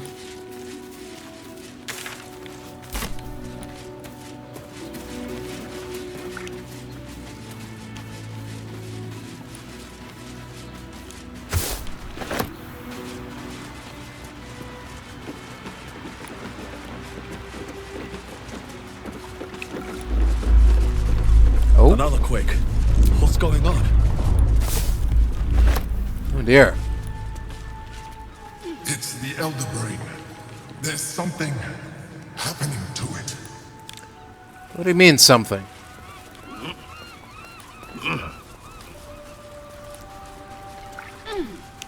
Is it trying to break free of control?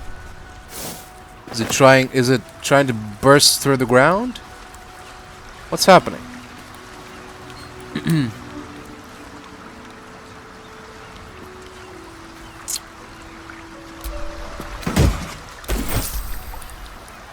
Cool.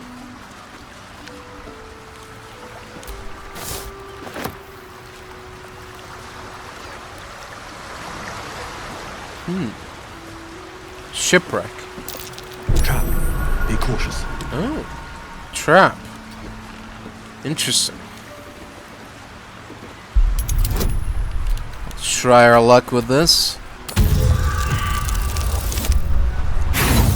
Of course. Why am I not surprised? Kablooey.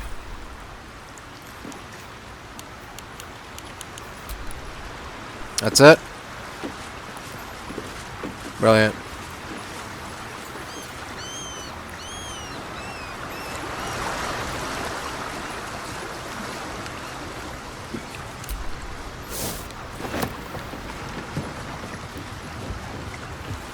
Oh. Oh, God, what is this now? Another suspicious mist. Is this gonna kill us, too?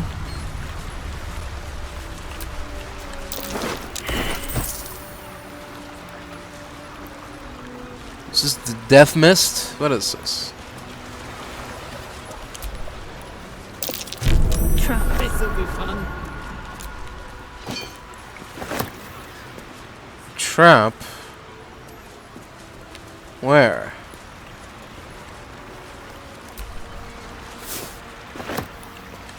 How do you guys even see anything here? Watch how you go. It's a trap. Oh, God. Somebody there. Friend or foe? Guildsman or stone bastard? Hello? Doesn't matter much anymore. You alright, sir? My legs.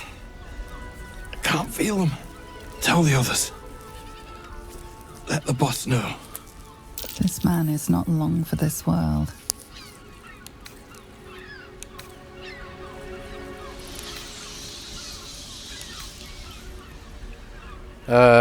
Here, let me try to help you. It's too late. This man is far beyond anyone's help. You hear the blood gurgle in his struggling lungs. His last ounce of strength is spent.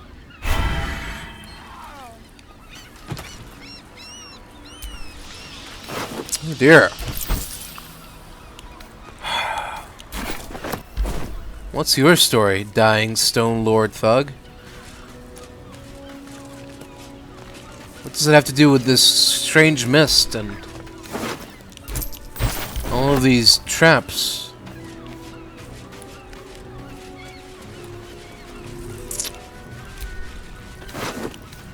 Fresh corpse.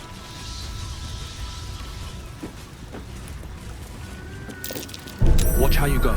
It's a trap. Oh dear.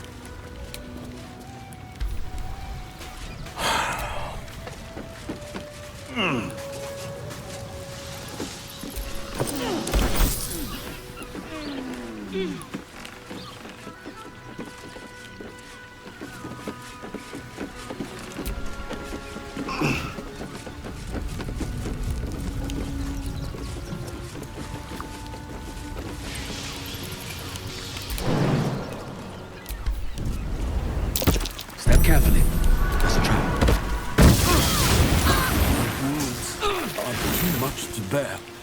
Shadowheart, I said step carefully.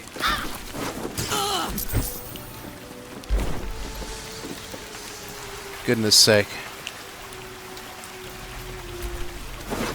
What's the point of jumping over these traps if you're just gonna walk into them? Decapitated, but still warm. Alright, thanks for that.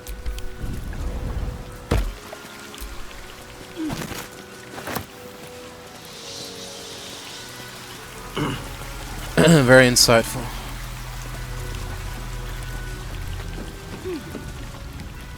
Oh. What's gonna happen now? That same ship was at Moonrise Towers, if I'm not mistaken. Eh? Was it? Says who? Looks like those two are about to fight. Oh. What's going on there? Nobody messes with the Stone Lord, ratling. Ninefingers sent her love, arsehole. Your Stone Lord's a dead man walking. You, help me kill these arses. The girls will sprinkle you with gold. Whoa, whoa, whoa, whoa. What's going on here? Can't we just all get along? Must we really fight? Are you serious? Yeah. A pacifist? In Baldur's Gate? Nobody's leaving this place alive, cock. Eh? Well, I'm not sure I care for what you're implying there, fella.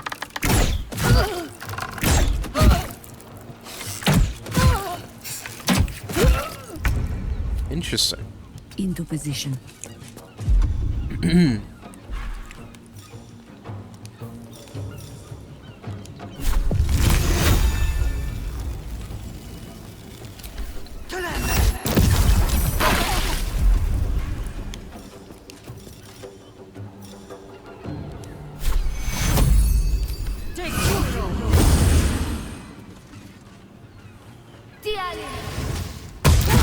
Ow, come on now. It's not The guild owns this city. uncalled for.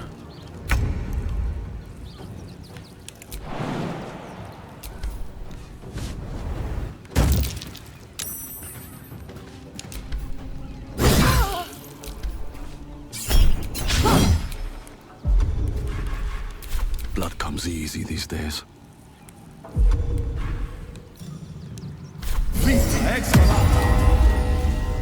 One day I'll catch a break.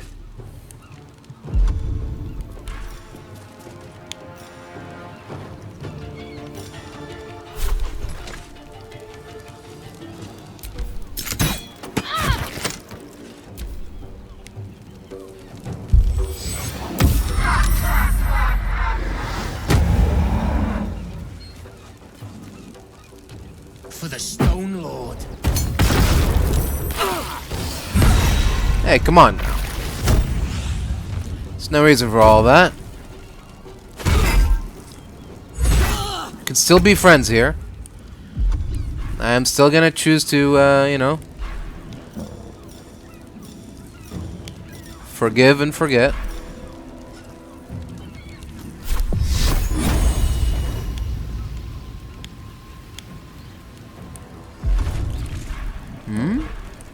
How does this work again? You can use an action to move the beam 18 meters. Okay.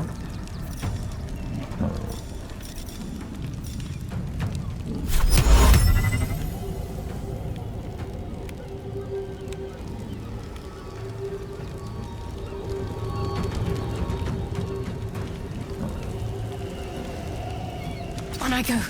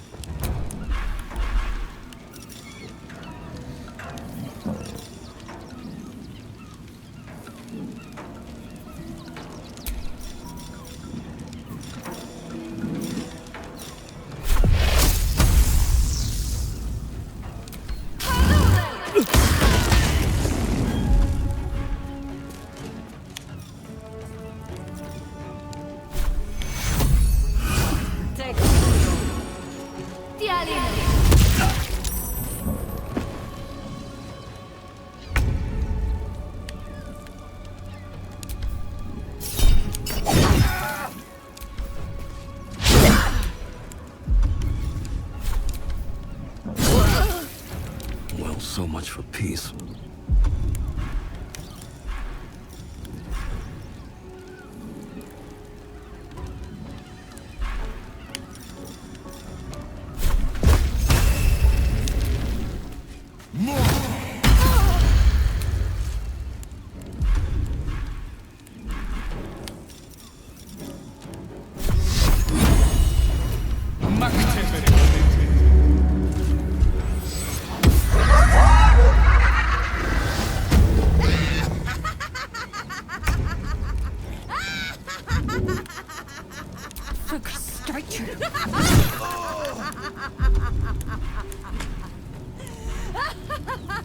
Alright. It's not that funny.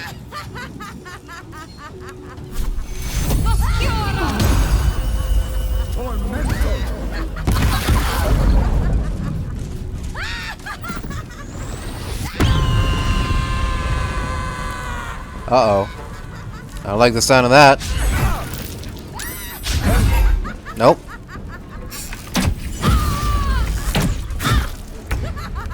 Not going to last much longer.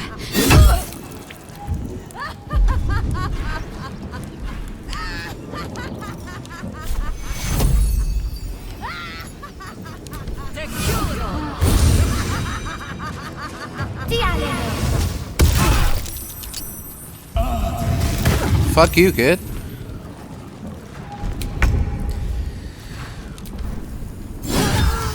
Fuck out of here. Well, well.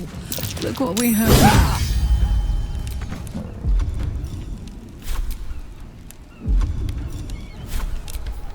I can't even catch my breath. First step is the hardest.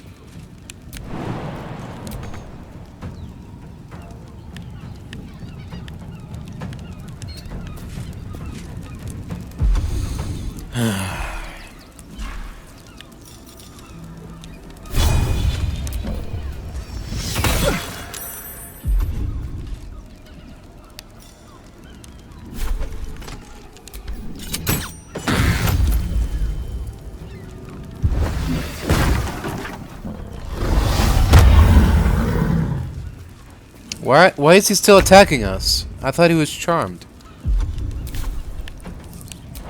It's weird, isn't it?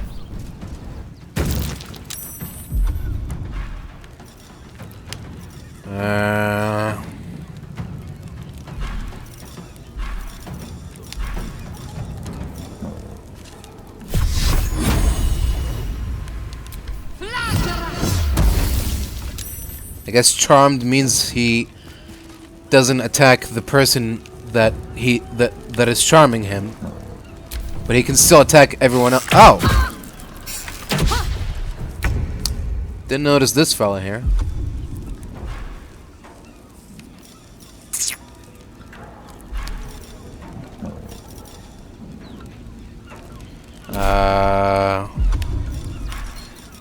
Is this a good idea?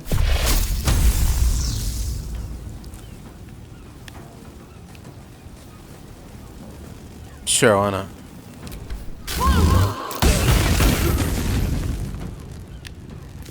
Perfect.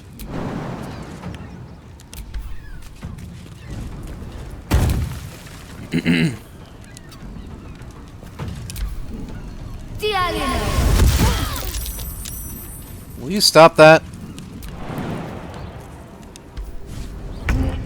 You're being very rude.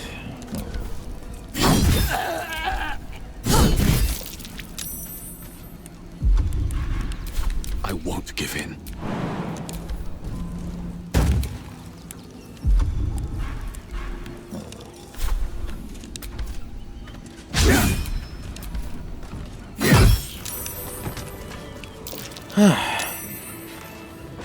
There we go. What the hell is that all about? We just walked into a disagreement, and when we tried to defuse the situation, both parties just decided to attack us. It's kind of messed up, isn't it? Oh well.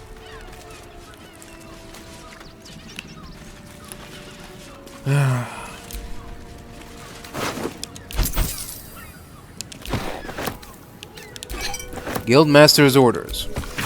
Nine Fingers ain't backing down. Stone Lord's pushing in on our enterprise, so she wants to push back on his. Find out just why this fresh-faced shithead is so keen to clear a landing spot for the cult's ships. I see. Gleam Dan Stagger.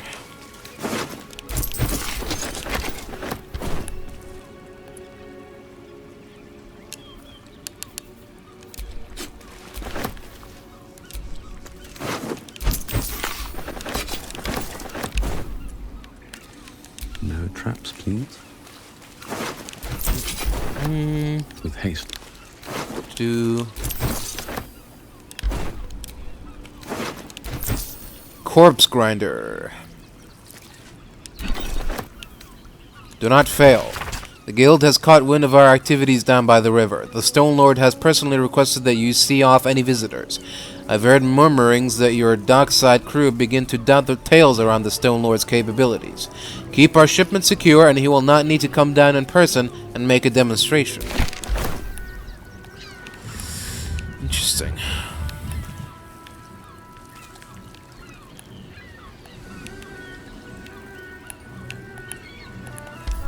Alright, is that it then?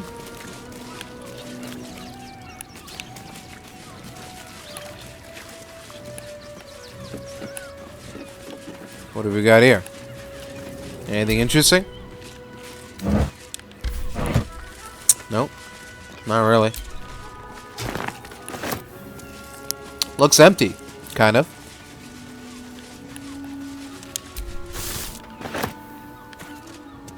Oh.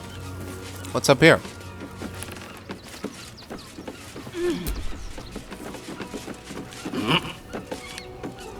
Nothing. Alright. And head back down. Wonderful. Alright. Oh. Blunt Scuncher. Of course. How could we forget about you, friend?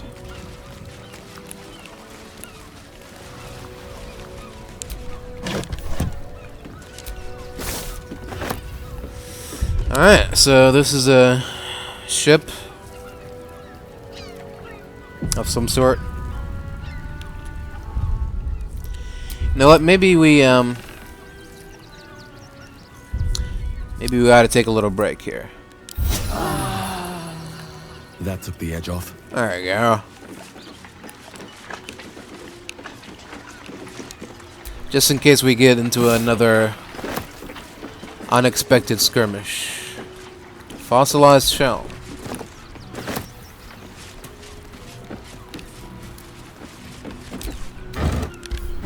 Huh.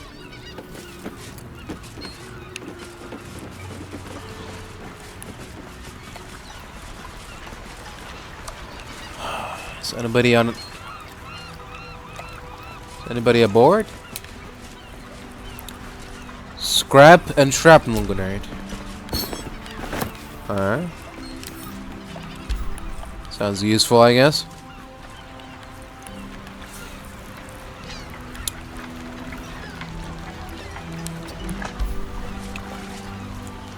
Let's see about that chest up here.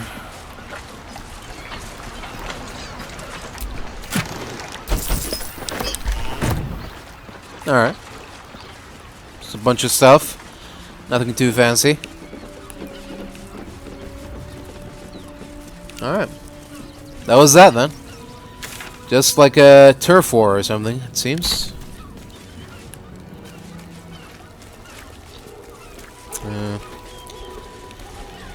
It really didn't have to end this way, guys.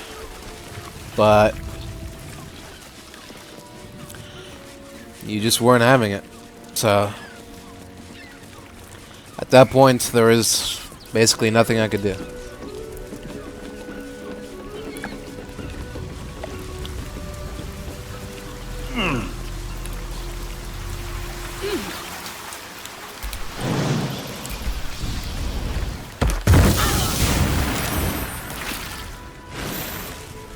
Why? We jumped across it, didn't we? Whatever.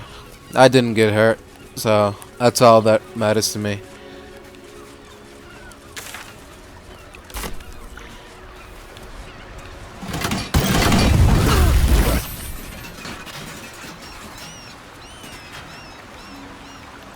Shadowheart disapproves.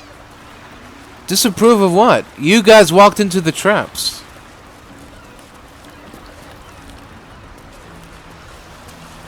What did I do? Whatever.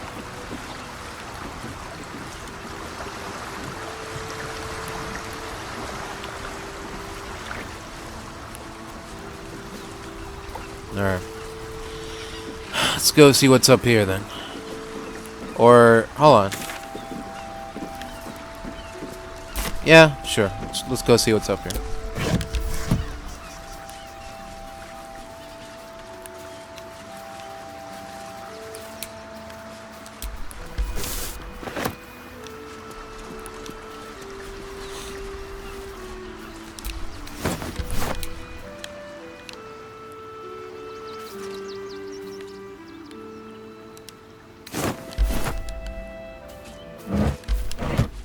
Anything of use?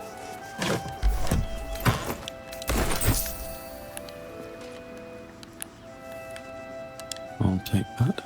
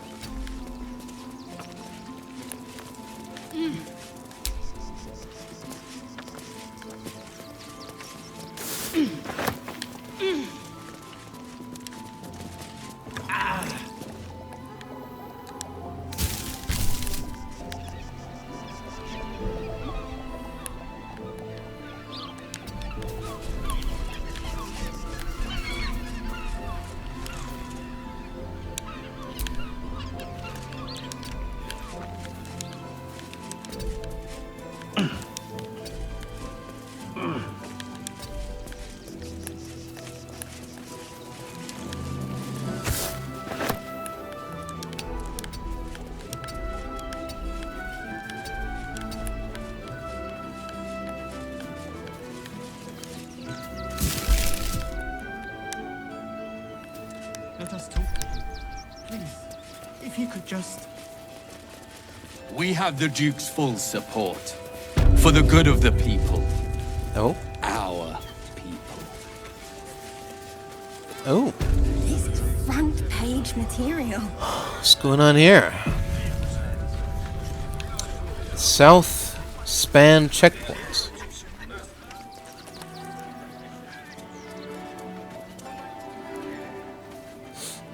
Halt! By orders of Lord Gortash, refugees are no longer allowed in the city. Turn around. Oh.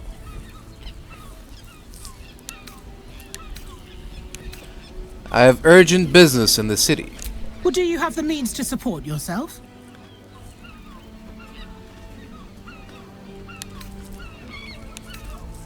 Sure, I can take care of myself. Right. Article 30.1.5 of the Council's decree on extraordinary wartime measures. I am confiscating that.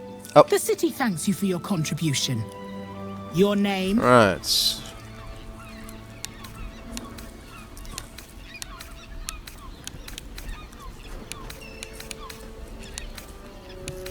Why do you need my name? I'm doing the question. Last time. Of course. Name?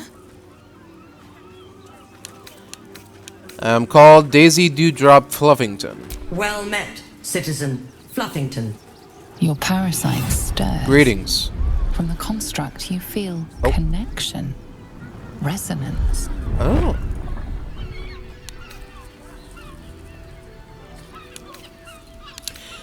Alright, so, can I go now? Not just yet. Yes. State your business. I'm a herbalist by trade, Sir Fist. My assistants and I were out collecting blooms for that rub rot going around. Oof, nasty business. Contagious. Right. Uh-huh. Eyes open, body still. Oh. Okay. Behind the Watcher's gaze, a presence awakens. You are seen. You are known. Whoa. My engine, it's almost... I don't know... buzzing. Like it's paying attention. Your party's prior transgressions are reflected in its stare, as witnessed by the cult's ever-alert, scrying eyes. It has heard the howls of slaughtered goblins. The Watcher speaks directly into your mind with a voice like poisoned honey. You are marked for special treatment. Not simply an enemy of the people, but an enemy of the Absolute. Come quietly, or die. No, I'm alright.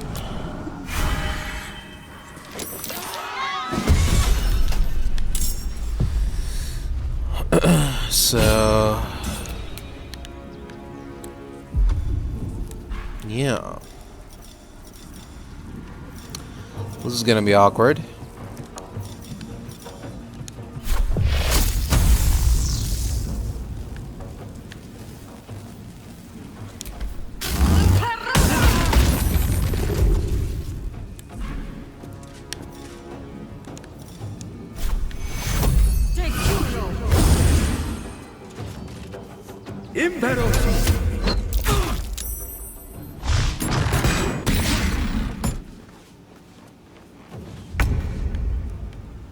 Need to learn the hard way.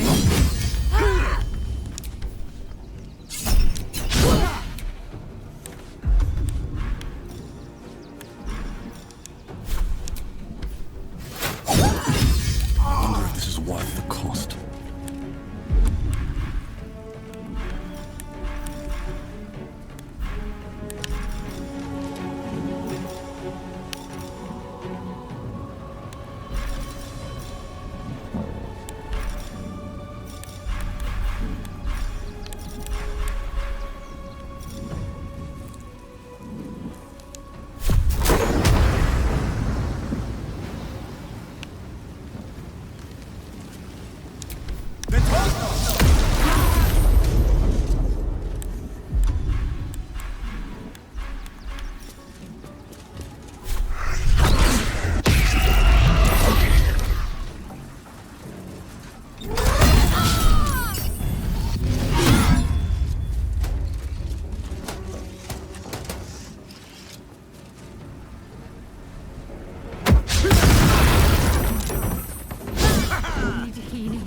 Interesting.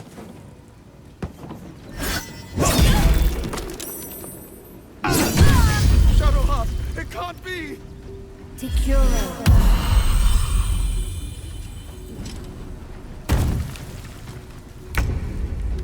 Uh-huh.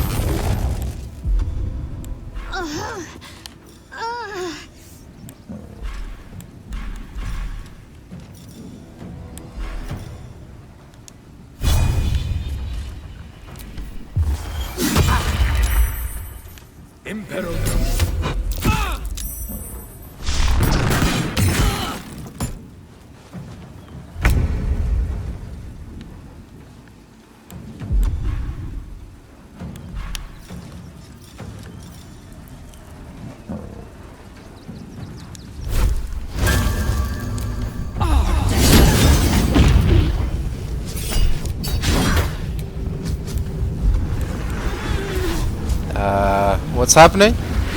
Detonation impending. Well, that can be good. Find a route. Need some oil over here. Oh! Huh.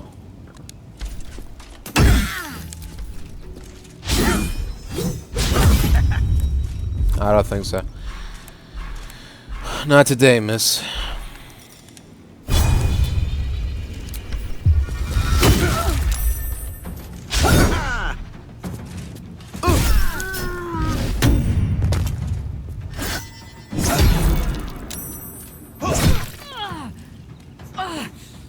I think this one is slowing me down.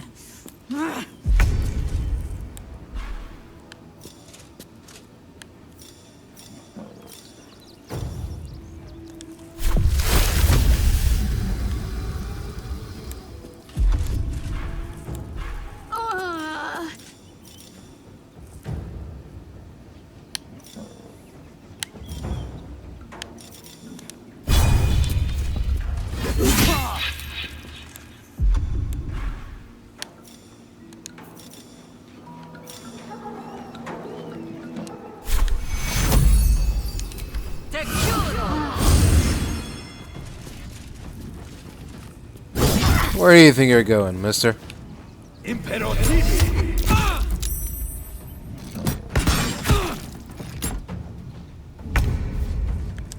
Open up. Alright. Time to pay.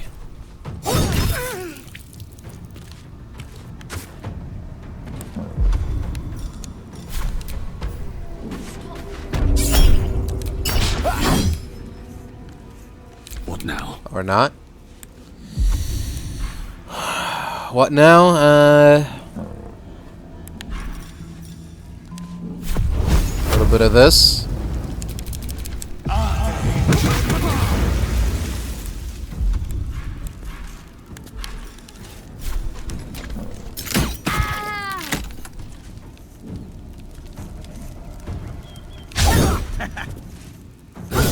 My wounds are too much to bear. I think this one is slowing me down.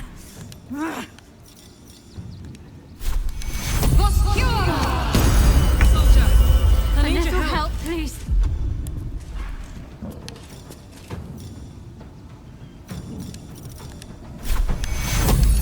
Take control. Healing, Cub. Lest I sit here for a rest and not rise again.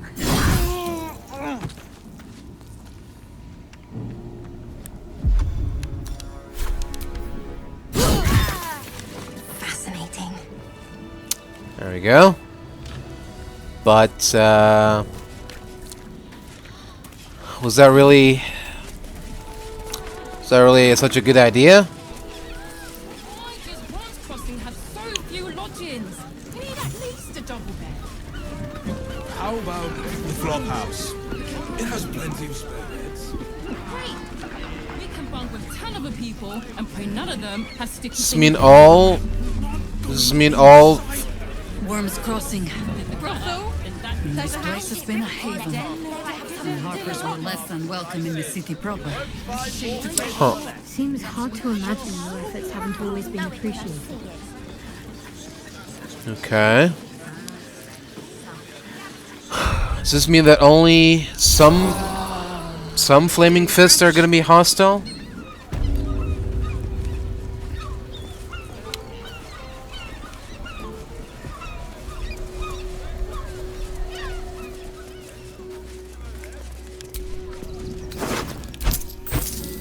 I don't know.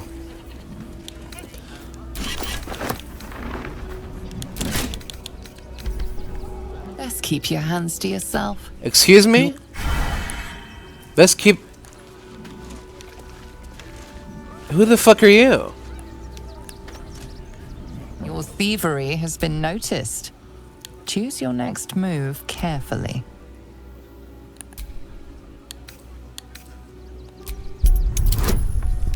Who the fuck are you? Street rat? What gives you authority to dictate You've been given the benefit. what is and isn't thievery? What?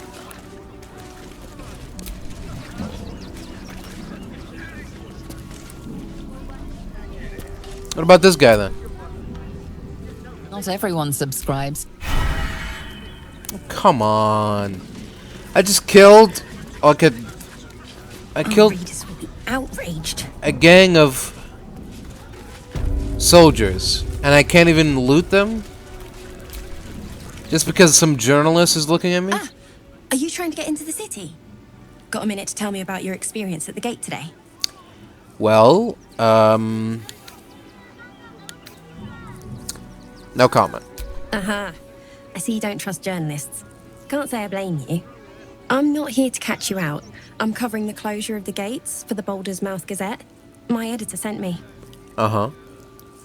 He wants some fluff piece about the heroic steel watch keeping the mob at bay. Whether or not that's the truth or not. Uh-huh. And what do you think is the truth? That the refugees here are desperate, hungry, scared people. They're no mob. They just want to be safe. I've heard the rumours. Absolutists marching from Moonrise Towers. Whole towns felled by strange curses. It's no wonder they ran. Of course, I can't write any of that. My editor only releases stories his friend Lord Gortash approves of. And he's very selective. Sure.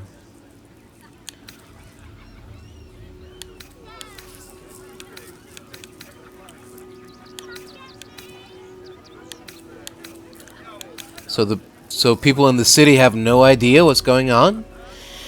That's appalling. Oh, they know some of it. Most would rather bury their heads in the sand anyway. Saves them the bother of feeling responsible. I'll try and get the truth across. Who knows? Maybe a line or two will meet Mr. Needle's approval. I won't be holding my breath. Sure, yeah. So can you, like, leave me alone now? And let me loot Front page material. these corpses in peace? Somehow I doubt that's a possibility. That'll make a great Oh well. headline.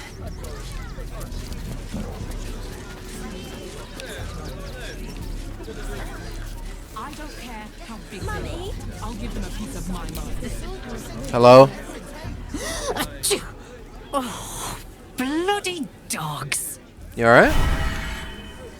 Okay, well. Lucky for us, no one noticed this slaughter that just happened. So, it seems like we've gotten away with it.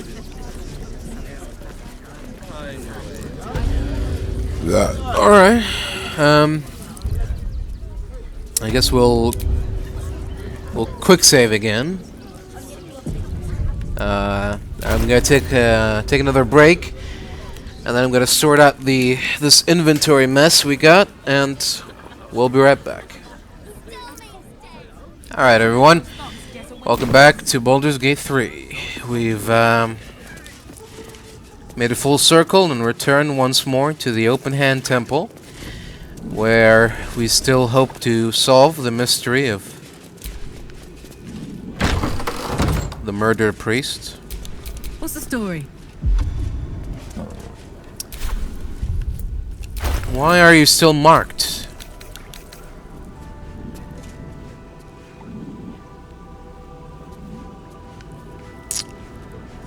Weird, why is it stuck on there?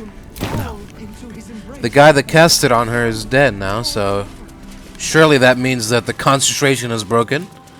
Unless he's still marking her from beyond the grave. Which I wouldn't doubt. Alright, so what else haven't we gone to?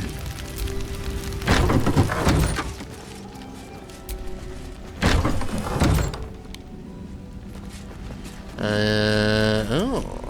Where are these wooden chests here?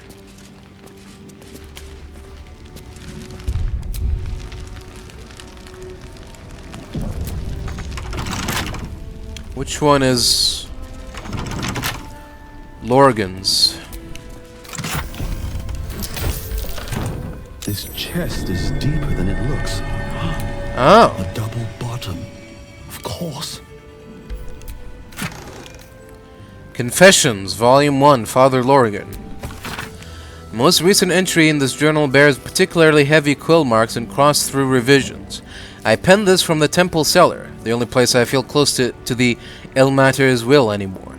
I pass my gaze between the crests that hide my sin apparent, and I wonder, who are they to pass any judgment? They bark that those who arrive on our doorstep, bloodied, beaten, fleeing from heretical hordes, are dirty, unwelcome, to be shunned. That it is a crime to house them, to bring them into the city proper, but if my back must be broken so others may step to the light, so be it. Okay.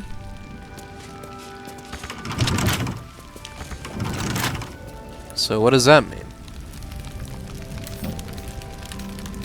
Don't give me trouble now.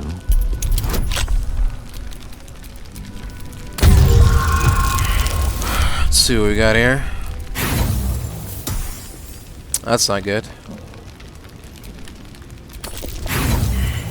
That's not good.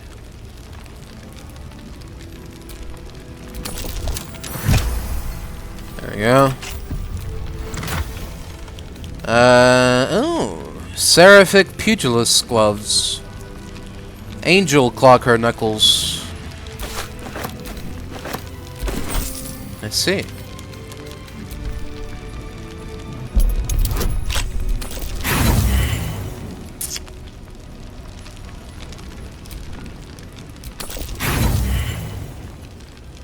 Huh. Critical failure, right?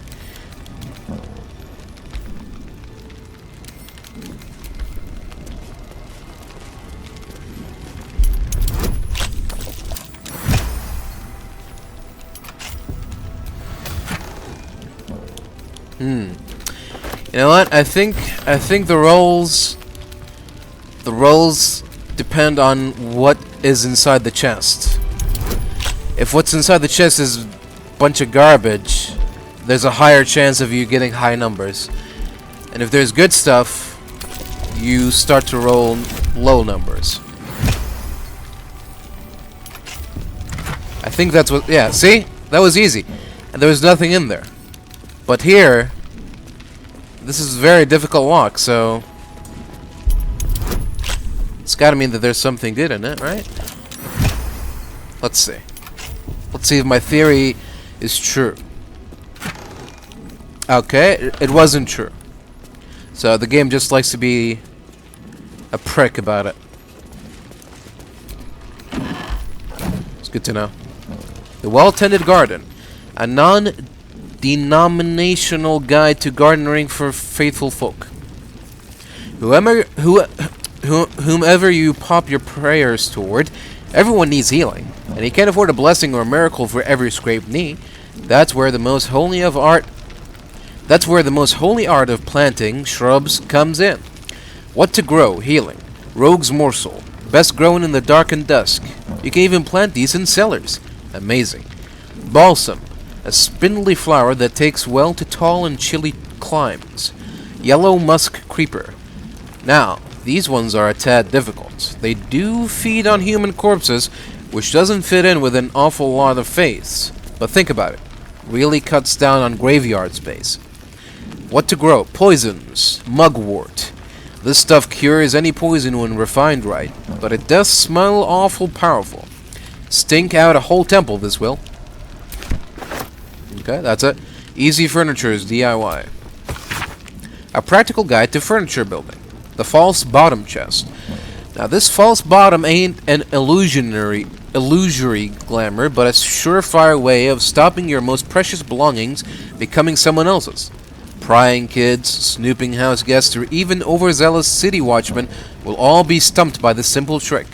1. Construct chest. See Build-in Bits, Volume 2 for more instructions.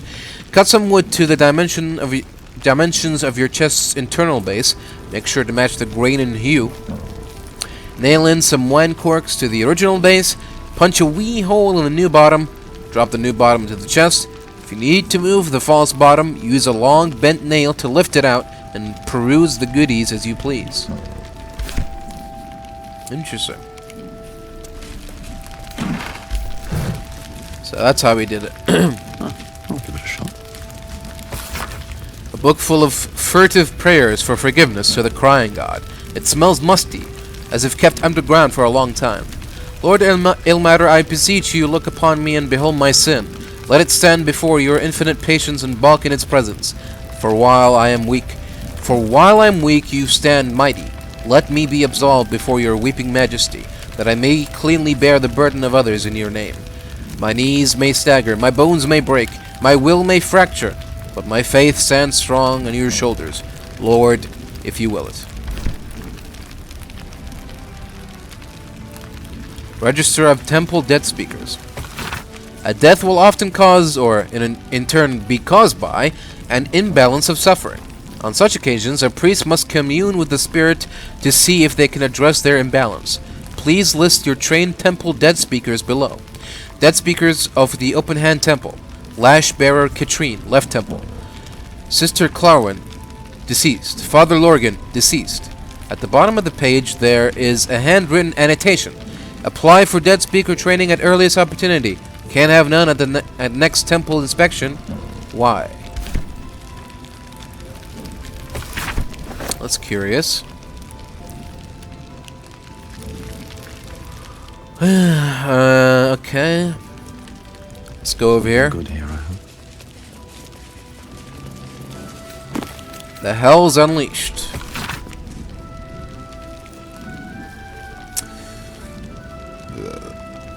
Nine steps to his infernal throne. This chapter lists each of the Hell's 9 layers, their rulers, and the character of the associated ritual item required to scry but a glimpse of it. Avernus, Archduchess Zariel, Heliotrope, encasing shard of bone. Dis, Archduke Dispater, ore of infernal iron. Minaurus, Archduke Mammon, single gold coin petrified in acrid peat. Feligthos, Archduchess Fenra and her father Archduke Belial. Everburn ash, perfectly balanced on a scale of stone. Stygia, Archduke Levistus, a single coal black eye, frozen in a shard of its own tears. Malbolg, Archduchess Glacia, a coronet stained with blood of 3 rightful rulers. Maladomini, Archduke Beelzebul, Gorian fly, fed fat with the petitioner's blood. Kanya, Archduke Mephistopheles, a singular and precious text burned. Nessus, Lord Asmodeus, all known substances result in immediate disappearance of petitioner. Huh. The collected sermons of Lash-Bearer Katrine, commissioned on her ascension from Open Hand Temple High Priest to the House of the Broken God's revered mistress. O piteous tormented, we live in wretched times. So eager is our populace to beg succor from the city's teat, and so readily is such succor available, that our broken God is seldom lamented to. The weeping of the fettered masses shall fall righteously onto the blood-burnt ears of Ilmater, not into the hands of useless bureaucrats. A query often wet on the tongue of Ilmater's loyal wretches is thus: who does he bid us aid? How must we aid them? The answer is simple. We must give these sordid souls the tools to aid themselves, a working knowledge of the Ilmateri creeds. Unless these unfortunates know how to channel their suffering toward the crying god, how is he supposed to intercede for them? Think upon these words, my children. Fascinating.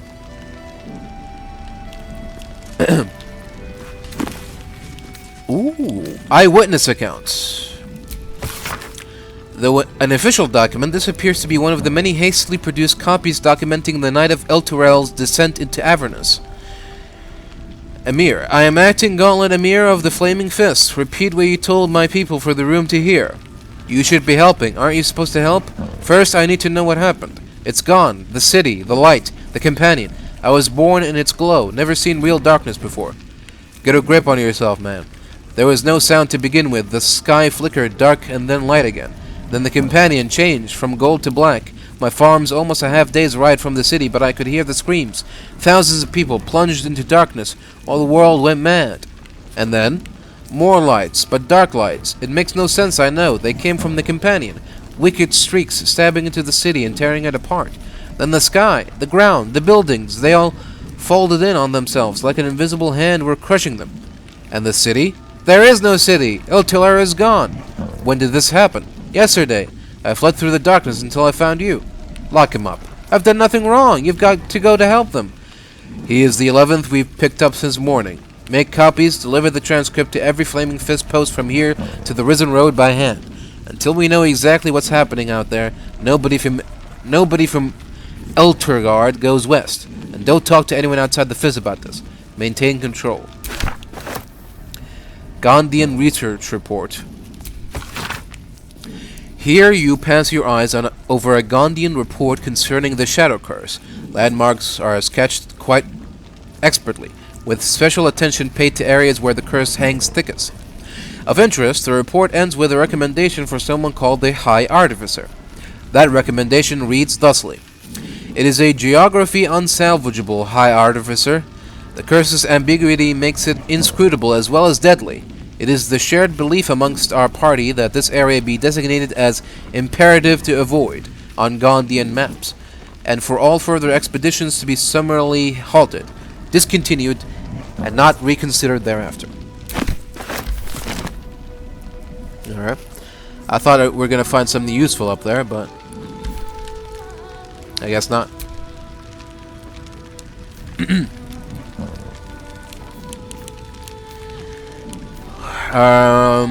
Memoirs, Volume 1, Sister Clarwin. This book details the path and faith of one of Shira Clarwin. Morning from the light is how he always phrased it, which I thought was a bit much. A ray of morning light dims this day, he would insist. I just can't really see it the same way. I can comfort, I can listen, I can heal.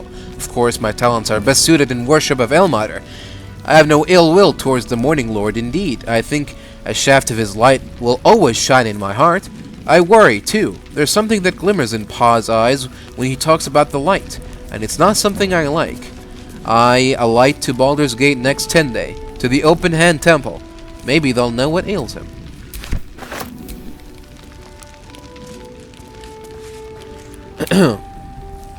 Meditations, Volume 1, Father Lorgan.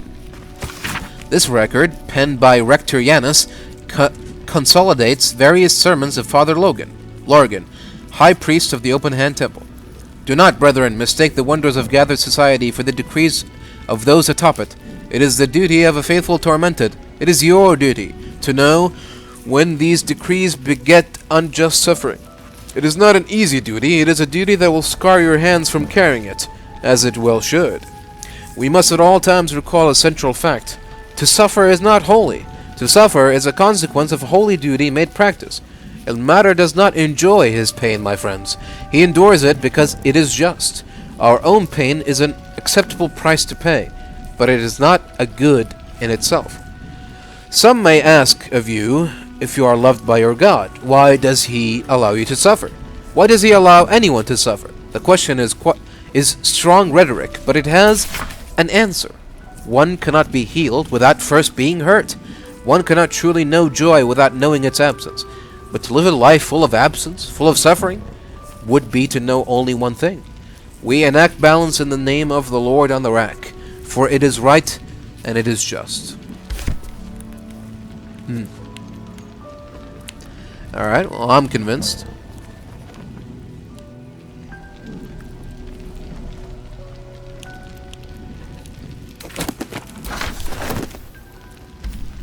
What else do we got here? Death and Divinity, a Godly Guide. Death is too powerful a force for even a single god to contain. It is a duty that has been passed from hand to hand, splintered into small pieces, disease, war, funeral rites. There must always be an overseer of the cycle as life falls away. For countless eons it was Jurgel, the lord of the end of everything, presided over mortality with his unblinking stare, until even he grew weary. Young Ball, Bane, and Merkel must have thought themselves conquerors when they came for the god of death, yet he used their ambitions to free himself.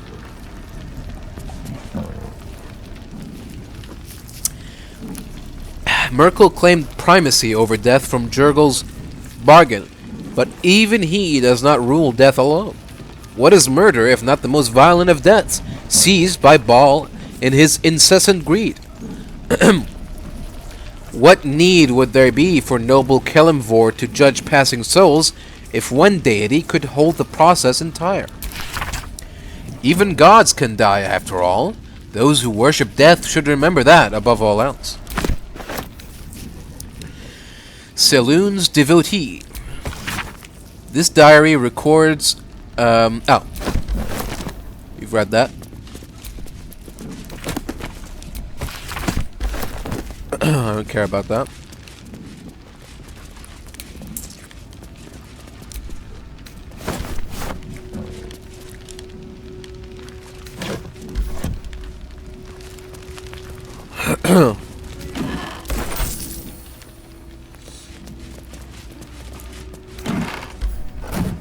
Divine Rapture of Ilmater.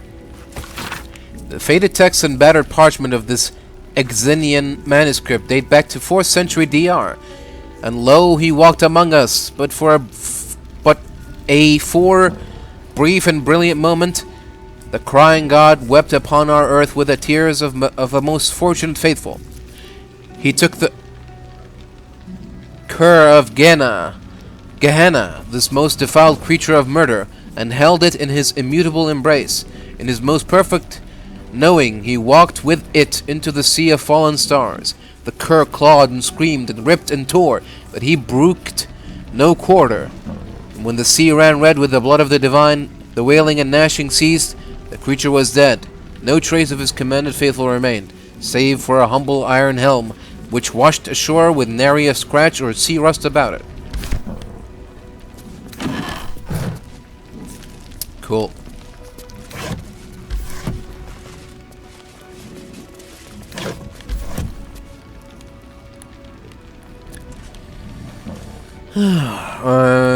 Is that it then?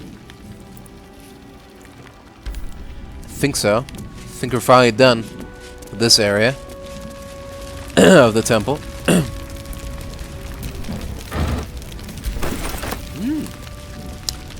Don't mind if I do.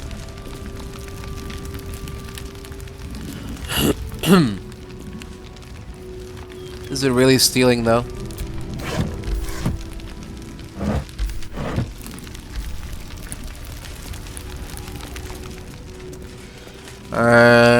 Oh, okay. Alright.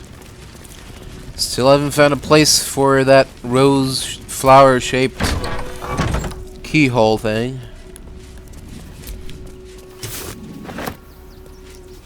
So, mystery still remains. Remedial potion.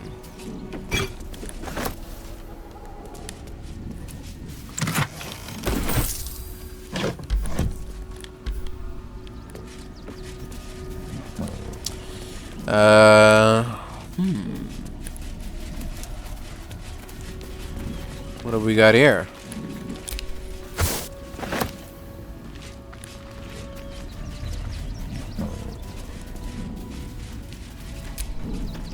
Gardenson gave her life protecting fellow refugees. May the one who endures shelter her. Alvin Muffle Fieldwick gave his fortune to the poor, died in the arms of friends. He will be missed. Millie Runbarrel, killed by the cult of the unknown child and her dog, who stood watch over her grave. May they be reunited in Ilmater's grace. Brilgor fell to anger and rage, taking Father Lorgan with him. May Ilmater forgive him. Alright, let's see what we got here.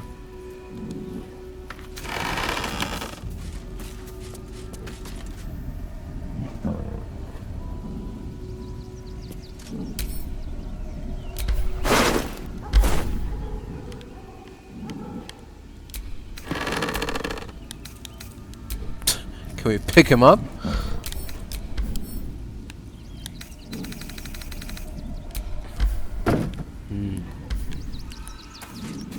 Okay. Guess not.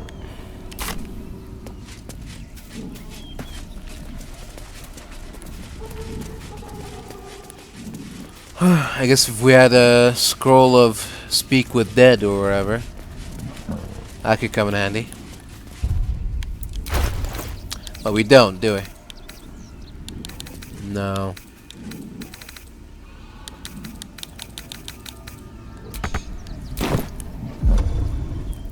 Does anybody have that as like a skill or something?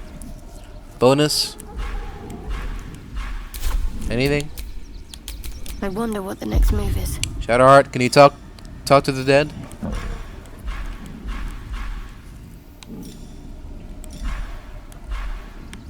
We can animate a dead, but I don't think that's gonna Can't give up now. work out too well for us. Alright. For now, we just gotta keep looking for that flower-shaped thingy. Wait, that's it? Did we run out of places to go? Huh. That's it. Interesting.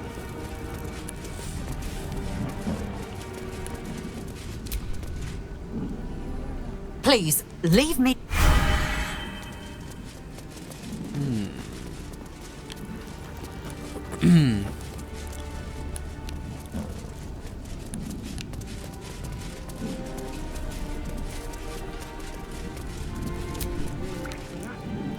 How goes the search?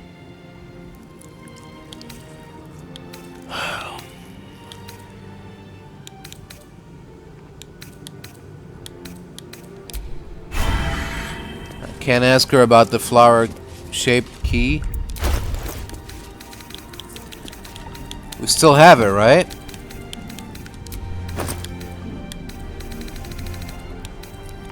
Key with the flower motif. Yeah. I don't know where it could go.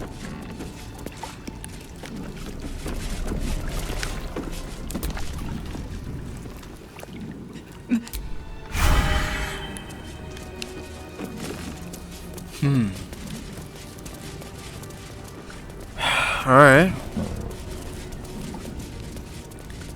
Maybe we missed something down this hatch. Maybe we ought to give another shot at the display case. Alright, sorry about that. Minor error with the capture software there. Anyways, as I was saying, let's get back down here and see if we haven't missed anything.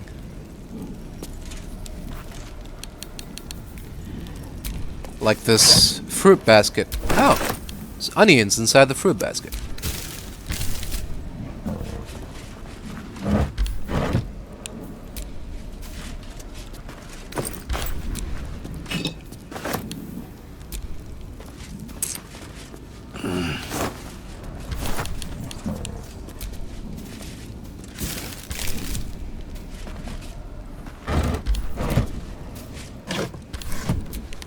No, nothing here. Alright. Maybe we missed something here?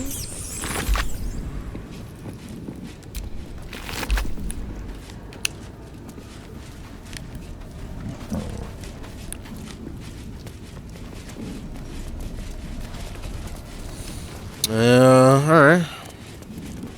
Let's have another crack at the display case. It's weird that this flower key isn't for this display case. So if it isn't, then what is it for? Right tool will do the trick. I wonder.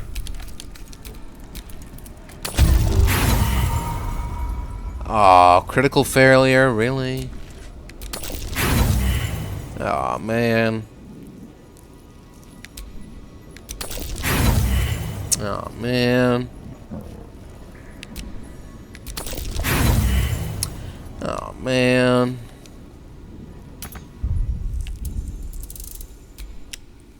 Fuck you, game.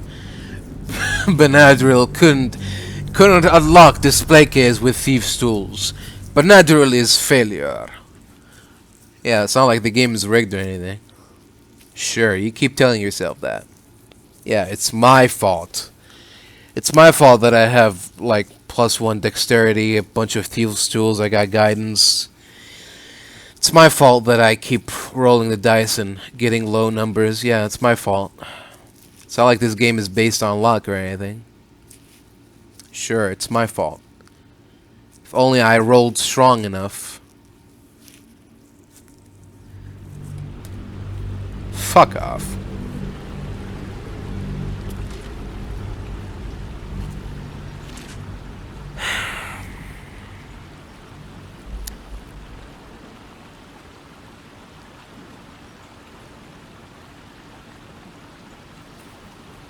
Alright. You think we can destroy it then? Save ourselves the bother? That's it. Cloud Giant Strength? Surely that wasn't all that's inside. Whatever.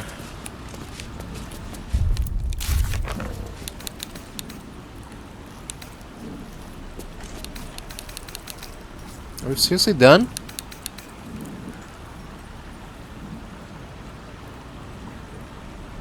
Oh. Still haven't found all of his body parts.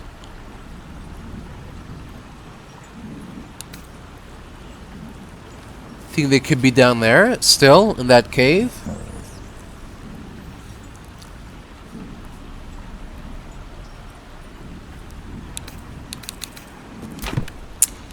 The hell? Is there a place we haven't gone to yet? I doubt it. Look. There's nothing on the map that suggests this to be the case.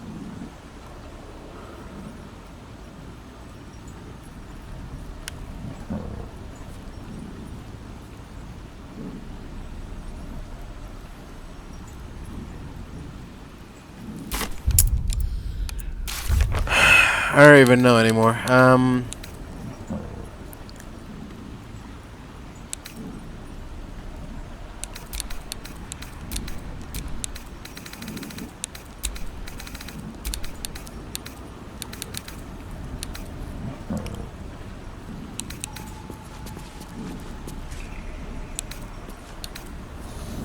Alright.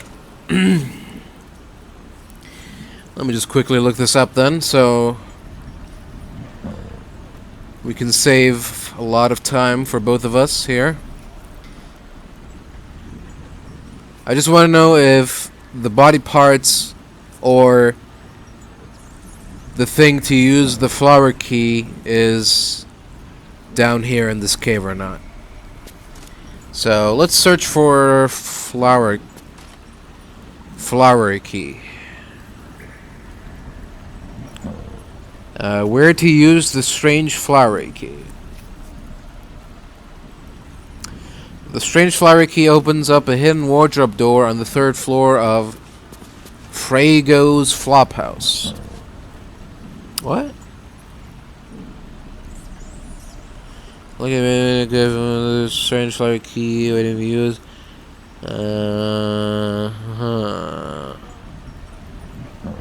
Fraygo's Flophouse, north of the Open Hand Temple, on the left side of the main bridge.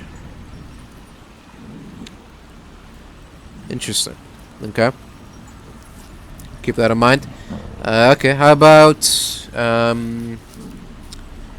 Dribbles body parts? All Dribbles that come body parts locations are scattered around the lower city.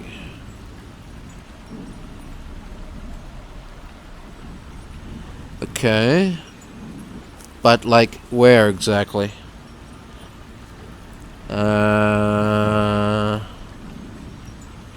We got an arm, a pelvis, a hand, a leg, a foot, torso, and a head. Wow. We're nowhere close to ending this quest.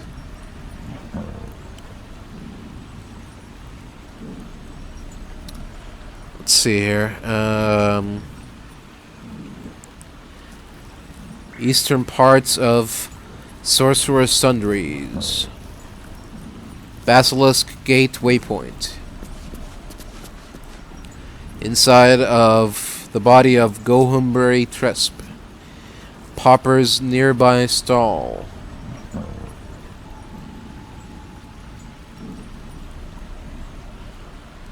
On a plate. Huh. Laverinka's house. Rainforest home. Beside the Beehive General Goods.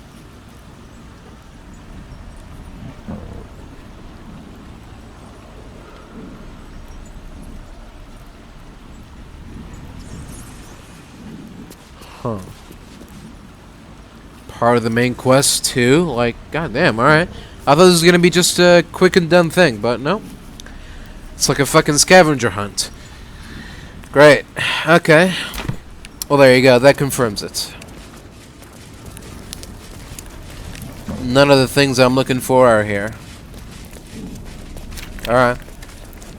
Well, I'm not gonna tell the lady, the priestess or whatever. I'm not gonna tell her about the murder weapon until I know who the murderer is. Which means to follow up on my next lead, which is the Flophouse, which is apparently somewhere nearby.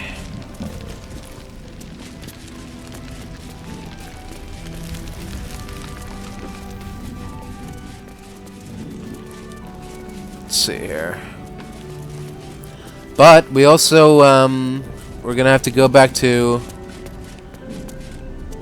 the circus, because apparently one of Dribbles' arms is over there, just sitting about on a plate. So, all right.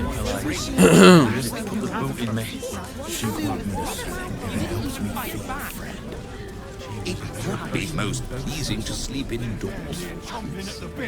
What's the plan? Zog said to leave. Refugees traveling on any stupid There we go.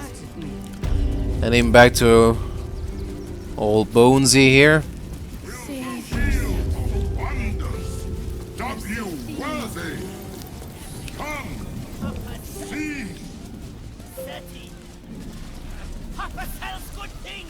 Where is he? Not, oh yeah, not Boney. Popper, yeah. This little, no, not him. Oh, this little fella here.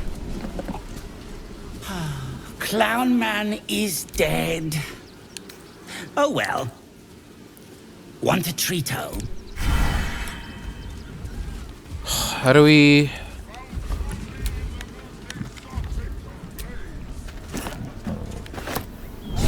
Oi! Give that! Oh, a fancy drow person. Oh. That's my super special hand, and I needs it back. Now.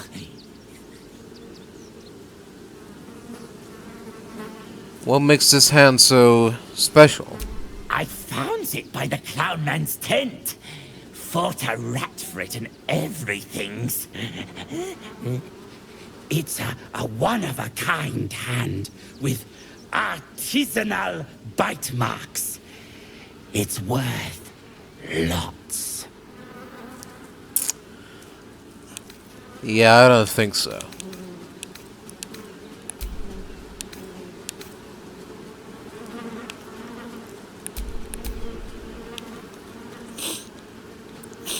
Oh. I got an advantage here, at least. Or I can try to... Well, look, there's no need for threats, right? Let's be civilized, why not? I think that belongs to Dribbles. I need it. Your ringmaster needs it. So, here we go. Oh. Huh. Well, that didn't work.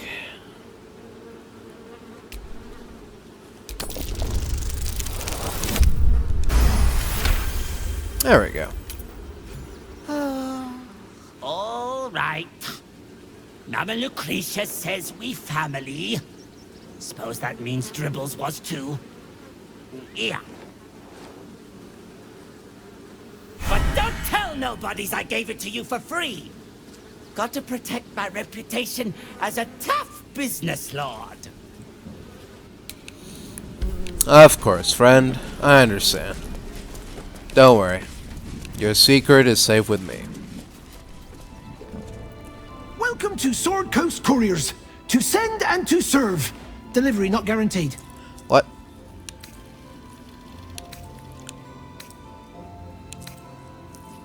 What do you mean, delivery not guaranteed? Well, we've had to change the policy. Hard to send letters by road when there's a rampaging army of fanatics bearing down on you. I'll tell you, it's left me in a right pickle. I've sent what I can by pigeon, but now something's attacking them and all. Become a postmaster, Danzo. It'll be easy. Nobody mentions having to spend your evenings hunting for pigeon carcasses, do they? Oh dear. I sense there's more to his anxiety than a few missing letters.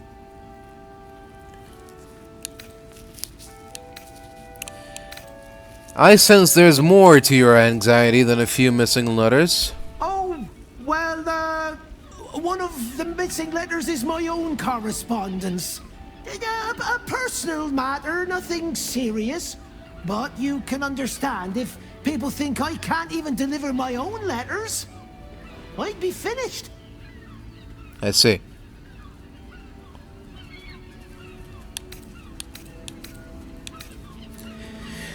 Well, any idea where the birds went missing? Not the foggiest. Normally they fly true as an elven arrow. Right. Something nearby is snatching them. I can tell you that much. I see. Do you want me to track down your letter? You do that? Well, if it's not too much bother, yes, I'd appreciate the help. I could try. Bring me the letter, unopened, of course. Of course. I'll happily compensate you for your troubles. Alright then. Sounds like a plan. Fascinating.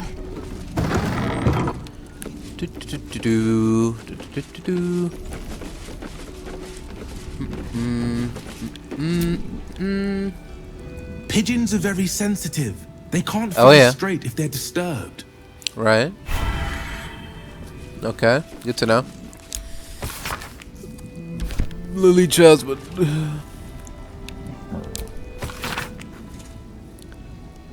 Refusal of admittance.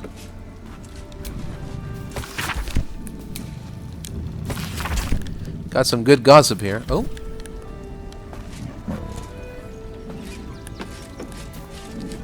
Hello, pigeon. I've no need of a wing man. Commander Lightfeather will give you your briefing. Oh yeah. Which one of you is Commander Lightfeather? Name and rank! Quickly now! There's a war on! Greetings. Lieutenant Bennadril reporting for duty. At ease! At ease! I am Commander Lightfeather, leader of the finest aerial communication regiment this side of the Triumpha. State your purpose, ground walker. I don't have all day. Sir, I hear some of your officers have gone missing recently, sir. What happened to them, sir? Damned awful business. Fine flyers, a lot of them. Gone without a trace. Intelligence is in short supply, but we know our enemies flanked us on the west side, not one rooftop away. Oh, yeah. In the whole area. I won't lose one more beak to the blighter.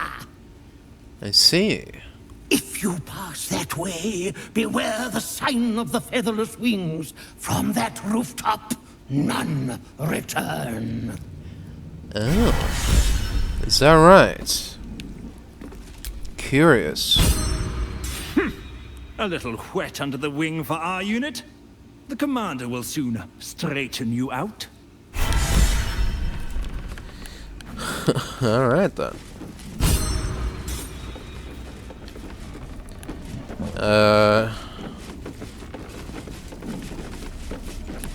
Okay. When will I get to So, train the dogs again? we should go westwards. You prove yourself not to be an incompetent idiot. I'm under strict orders to speak to no outsiders. I am also forbidden from receiving scratches, scritches, and belly rubs. Huh. Alright. Woof. Beg your pardon? Ah, you speak, which means you're not a dog. Oh. So, what the hell are you doing in my kennels? Just looking around. I think I found one of your dogs. Scratch. Found him, did you? I can't say I'm surprised. Gomwick never kept him on a tight leash. Bring him here, and I'll give him a once-over for you. Check him for worms and so on. Oh, yes, please. I'd love to see him. He's a good dog. We'd both love to see him again. Yeah? Alright. Here, boy.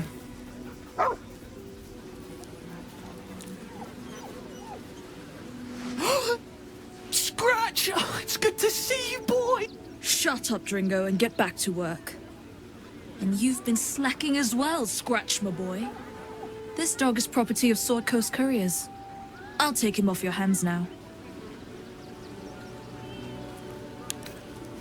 I thought Scratch belonged to Gomwick.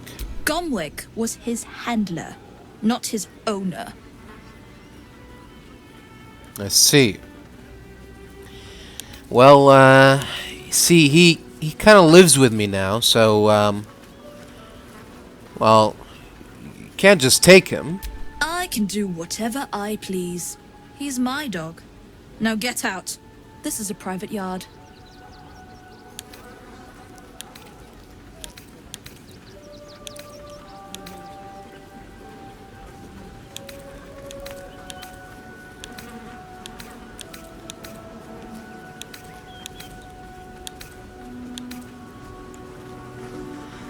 I suspect she mistreats the dog and you, boy. Is this true?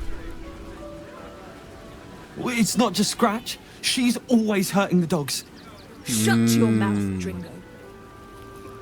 Last warning.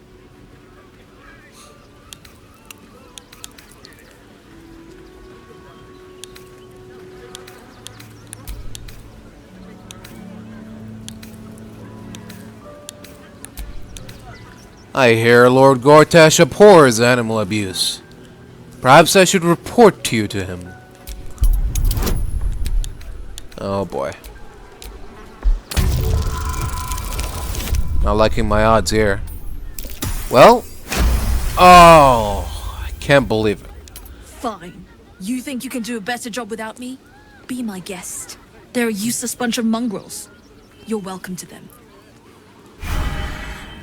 Alright then.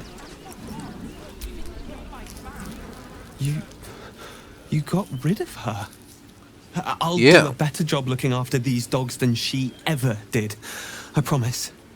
Oh, sure hope so, man. After all we've gone through. Hey, he's letting them out. Thank you for making Mistress go away. She was horrid. You're welcome, friend. Don't mention it. Mistress is gone. Mistress is gone! I mean, such terrible news. She will be missed. Yes, I'm sure of it.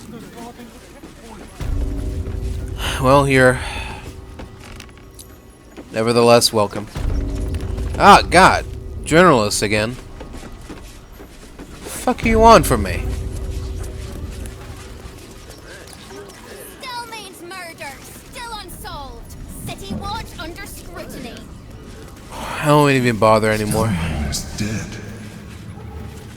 This does not bode well. Who the fuck is Stelmane? With Stelmane murdered, the council has an open seat. How timely.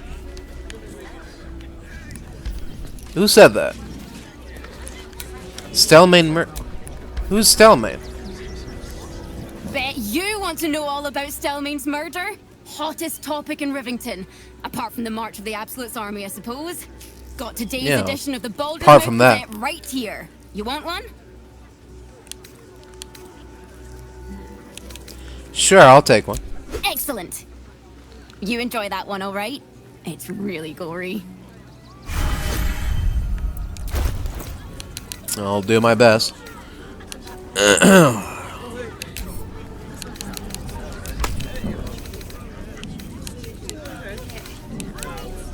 Where is it? Oh. Merchant Guild declares magic item market saved by adventurers. Ritualistic murder of Duke Stelmane at Elfsong still unsolved.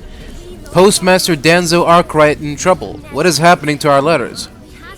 Pressure mounting between Baldurians and refugees. We can't risk taking spies of the Absolute in. Gortash's coronation imminent. Witness the ascension of Baldur's Gate first Archduke. Donation drive open at the refugee camp. Give a little, help a lot. Bloris Mead Honey gives you money-saving advice. Ritualistic murder, eh? Sounds familiar. Hey. That collar looks familiar. Does this cat belong to Gale? Eh? Yeah. Hello? You notice the Tressym guards a shiny ring and stack of letters at its feet. Greetings, Tressym.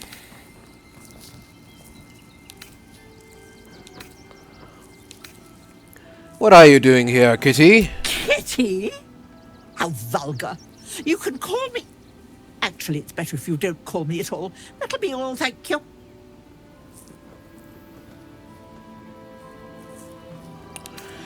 From the look of those letters, one might guess you were responsible for the post house's missing pigeons. One needn't guess. Pigeon meat is my second favorite. What's your first, then? Beholder. But it's exceedingly rare to come by. But let's not get bogged down in semantics. I believe you were just leaving, weren't you? Ta!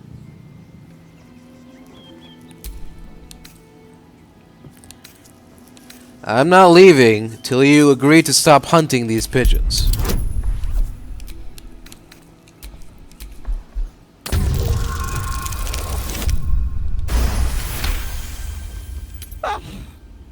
In service of not having to make any further conversation with you, I concede. I'll be on my way then.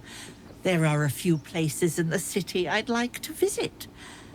I might have sussed some interesting items I'd rather like to get my paws upon.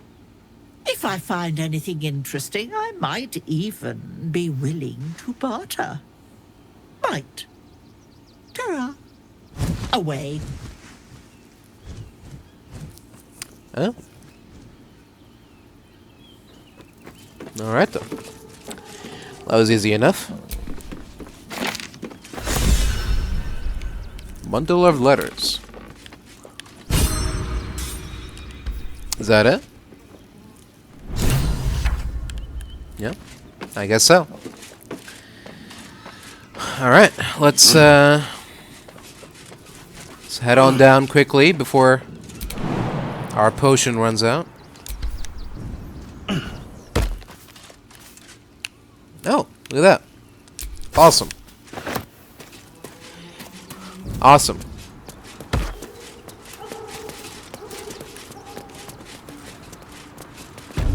Alright guys, you can make your way down now. It's all over. There we go. Alright. That was easy enough. Let's head back to Postmaster. Give him the good news.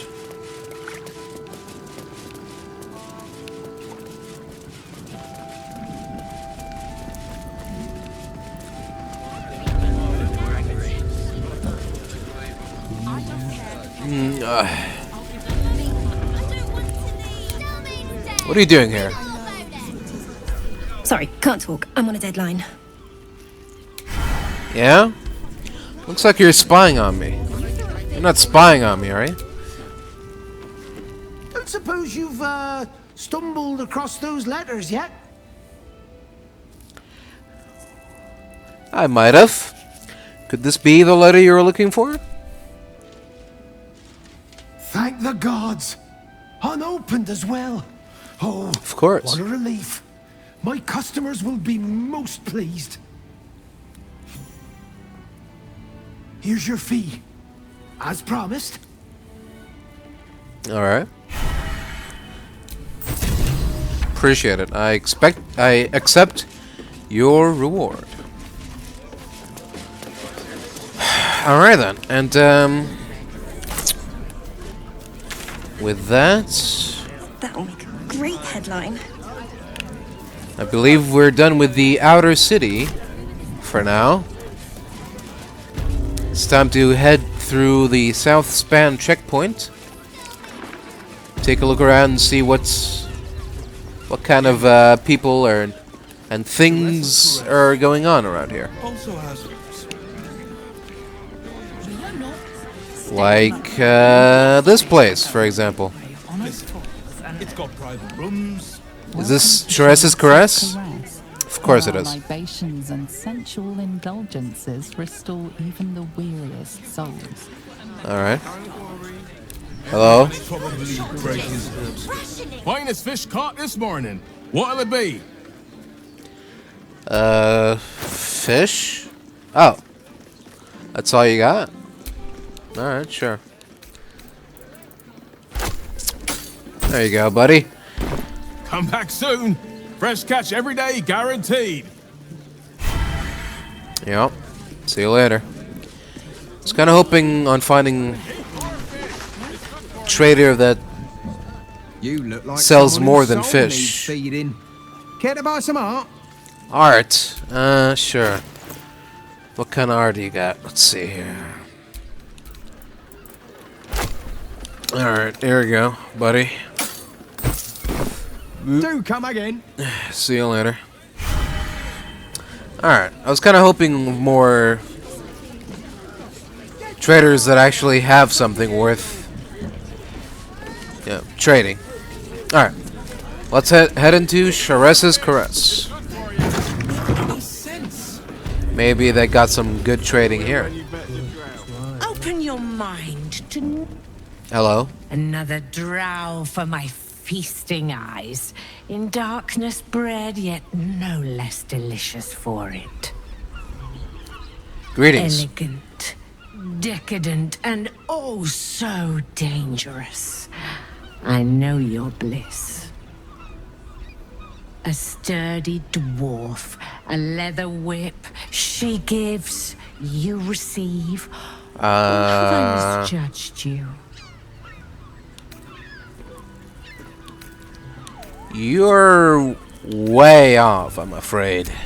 Am I? Your eyes tell a story, sweeting. You crave more than pleasure. You crave penance. It's Fionn you seek, our stern librarian. She isn't here today, alas. Your penance must wait. Well, we've other ways to fill your void. A drink for one, a pair of drow for another. Choose your sin.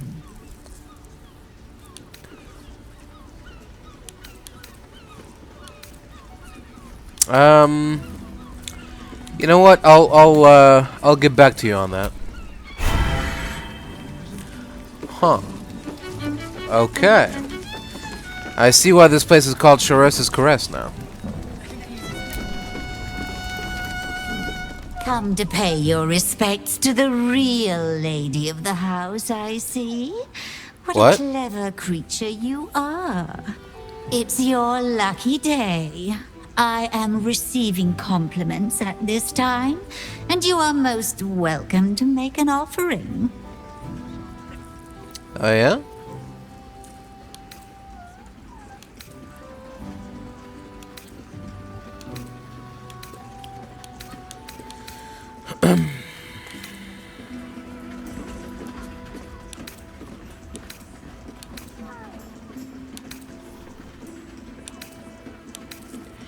Well, my lady, your eyes are two baleful jewels that strike fear into the most complacent of rats. Oh, you are quite correct.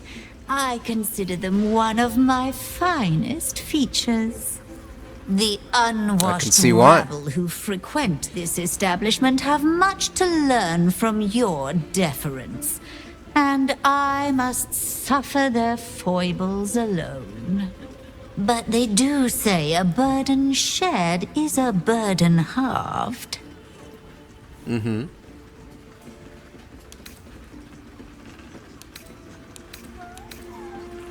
So, what's that shady pair over there whispering about? Can't you hear from here? They're talking about the new top cat in the criminal underbelly. Go and listen for yourself. As for them personally, one never washes and instead douses himself with rose oil, while the other can't hold his drink.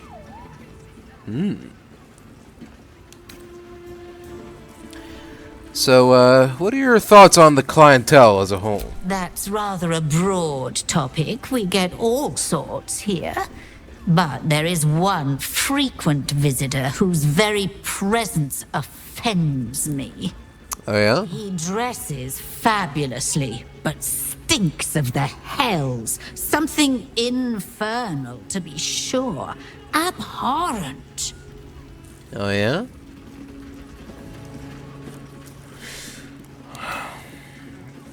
So, do I want to know about who's through those fancy curtains? The Drow, two of our most popular courtesans. A night with them seems to be rather life-changing, if you can afford it. Of course, they are siblings, but judging from the throngs of clients they draw, most of the city is as disgusting as they are. Hey, what have you got against Drow? Alright, well... nice talking to you, ma'am. One chicken wing. I don't understand why there's such... Now, that there's a face I'd remember if I'd seen it. Welcome to Shore's Caress. What can Hoots do for you, stranger? You got a taste for ale, I reckon? Or maybe... Ah, forget it. My new brew could drop you in the wink of a spectator's eye.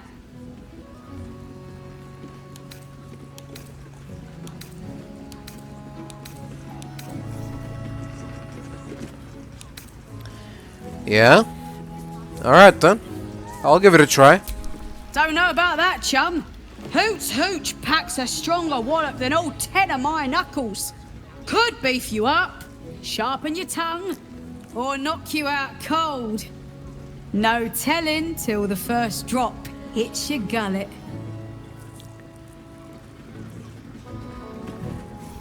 Do I sound scared to you? I'll take my chances on the hooch. Damn! The man knows what he wants. First one's I'm not on a the man. arse. So, don't come bawling to me if your big toes fall off or your tongue coils in a knot. Alright. Now, what's the story of this place? Shore's Caress, the mamsel's brainchild. Wet your tongue, soak your skin, scratch your itch. Get the attention you want and avoid the attention you don't. I see. I bet a barkeep in this place hears all sorts of stories. My business is slinging tankards, not hoarding secrets. I'd like to keep it that way. But you poke some folk hard enough, they're bound to squeal. And Mamselle Elmira there looks about ready to burst. Oh yeah. I'll keep that in mind. I'd like to see what else you have. Have a look. Amulet of the Drunkard. While wearing this amulet, regain 2 to 8 hit points per turn while drunk. Additionally, increase the duration of your inebriation by 5 rounds. Huh. Hoots Hooch. A new invention of the Shore's Caress bartender Hoots. Like being decked in the sobriety. Coffee. Milk. Bottle.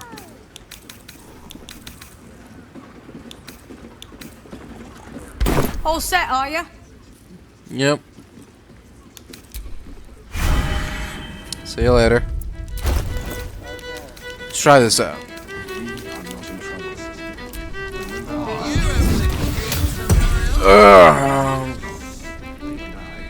Become blind in direct sunlight but gain superior magic.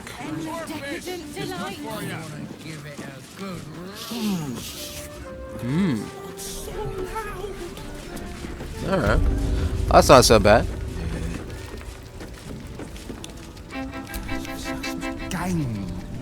You're looking parched, sweetheart. Another tankard? Else, darling. Another sip and I'm like to spill over. But other hankering for spicier flavours. How about you give me a taste?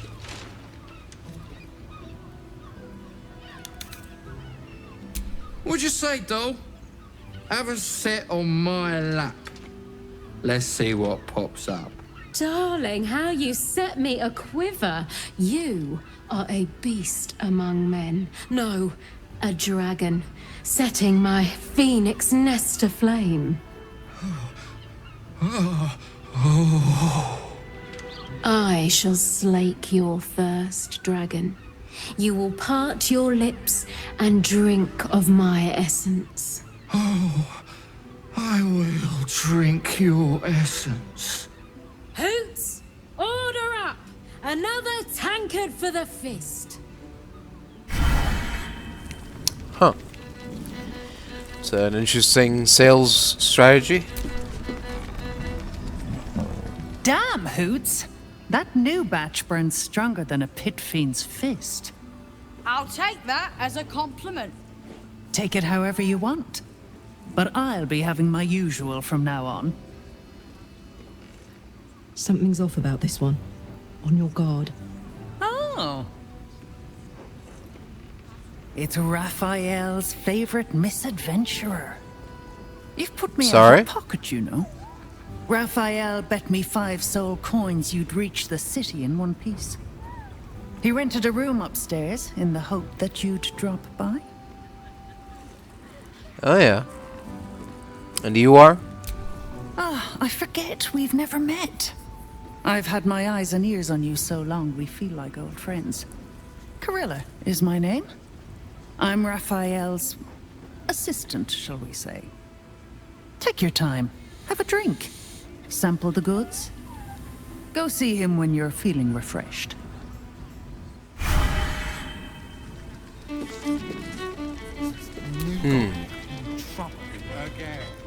It's a dwarf you crave, whip in hand. Go on, tell Again? me I'm wrong. It's fee on you. Well, we've other ways to fill your void. A drink, for one. A pair of Okay. That blacksmith. Oh, sorry. Cramping right. Be not careful. Very well. The two men bark softly to each other. A single name reaches your ears. 9 Fingers. It's a name you know. Nine Fingers is the head of the guild, a criminal organization operating inside Baldur's Gate. Yep, she sure is. I will try to listen in on their conversation.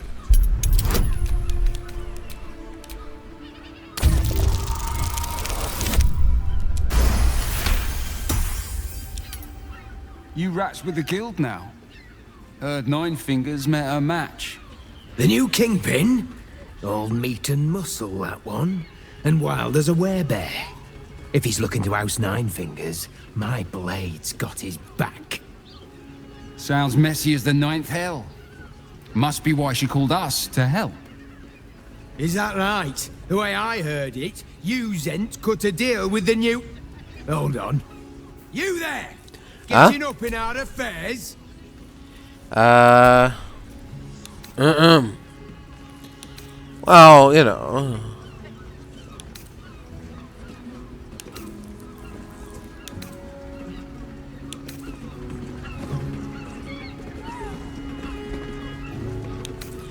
Oh, it just sounds like an interesting business. I'd like to take part.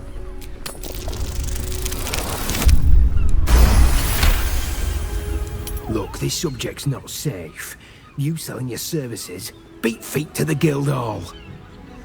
Lower City, Basilisk Gate, Guildhall. And that's all you're getting from me. Now scram! The chat's officially closed. Alright. Thank you for your time, mister. Must be rid of that brute.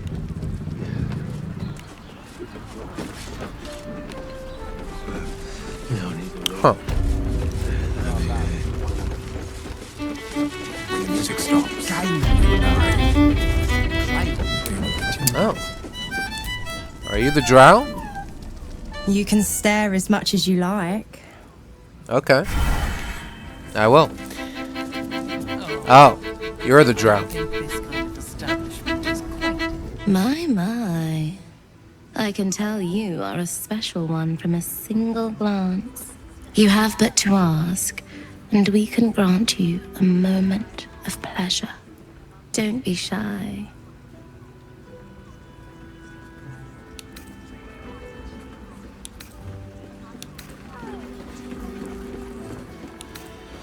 So how does a drow end up in a place like this? I used to work as a courtesan back home, and my sister as an artisanal masseuse. But men are treated like dogs by the Underdark's matriarchs, so we fled. We found surfacers craved the body of a drow like a drug. Life is easy in our line of work. Well, good for you.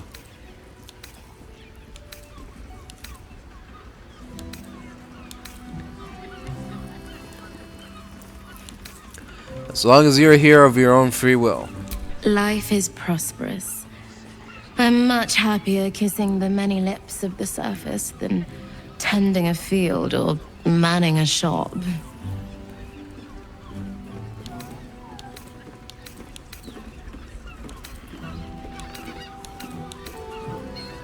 Like I said, if you're truly pleased with the work here, can't really judge you. I'd have to restrain myself far more than any play bindings do if I worked in another field. This is a place where I can be myself boundlessly. There are so many who come to me speaking of a fixation that no one else has ever been able to share with them, and never will again. A once-in-a-lifetime moment of passion. Every day. What could be better? Don't you want to try it? Trust me, you don't want to miss my signature Mesobaranzan love trick. Menzoberranzan love magic, a formidable practice, usually only reserved for pleasing the most insatiable matriarchs in the city of spiders. And is that your partner with you? What a gorgeous couple. What do you... Perhaps we could come to an agreement.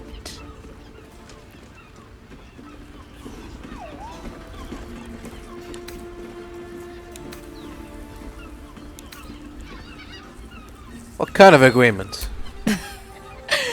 We want both of you, silly, at the same time. Well, it's a fascinating prospect. I'd like you all to myself. At least the first time.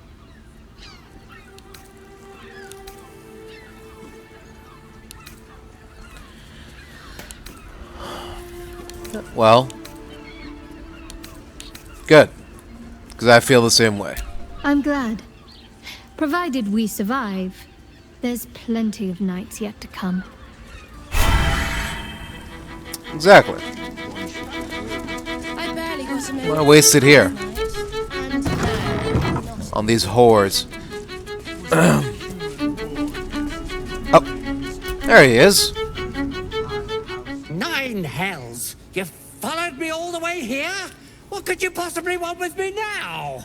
You said you were going to be here. I found the explosive toy bears you donated to the refugees. What? How? 9 hells? Whatever you think you know, I'm sure some gold would help you to forget.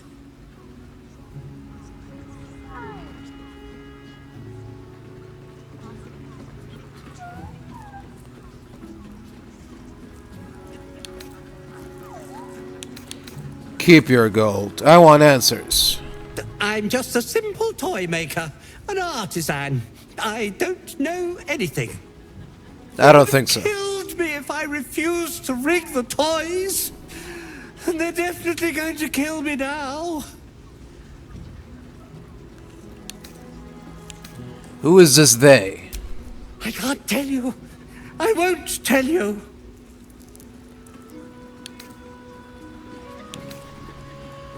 Tell me who they are, or you'll be dead before they even get to you.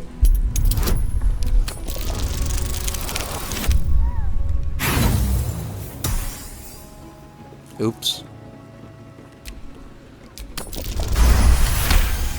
There we go. All right. Just don't hurt me. The teddy bears were an experiment. My greatest invention. A clever little device in their chest allows them to speak. But there's more. Smoke powder. Inside the device. I collect packages from Valoga's fireworks in the lower city and stuff the bears with it. Not because I want to, because I have to.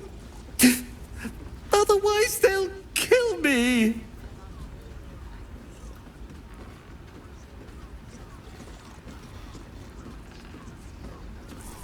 You still haven't told me who they are. I don't know who's in charge, but it starts at the fireworks shop. That's where the packages come from. Go there, tell them Uncle Valoga sent you, and they'll show you the smoke powder. Lots of it. There. I told you what you wanted to know. Now, will you let me go? His plea comes with an offering. A pass granting you access to the lower city.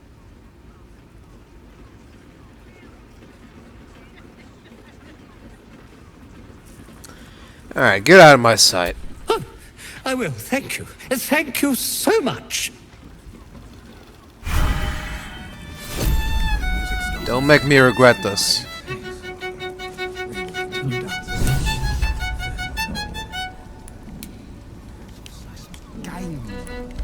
Huh. One she can win.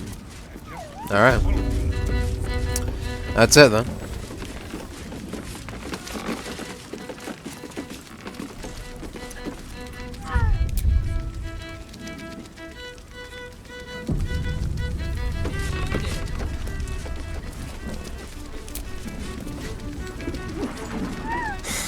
Not that type of service down here, love. I've got a husband. And you ain't my type.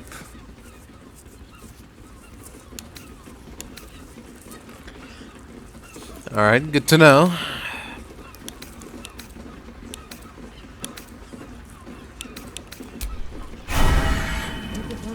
I'll be on my way. Alright. Oh.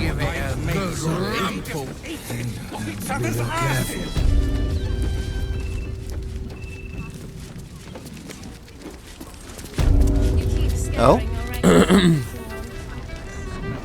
Another case closed, another bottle open! Huzzah to Valeria! Hang on a tick. I recognize that face. You were talking to Yanis after I left the temple. Yeah. Bet she's put you up to something.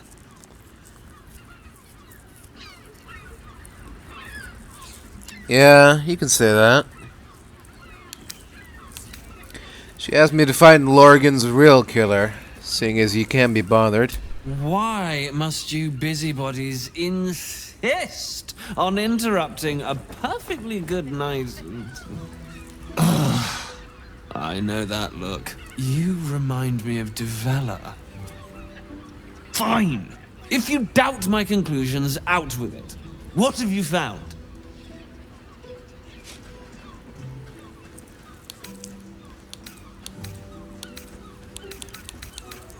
Well, the murder weapon, for starters, was in a tunnel under the temple. That's quite the discovery. Doesn't tell me everything, though. Why was Lorgan killed?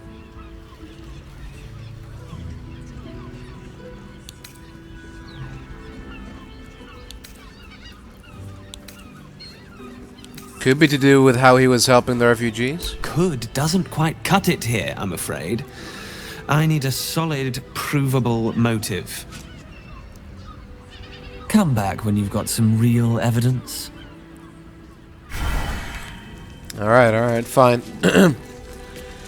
Message received. Detective.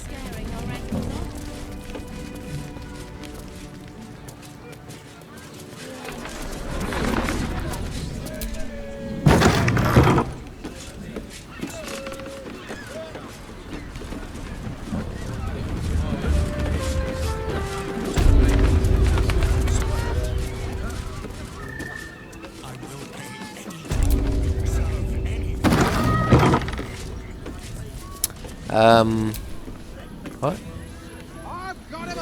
What is this? Nim's Grotto. Okay. It's locked. So, whoever is in there, I'm not gonna bother them.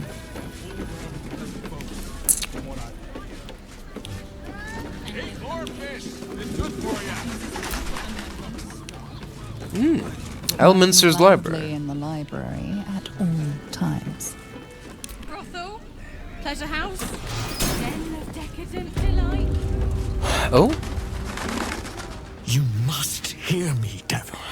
I will do whatever it takes. Give you anything you ask. There is only one thing in this world that I desire. You do not have it, and you never will. You must help me, Raphael, for the sake of my people. Hush now, Voss. These guests may not know it yet, but they want the same thing that you do. And unlike you, they have something of value to offer in return. Whatever you discuss with this devil, I must hear of it.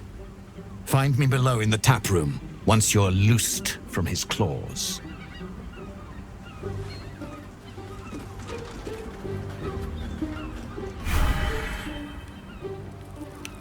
I'm glad you came.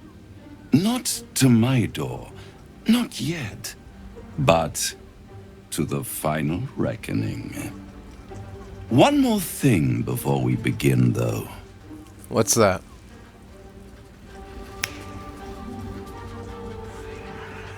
Huh? What are you...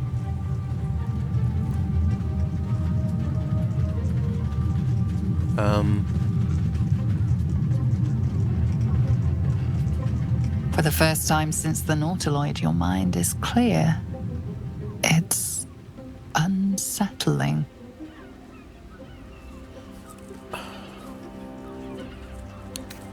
I feel empty. What did you do? I gave you back your privacy by shutting that illithid in your pocket out of your mind. It can't hear us. Huh. What's the catch?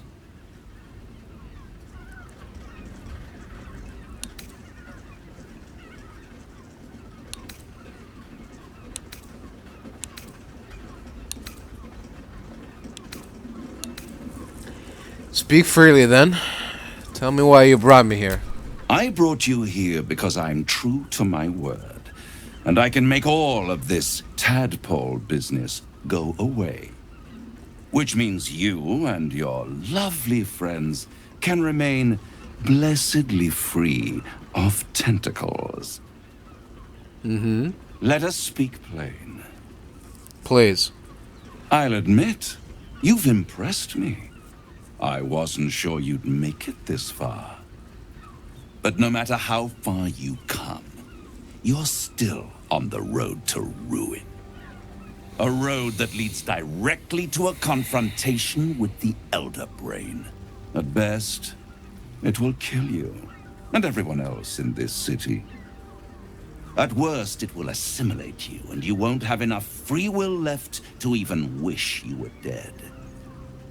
You have the key to destroying it in the palm of your hand, though.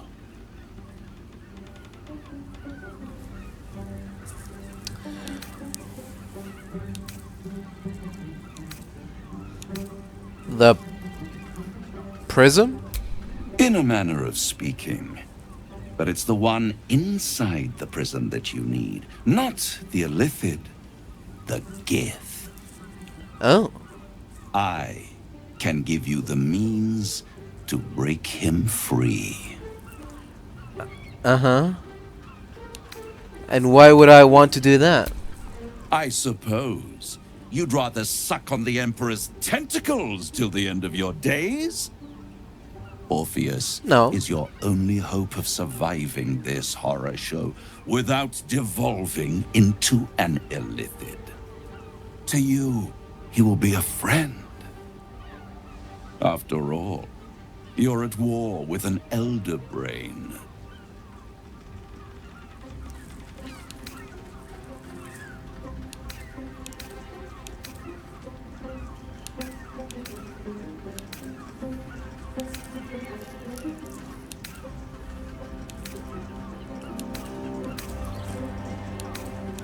All the evidence I've seen suggests Orpheus is my enemy, and the Emperor my ally.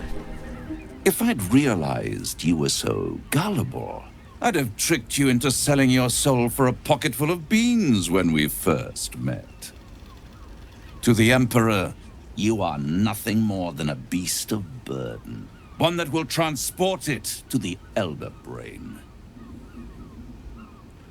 An ox requires food, and the occasional beating to keep it moving. You are simpler. The Emperor's words serve as both carrot and stick. Perhaps it is true that Orpheus would ally with you against the Elder Brain. But if he proves uncooperative once free, you may have to kill him.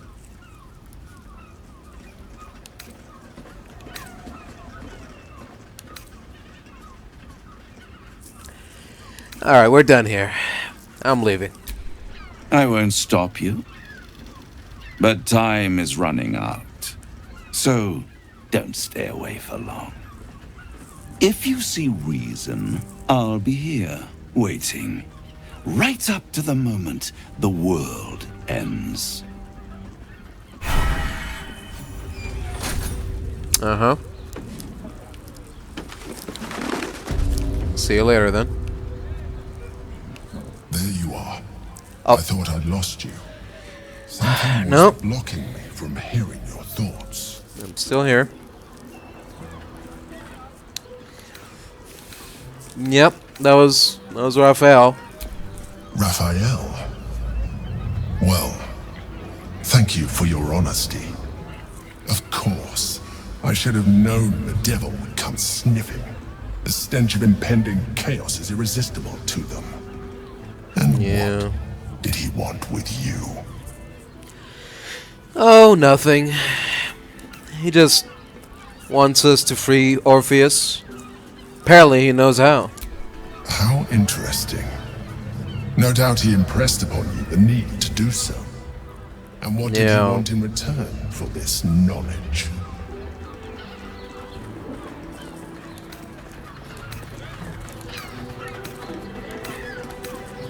I didn't know. Didn't wait to find out. You feel the touch of the Emperor's mind peeling at the edge of yours, trying to gain access.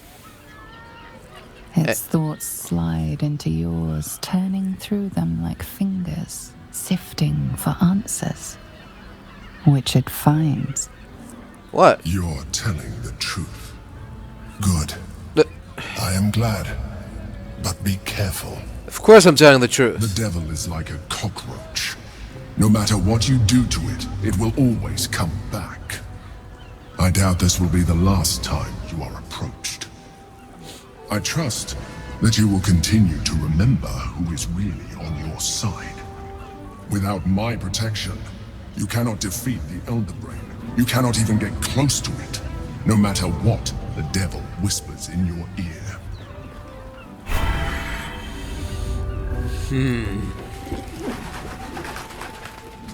What was that whole invasion of privacy all about, eh, Emperor? Are you trying to get me to distrust you?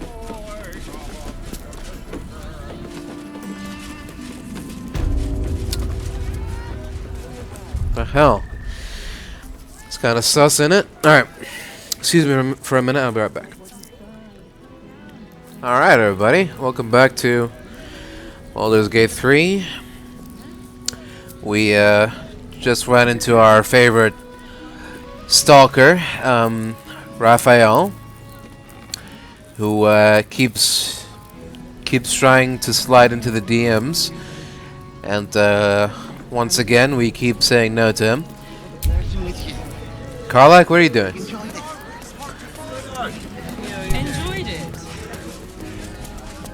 And of all things, he wanted us to free Prince Orpheus, who, as far as we're concerned, the only thing keeping us from being controlled, from having our minds dominated by the Elder Brain, but also two, someone who is, according to the Emperor at least, someone who will try to strike us down immediately as soon as we free him. So yeah, I'm gonna need to be really, really convinced that this is a good idea before I go ahead and do it. And unfortunately, Raphael hasn't done that good of a job, so we proceed as planned and take on the Elder Brain with the Emperor's help, not the devil. Tell me you took the devil's deal. Tell me you will free Gith's heir.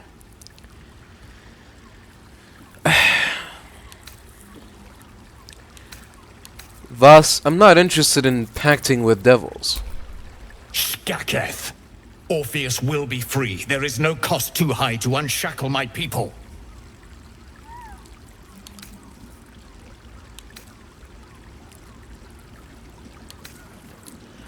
It is not my cost to pay. You figure it out yourself. There is nothing I won't do, nothing I won't give to free Orpheus from the prison. The marks I bear are proof enough of that. But you are the one who carries the astral prism. You are the one who must free the prince. Raphael possesses a powerful relic called the Orphic Hammer. That hammer is the only thing capable of smashing the chains that bind the Prince of the Comet. Find a way to retrieve the hammer and free Orpheus from the prism. I will assemble his remaining honor guard and plan our next actions. Together, we will yet free the true heir of Gith's blessed empire. He will free us from Vlaakith and lead our Kithraki against the Geich. I will wait in the underground. Seek me when you have the hammer in hand.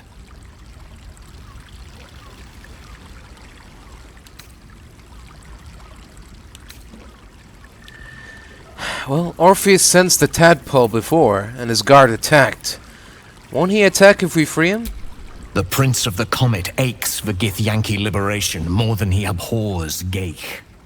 He might seethe when you free him. He might gnash his teeth and slander your name. But he will see reason. I promise you. Any idea where Raphael might keep the Orphic hammer? A devil of Raphael's stature does not simply make camp on the shores of the Styx. He will have made a sanctuary for himself, a lavish one too, one that caters to his many vices. He must keep the Orphic hammer there. Every house has an entrance, Istik, even those in the Hells. You must find it. Alright. I'll see what I can do. You are wasting your time, and mine. Our true enemy is the Elder Brain. Focus your mind there.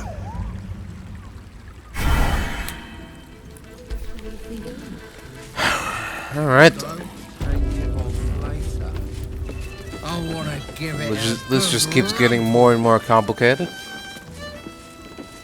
Hey. All I ever wanted was to get rid of this parasite in my head. So now I have all of this headache to worry about. Oh. Flophouse. Fraygo's Flophouse. There we go. I just want somewhere warm and... Hello. Sir, good, sir. Give me 3 days and... Yes? Oh, apologies. Thought you were someone else. Greetings, so forth, so on. Hello? Who do you think I was? The landlord, Sir Fraygo Antuna. A most generous soul, I assure you. Uh-huh. Sure sounds like it. Alright. I'll let you get back to it then. Come to Baldur's Gate, he said. Adventurers get welcomed as heroes, he said. Poxy Drim and his bleeding notions. Oh. Stupid bridge guard. Bloody ages we spent hiking from Murren, and they won't let us in the city proper. Bollocks. We're adventurous, damn it.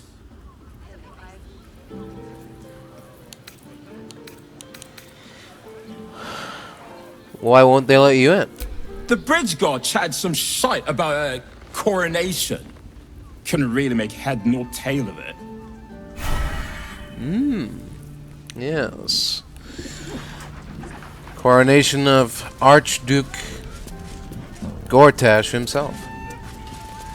Maybe the... Word to the wise. Yeah? Give that ill-mater temple a wide berth. Rude buggers. Certainly not bringing my trade there again. And what's your trade? Let me show you. Oh. Oh. Right. There we go. Pleasure doing business. See you later. Hold on a minute. This place is real shabby. Oh. Okay. We can't talk about the rude priests anymore. That's alright then.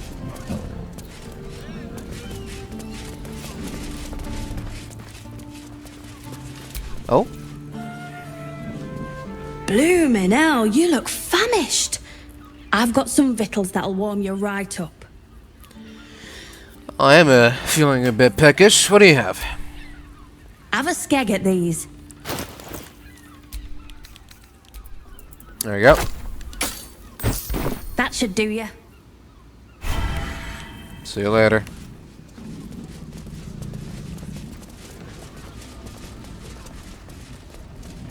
All this time. Alright. Let's see what's upstairs.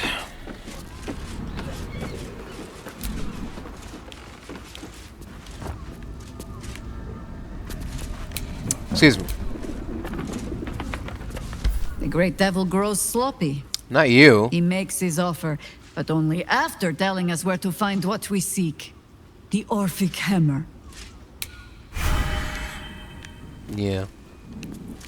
What do you think about that? Soldier? Nothing? Okay. Listen, I'm never going back. Fuck's sake. I don't expect anyone to understand that. But I've been dealt a hand most people don't have to contemplate playing. You heard Damon, but... And for the first time in a decade, there are people I care about all around me. Let me enjoy that. Please. Thanks, soldier. No, whatever. What do you reckon, lad? You trust these steel watcher thingamajigs? Trust them about as far as I could throw them, lad. Aye, I'll second that. Sorry when we can get work repairing them, but what happens when they build something else to do that? It's no good, I tell you. Yeah. Or they use some magic or something. Yeah, ever thought about that? Which means we're getting a real room.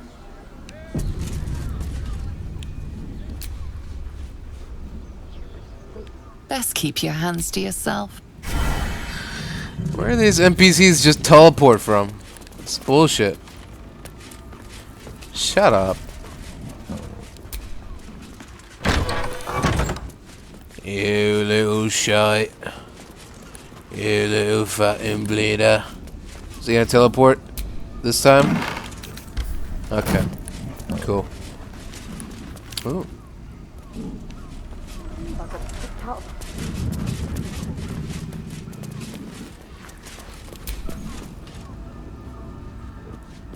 One more mark, then we can go.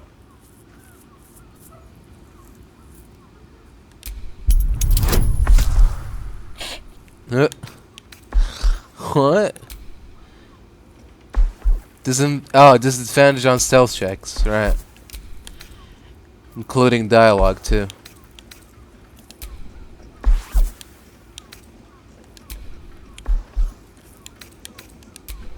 Oh, okay.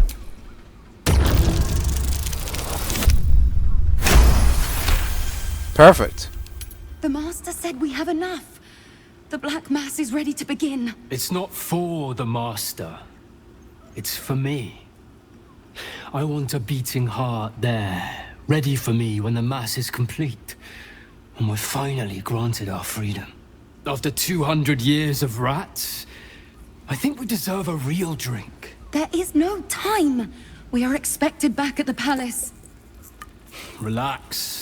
The Black Mass won't start until Master drags Astarion from whatever hole he's hiding in. We have time to find one more person.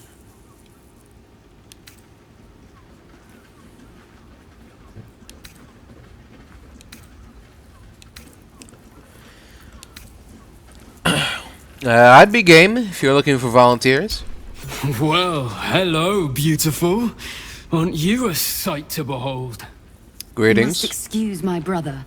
He forgets that we have a very pressing engagement. You must excuse my sister. She's a terrible bore. But you look like someone who enjoys a party. There's a celebration being held in the palace of Cazador Zar. Oh yeah. Why not join us?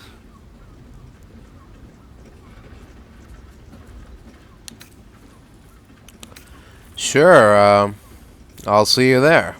Oh, great! The palace looks out over the lower city. You won't be able to miss it. Forgive us for not escorting you there, but my brother and I must attend to another matter first.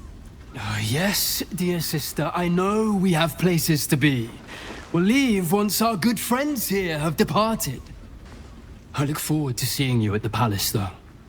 It'll be a once-in-a-lifetime experience. I promise. Alright, friend. To expand his territory.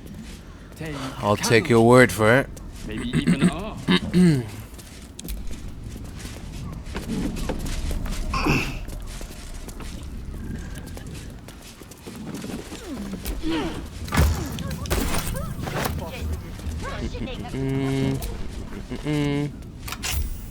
That shapeshifter's key unlocked the door. Oh. Ah.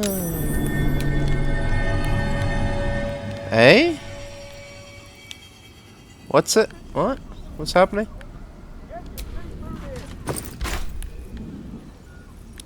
Wooden desk. Bloodstained note.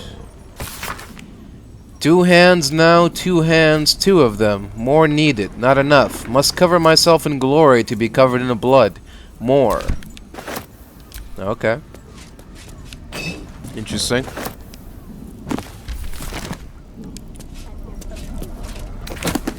Scroll of Otto's irresistible dance. Scroll of telekinesis. Scroll of phantasmal killer. Soul coins, a treatise.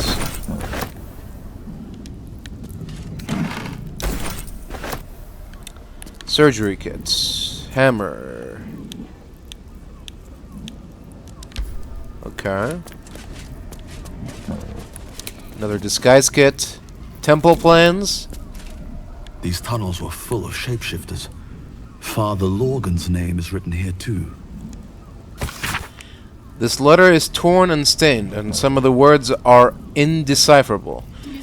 Take the ist, find the v, and make them offerings in his name. Bring their nt to the prove your worth, become of the highest accord. Bloodstained parchment. Messy splatters of deep red-brown adorn this scrap of parchment. Those wishing to face the Dreadlord's tribunal and enter the Temple of Baal must slay the targets on this list and frame the corpses as a murder by the cult of the Absolute. Bring the victim's hand as proof of the killing. Walk in blood, aspirant. Duke Beline Stelmane. Elf Song Tavern, Lower City, killed. Father Lorgan, Open Hand Temple, Rivington, killed. Dribbles the Clown, Circus of the Last Days, Rivington, killed. Alexander Rainforest, office near the counting house, Lower City, killed. Frank Peartree, abode near Fjolger's Fireworks, Lower City, killed. Cora Highbury, large home near Baldur's Mouth Gazette, Lower City. Figaro Pennygood, Facemaker's Fashion, Lower City. Chef Rovier, Elf Song Tavern Kitchen, Lower City. Nashalisha, Blushing Mermaid, Lower City. Vari Vanthampur, Vanthampur Villa, Upper City. Frederick Hinu, Hihoon House, Upper City. A list of names. Fascinating. Father Lorgan's on here, crossed off. A target list, perhaps. Yeah, and we know who, right? It's one claiming to give access to the Temple of Baal, so it has to be Orin, right? Scarlet leather armor. Okay. Looks like regular leather armor to me. I don't see what's so scarlet about it. Serpent Fang Toxin, Oil of Accuracy, Purple Worm Toxin, Malice. Interesting. Are those organs in these vials?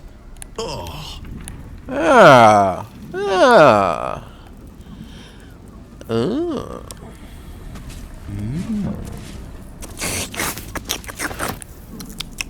Organs. Just think.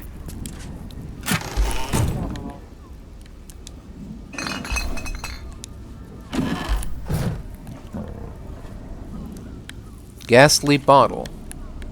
Okay. Well, there we are. Is that it then? Is there more?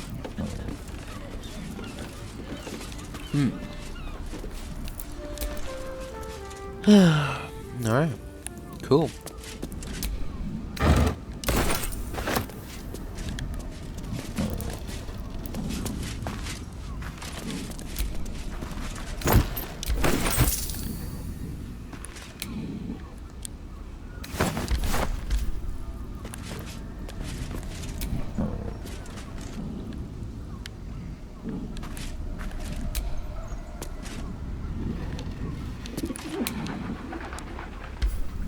Alright.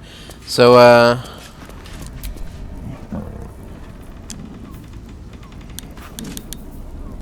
sheep butchered with creative zeal. A suspiciously excited set of instructions on the butchery of animal flesh. Despite the detailed illustrations of muscle and bone, it's quickly obvious this is no medical journal. The language throughout is practical but unrefined, describing how to get the best cuts of meat, which bits are considered knoll chum, and how to deal with a range of stains and odors. Looking closer, you notice several scratchy annotations, detailing how to adapt these techniques for more human-shaped bodies. Alright, well there you go. Just think. Now I think we can head back to, Detective what's-his-face? Pleasure house? Den of decadent delight?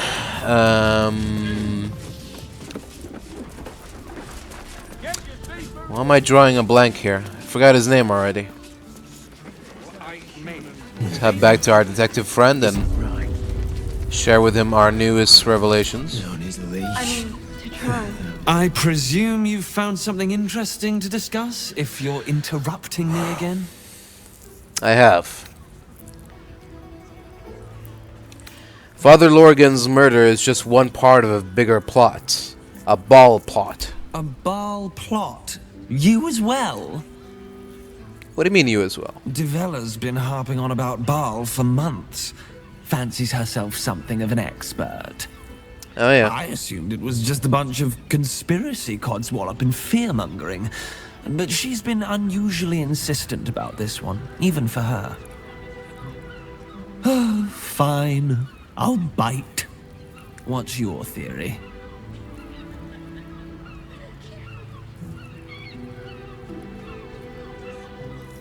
It's not a theory. I have proof. This document contains information connecting the murders to the Malice resurgence. No need to wave documents at me. I'm already drowning in paperwork as it is. Constable Devella is going to be a real pain in the trunk about this. Since you seem to be on an obnoxiously similar wavelength, why don't you seek her out? She'll be at the Elf Song Tavern. Show her the list, and I'll stay and inform the Fist here. Oh, and you'll need this pass. It'll give you access to the lower city. Alright. Well? Is he sleeping? What are you waiting for? You've a bloody conspiracy to solve. Move! Alright, buddy. See you later. Alright, everyone. Welcome back to Baldur's Gate 3. We're about to head into Carm's Garms. Carm's Garms, whatever that is. Oh. Hello? Hi! Over here! Me! Excuse me? Yeah. Can I help you? Put him up! Put him up! Put what up? Yay! You spoke to me! Nobody ever talks to me! What? Your fist, silly. I'm trying something out. Oh. My name's Narber. Adventurer to be. Soon to be the best adventurer anyone's ever seen. Right. As soon as I figure out what kind of adventurer I want to be. What do you think? Can I be a fighter? Well,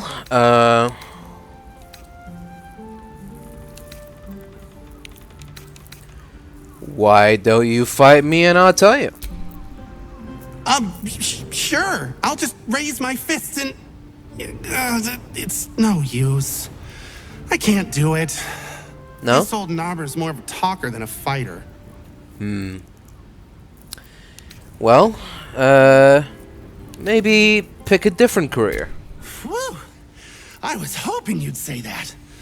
To tell you the truth, I don't actually like hurting people very much, or getting hurt. It's a good job I ran into you. Yeah. You're welcome, I guess. Moonshade fleece. Excuse me. Could be. Oh, hi, stranger. Thanks for stopping by Carm's Garms. I'm Carm. Hello. Well, Carmen. What Sure. can I do you for?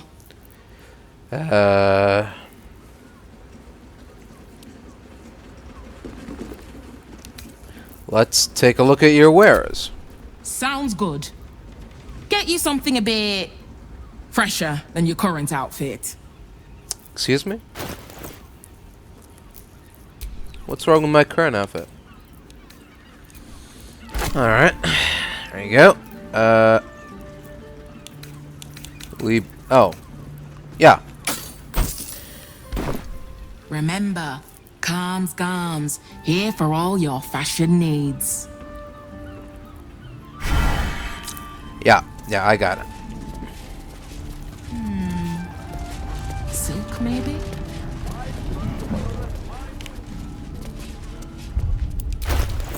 Let me send some of this food back to camp.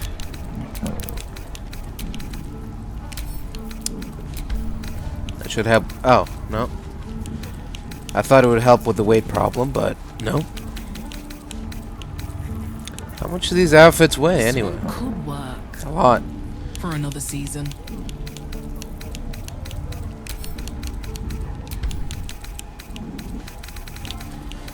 Alright, hold on a minute. Let's get this sorted out here, right here and there. Alright, here we go. Took us a bit. Done a couple of dye jobs here and there. And, now we should be good to go.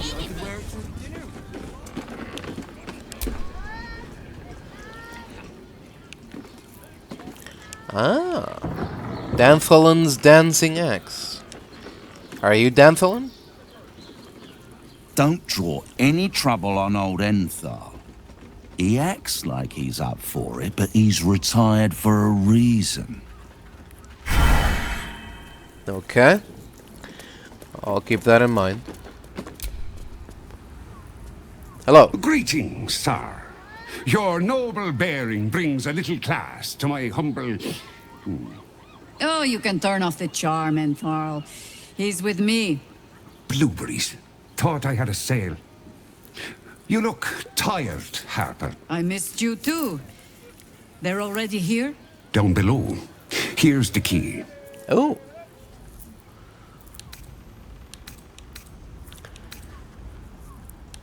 Well, I'm pleased to meet you, Harper Entharl.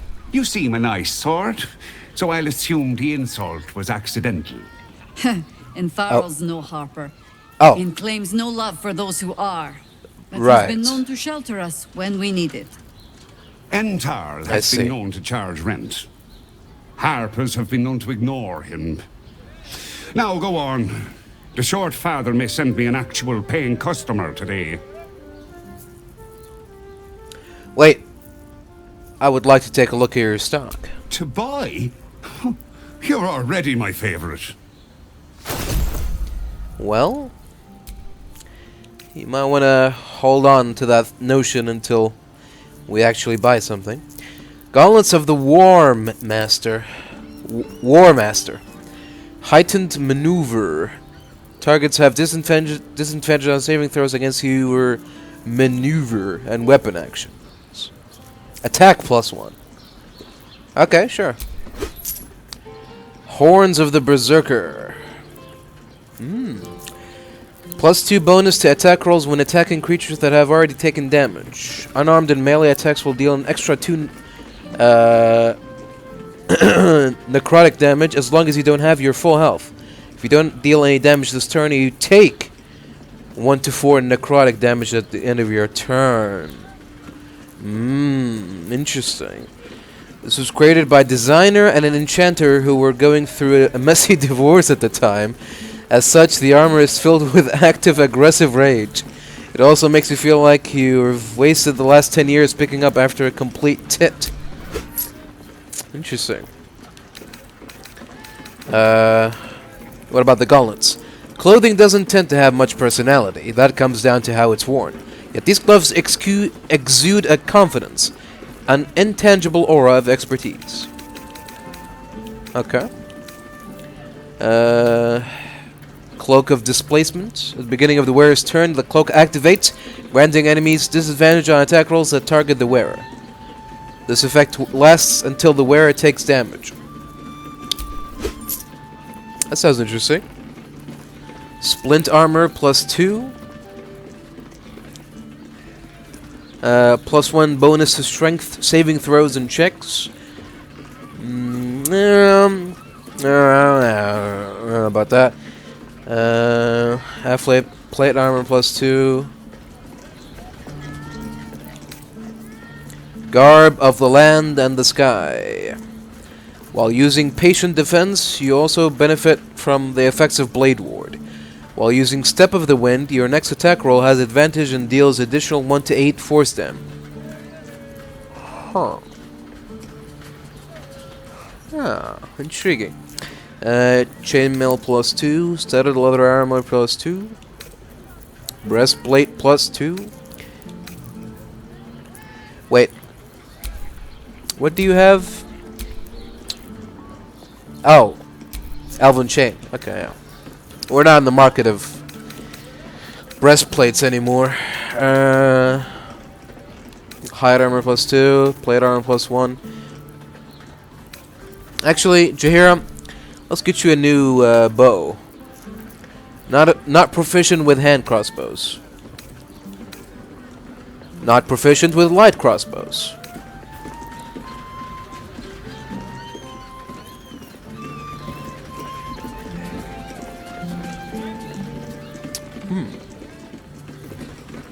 Weird. Okay. Oh, that's it then. Short bows, maybe? Not proficient with short bows.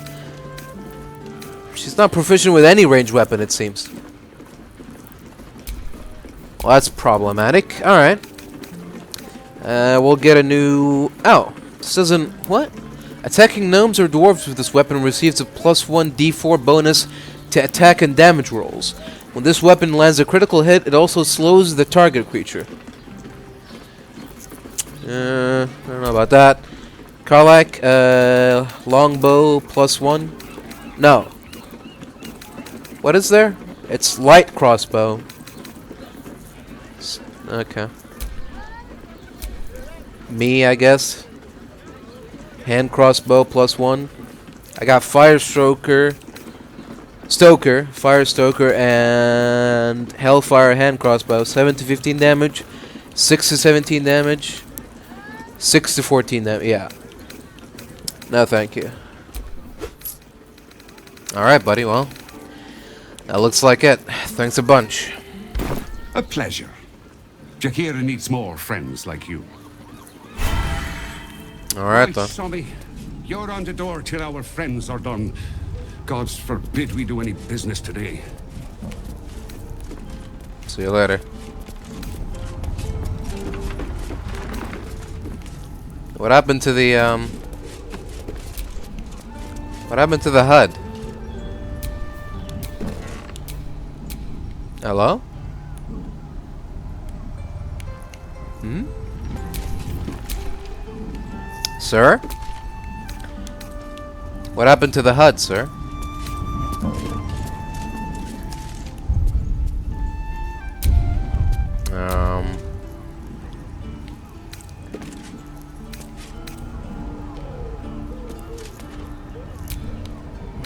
Are we stuck in a conversation, or? Oh. Is the HUD back? No. It's gone again. My faith protects me. Oh, hold on. Okay. No time to dally. Problem only seems to be with me right now, so. Yeah. No time to dally. Who's,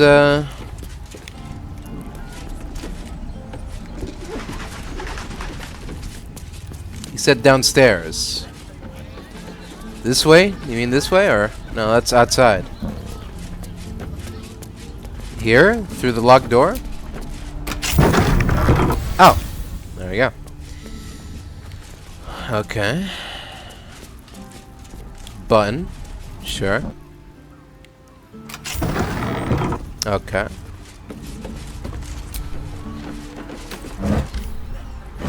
Opens up to the outside.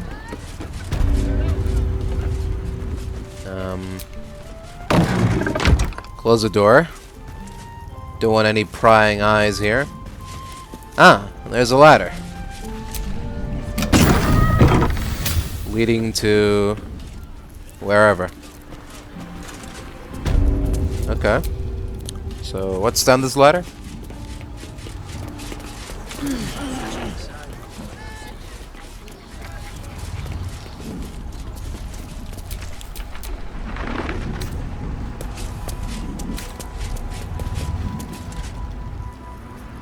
Hi, Harper.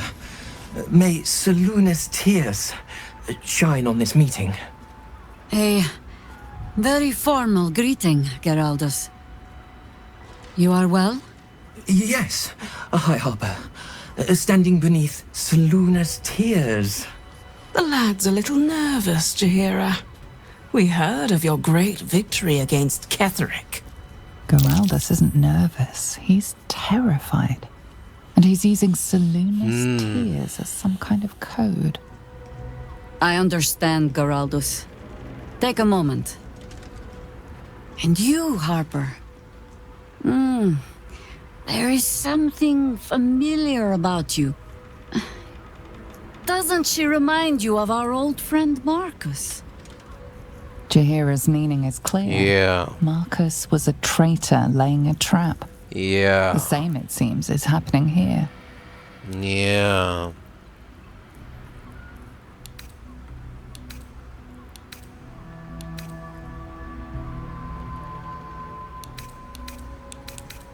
Alright, let's remain silent and wait for Jaheira's signal.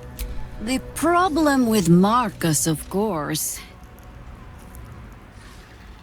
We didn't end on the best of terms.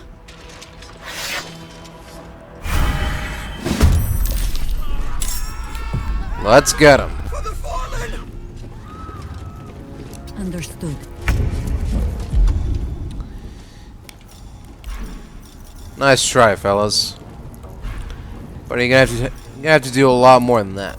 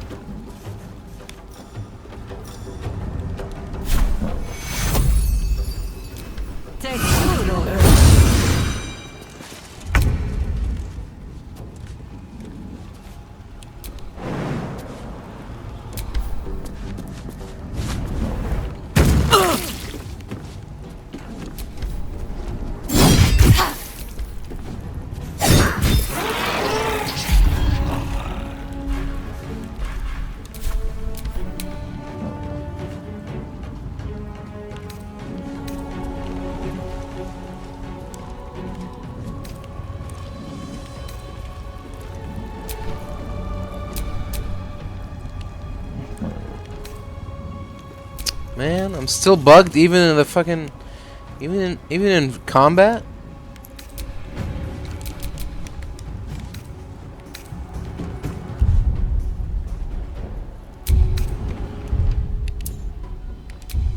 Can I quick save? I can quick save mid battle. Okay, let's quick save mid battle, and then quick load mid battle. See what happens. That's weird. It seemed to think that I was still stuck in conversation with the guy, Danthelon, whatever. And it's like it didn't know what to do. I was like stuck in limbo there. I wasn't in conversation, but I also couldn't interact with anything in the outside world. And I guess it was only affecting me because I was the one talking to him, not anyone else. Very odd. But maybe little F5, F9 can sort us all out. Or maybe not. Thing is, I couldn't even end my turn there. So okay, here we go. That's more like it. Are they shapeshifters?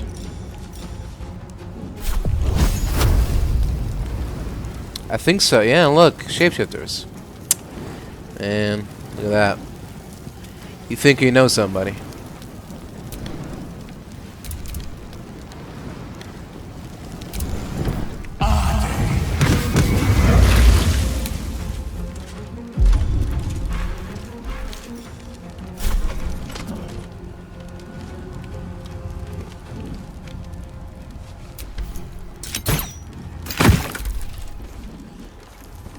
More.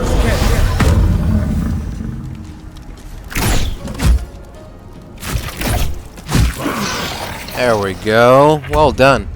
Well done, buddy. On the move. That was solid work right there.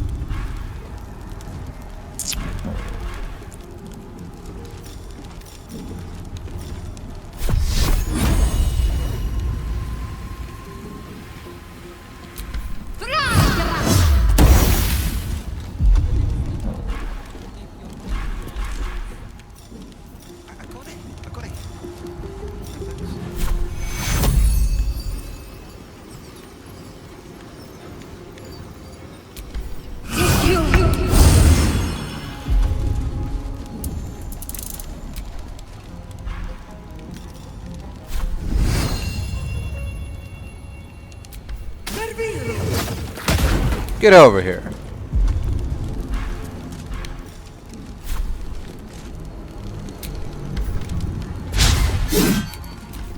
Oops.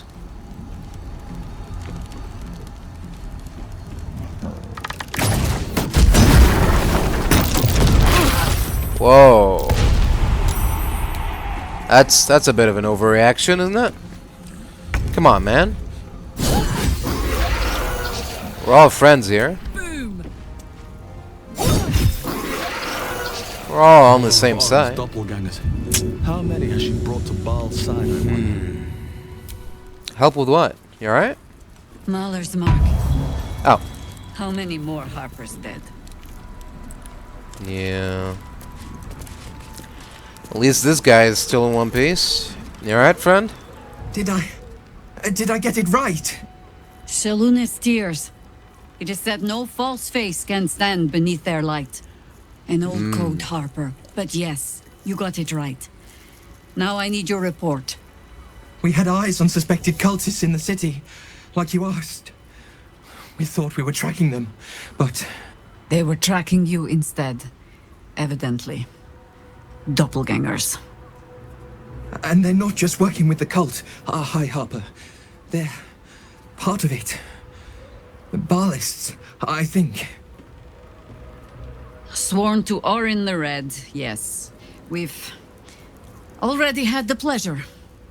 Go on. Everything seemed fine until your latest orders. Until we started to search for the Rashomar. They struck the same night. I woke to one of them strangling Chelvin, while smiling at me out of her face. She said... It said... that I'd report back to you as normal. Lure you here, and... I had no choice! I'm sure it felt that way, Geraldus. The others were likely dragged back to Orin. Tortured. Sacrificed. I do not expect you to die for me. But to risk Entharl, any citizen who might have wandered in, there is always a choice. And the Harper must be able to make the hard ones. Perhaps this isn't the life for you after all, Geraldus. No, Jaheira! High Harper, please! I'm still a Harper. I want to help. You've scarcely signed up, boy. And there is a war coming. Why die a Harper when you could still live as anything else?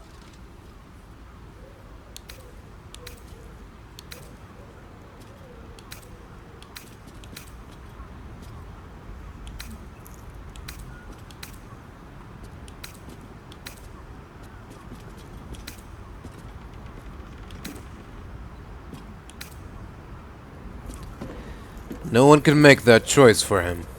Not even you, High Harper. I want to fight. For Kelvin. For all of them. So it means something. Death is death. To look for meaning in it is foolishness, boy. Childish storybook nonsense. Exactly the kind that Harper would spout, I suppose. Fine. I have no right to make the choice for you. Not when this mess is of my making. I sent the Harpers hunting after the cult, without thinking what it would mean to be hunted in turn. Now they are compromised. And if not for you, I wouldn't even know it. I'm sorry, Geraldus. Harper. And I owe you an apology as well. I haven't told you everything I hope to learn here today. First, Geraldus. You're the last Harper in the city I can rely on. Lay low, and rest while you can. I have matters to discuss with my friend here.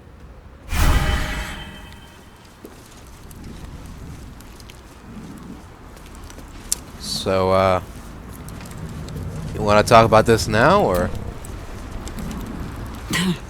Orin knows the hunt. In one stroke, she places the Harpers beyond our reach, separates us from our pack.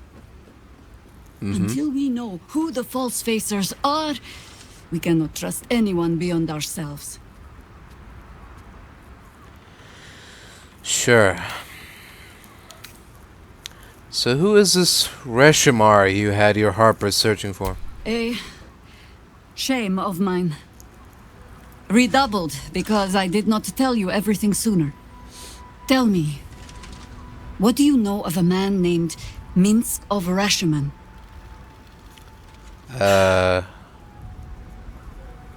Oh my god! Oh. Minsk! The name is as familiar as Jaheira's own. A hero of the time of troubles, who saved the city more than once.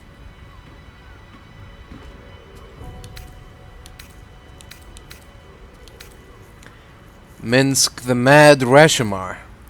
He's a legend. Larger than the legend, I assure you. Twice as loud, too. Minsk is an old friend.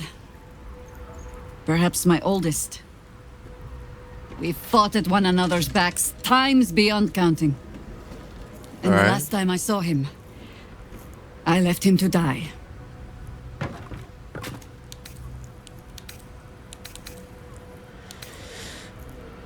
What happened? Before we ever heard of this Absolute, we received word of a gathering in the Undercity. What we found was the first dark seed of this plot. A circle of cultists with mind flayers in their midst. We might have ended it there, cut off at the root, but before I could send for help, Minsk charged in alone.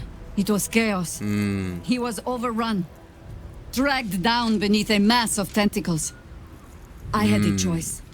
Stay and let word of this cult die with us, or leave him and live to fight another day.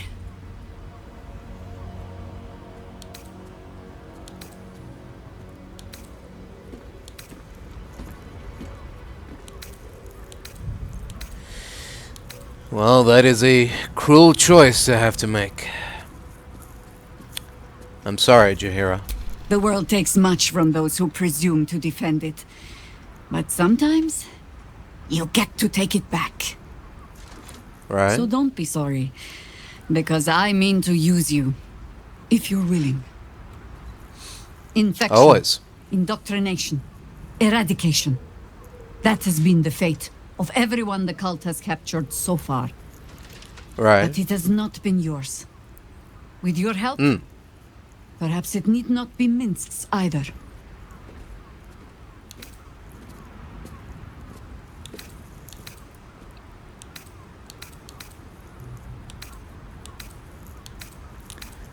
Well, let's find him then.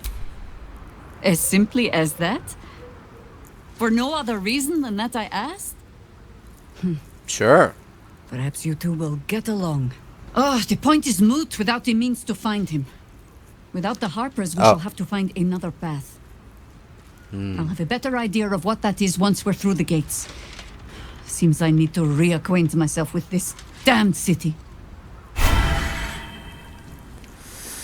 Alright. We'll just have to worry about that when we get to it. We'll burn that bridge once we get to it. In the meanwhile, we got loot.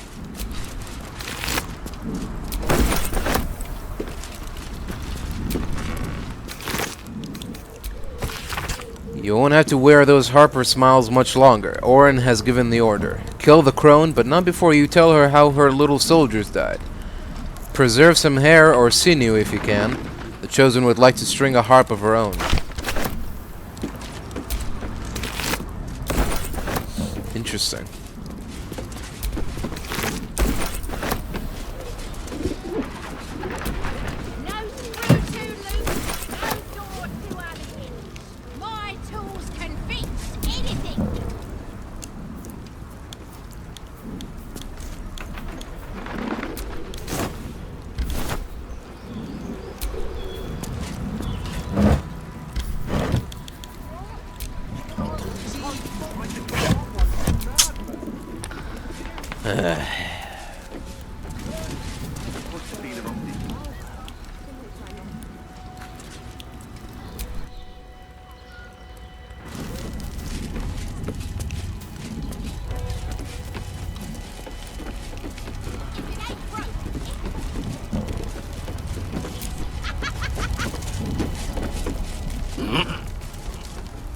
Oh?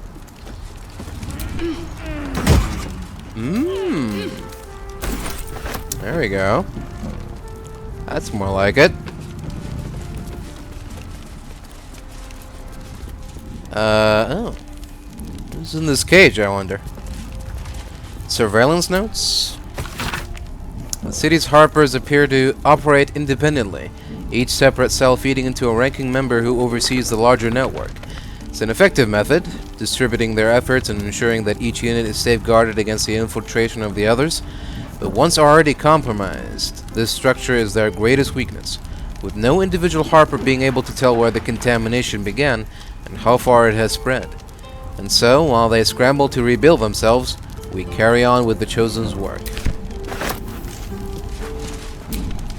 Huh.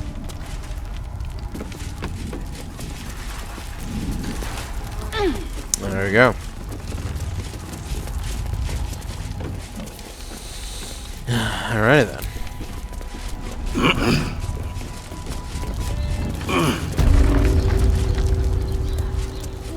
Can't imagine Danthelon will be happy to hear that his hideout is infested with shapeshifters. Maybe we shouldn't even tell him. But, well, then again... If your lot have cracked another bloody cask, They're dead, Entharl. Doppelgangers were using them as bait. Seems they snared more than they could skin in you. Did Geraldus survive? Alive.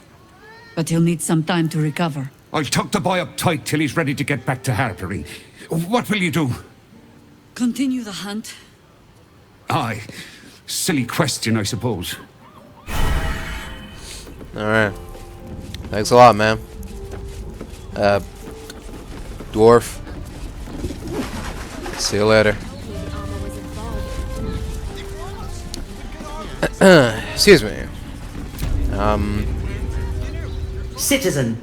Yes. You are being accompanied by a malfunctioning steel watcher. Please stand back. Hey? I think you have the wrong hunk of metal. False.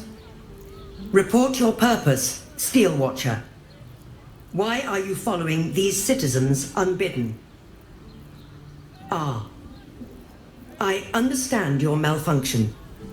Your unit is a highly outdated model. The Ragnak's casement protecting your metallogized iced valves is burning well outside the recommended temperature. Please report to the Steelwatch Foundry for dismantling. Oh.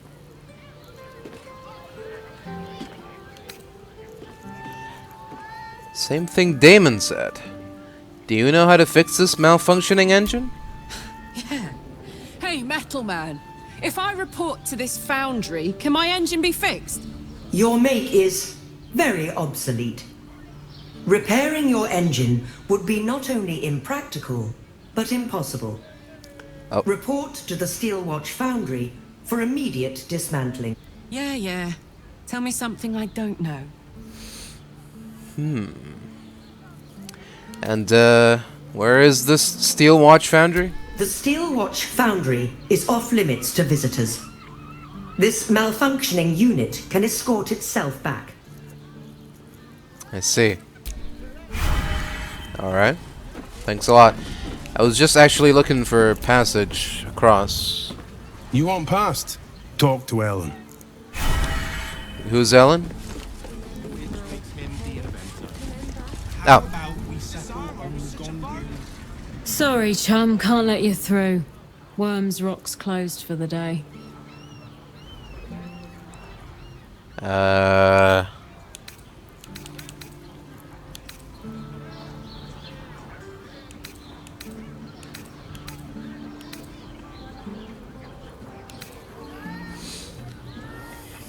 Investigator Valeria needs me in the lower city. Serial killer is on the loose, you see. Valeria? Yes. Well, I'm not messing about with a murder inquiry for damn sure. Straight ahead across It's probably the for bridge. the best. A blind ogre couldn't miss it. Excellent. Alright. There we go. That's straightforward enough.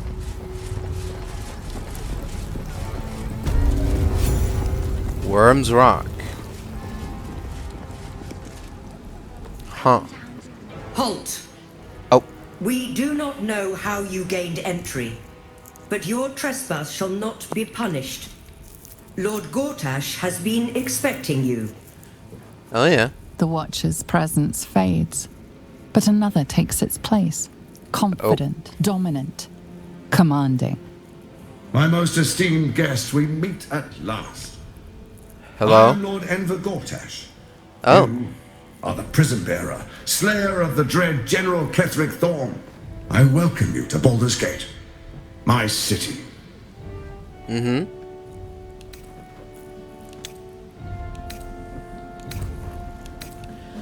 Pleasure. Think we could talk face to face? Of course, of course. My Steel Watchers are rather adept at keeping the peace, but not entirely suitable for polite conversation. Allow me to formally invite you to my inauguration. Make your way to the ceremonial hall. Alright. A personal invitation from Gortash. We shouldn't have any more trouble from the guards. Yeah. Very good.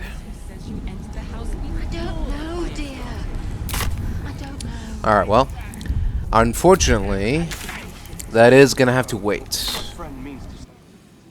For now, we are gonna head back to camp and take a much long awaited and hard-earned rest.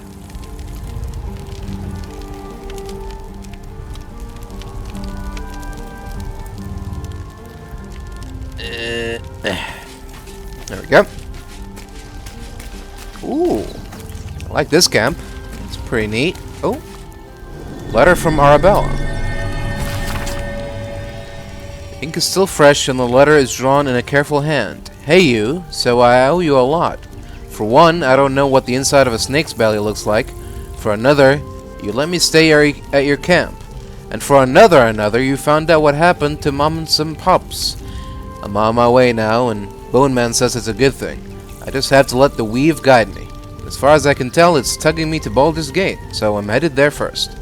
Anyway, thanks for everything, I won't forget it. Arabella.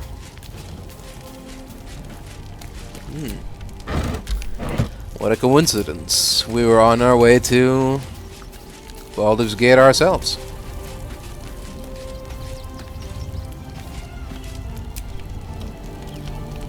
Orin be damned. Her bloody fingerprints are all over this city.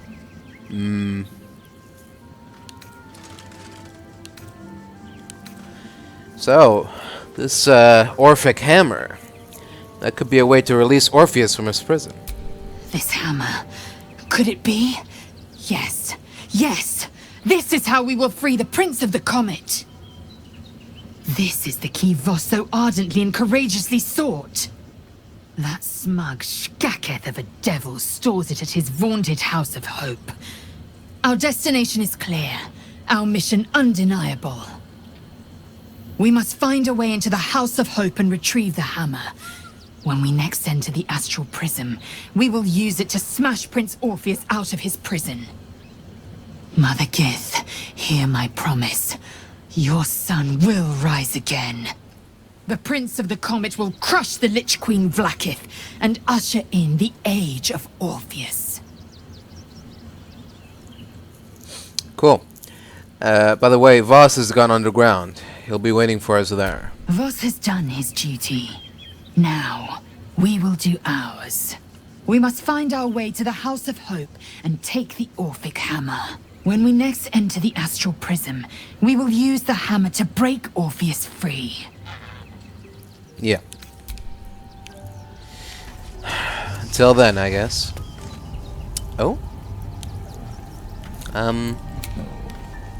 What do you, Hi. It's me, Yenna. You remember me, right? Yeah. You were really nice to me before, and, my mum hasn't come back yet. She might come later. I don't think she's coming. Could we maybe stay here? Yes! We can play Wonder Cup. Oh. Where'd you come from? Sure you can, Yenna. Just pick a spot and settle in. Yes! You've got a fire and everything. I can cook really good. Whatever you want. Thank you, thank you. Alright, alright. You're welcome. What is this? Okay. The cat is back, I guess.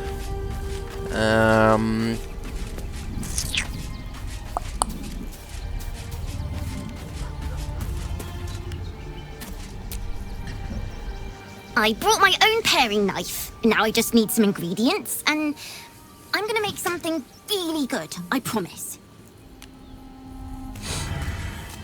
Alright. I don't doubt it. Yes? I wanted to ask you something. Ask it.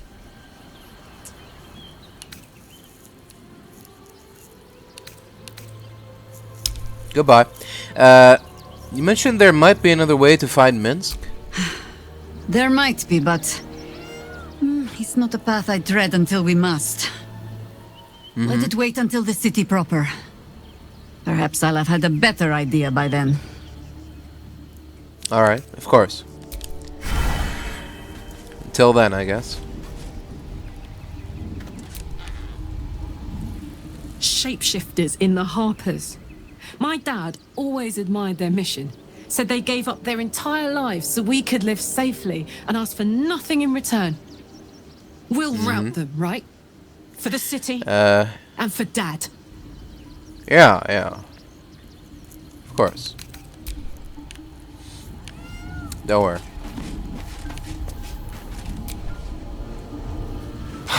So much for the cavalry riding to our rescue.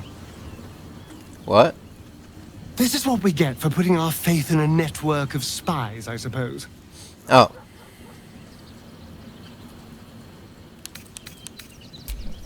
Okay. Thanks for that.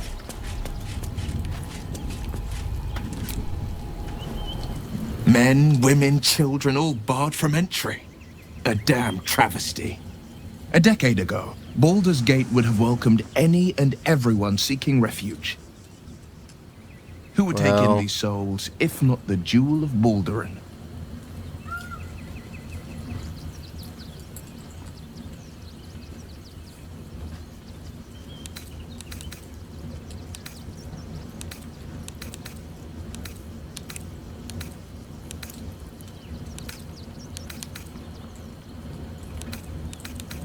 Are you saying that this is a new policy? You think this is Gortash is doing? As long as Gortash is in charge, they'll be left shivering at the gates. All part of the plan, of course. Step 1. Create an army and order it to march on the city. Step 2. Shut the gates in the name of security. Step 3. Bask in the applause. Gortash hasn't made Baldur's Gate safe. He's made it a prison. And when his army breaks through, the people will have nowhere to run. To make this city a safe haven, we'll need to bathe Gortash and his allies in their own blood.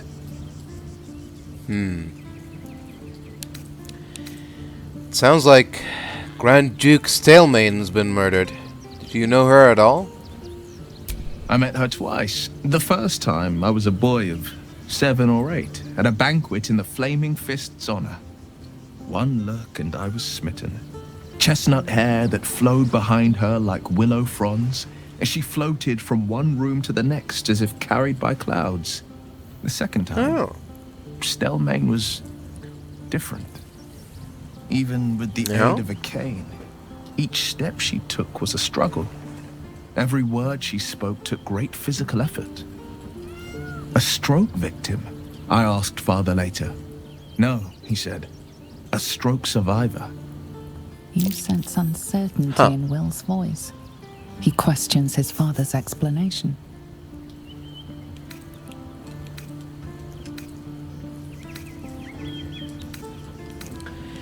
I sense there's something more to this story.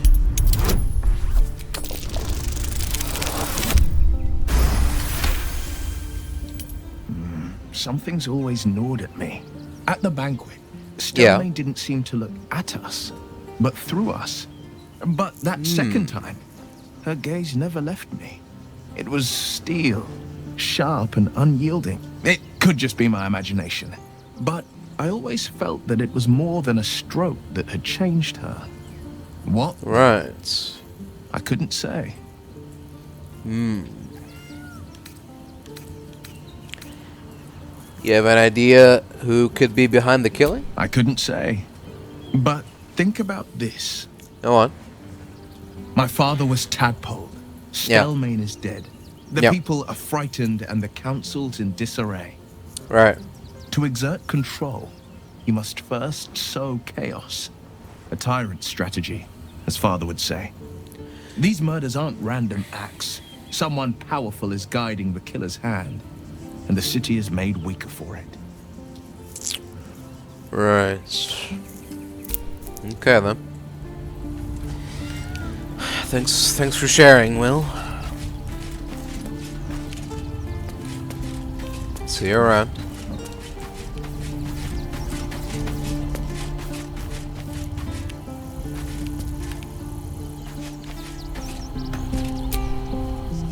Hey there. It's certainly good to be back at camp. How I've missed the smells. Hey, all's well that ends well, eh, boy? Indeed. And I'm sure Dringo will do a great job. He always took good care of me. Yeah? That's good to hear.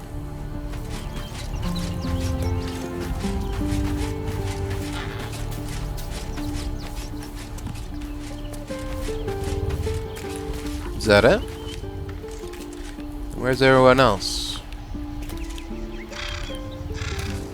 Huh.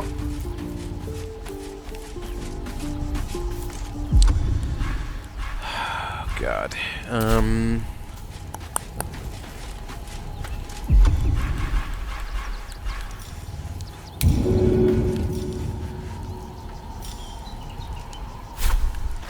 Here. Take that. God.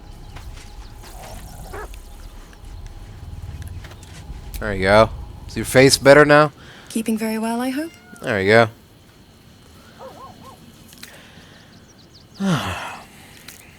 So, what will you do now that your father's gone? Look after my angel, of course. She's been through more than I can bear to think about. Yeah. 100 years in the Shadowfell. 100 years being murdered by Sharans over and over. It fills me with a rage I can hardly contain.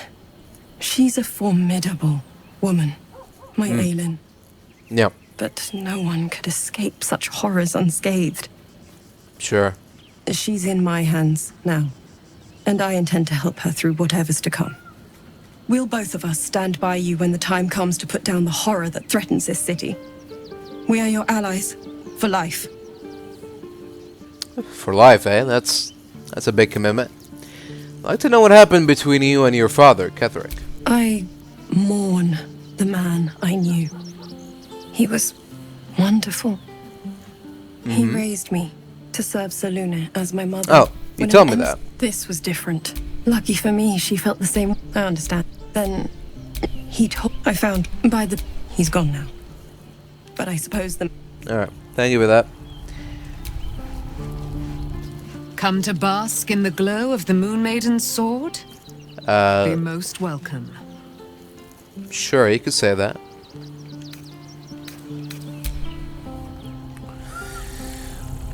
See you later. Be honest. What do you think of the new look? You know what? I barely even noticed it.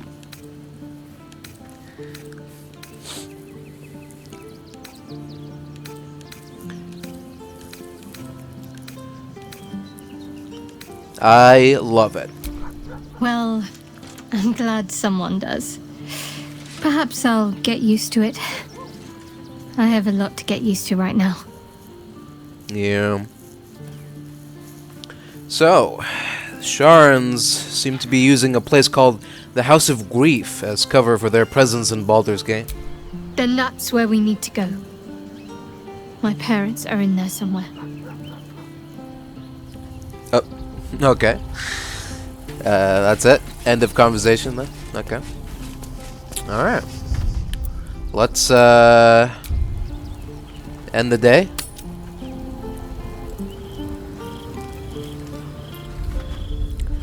And, oh? Uh-oh. Queen Vlaakith. Skra! You are Hasharlak, and still you speak my name. I've seen the captive Orpheus with my own eyes. Spoken to Shestil Kithrak Voss. You lied to us. Enslaved us. The betrayer Voss lies! Alright, don't need to shout. I have only a moment, and you, Hasharlak, will listen. We are Githyanki. We move mountains. We snuff out stars. We shake the plains. The traitor Voss has lied to you. The heretic prince would shatter us in an instant. The great dominion shrunk to the head of a pin. Can this be true? Is the Githyanki prince really a threat to his own people? Or simply a challenge to Vlaakith's rule? Return to the astral prism. Slay Orpheus the Pretender. Serve me, and I will ascend you. You will be no mere warrior, nor Kithrak. You will be Barta Vlaakith, commander of dragons. My only, my chosen. A final chance. Kneel before me. Make your promise. Lae'zel's thoughts become yours. The sight of Orpheus looms over her mind. Voss's words echo within it. She means to forever turn her back on Vlaakith.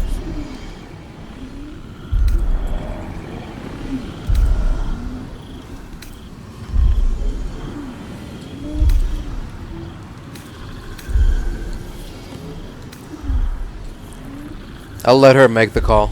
I gave you my faith, and you called me traitor. I gave you my life, and you ordered your knights to hunt me. I have witnessed too much, and you have given me too little. Finally, I can see. Orpheus will live, and I will hear his creed. This is my word. Your word is nothing! You are nothing! The Kithraki will bring you. I will tear your flesh from your bones and devour your skull's marrow while you beg for death. I will consume you. I will unmake you.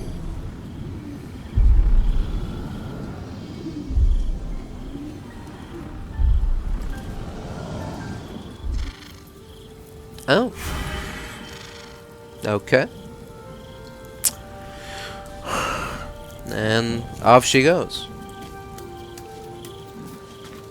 You alright, Lazo? It is done. There is no going back. As long as the Undying Queen reigns, I am never to soar unbound over the Astral Sea. Never to cross the one in the void. As it should be. Better a short life built on truth than immortality woven of lies. Better to unite the Githyanki under a prince who would free their minds and honor their bodies. Sure. So why do I feel so bitter? Well...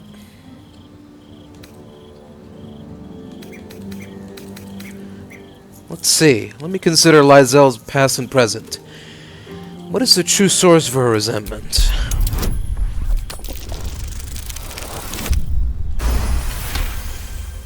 Vlaakith has upended Lae'zel's whole existence. Everything she knew to be true, every plan and aspiration she ever held has been painfully ripped away. Lae'zel's bitterness is born of sadness. She is mourning the loss of the person she once was, and can never be again.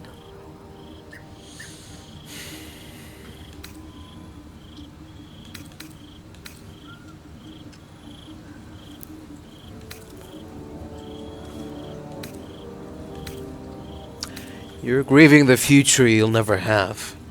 Vlaakith took everything from you. How well you've come to know me. But in truth, she didn't take everything. I have what I have gathered for myself. I'm more to a new regent, a new land, and new allies. Vlaakith cannot unmake she who no longer exists. And so, from the old battle cries is birthed another. Shma Salar Orpheus, Marstilna Forgen in Yeri. Orpheus's will above all. May the comet blaze my path forward. Yeah, sure. Sure, but, I mean, does it have to be either Vlaakith or Orpheus? Can't you just follow your own path, maybe? Orpheus's freedom is my want and my need. To deny his freedom would be to deny my own. There will come a time when I can think about myself beyond the Lich Queen who enslaves the Githyanki and the prince who would liberate them. But that time won't come until the Prince of the Comet flies again. Right. So, what next? We take the Orphic hammer from Raphael's lair. Orpheus Tafki Nazin. Sure. I guess that's what we're gonna have to do next. Alright then. So anybody else feeling chatty tonight?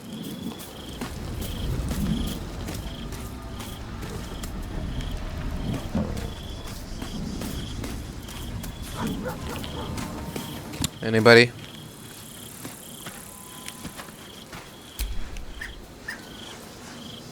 I didn't think I'd live to see the day when Lae'zel turned her back on Vlaakith. But all things considered, good for her. Sure.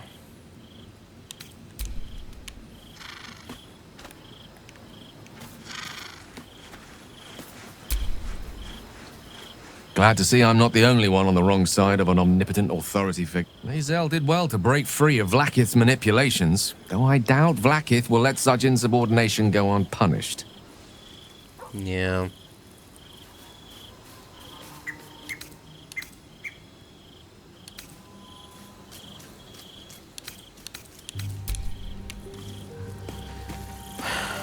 Alright, well.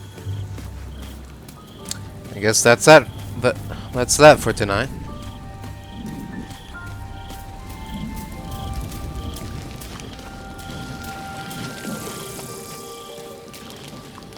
Time to hit the bed.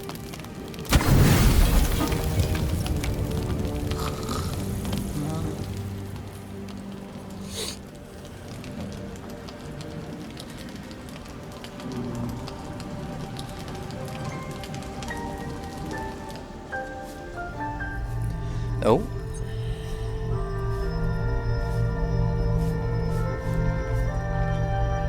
How did you? Oh. It's you. I must have let my mind wander. Enough for you to wander in. Forgive me. I am drained.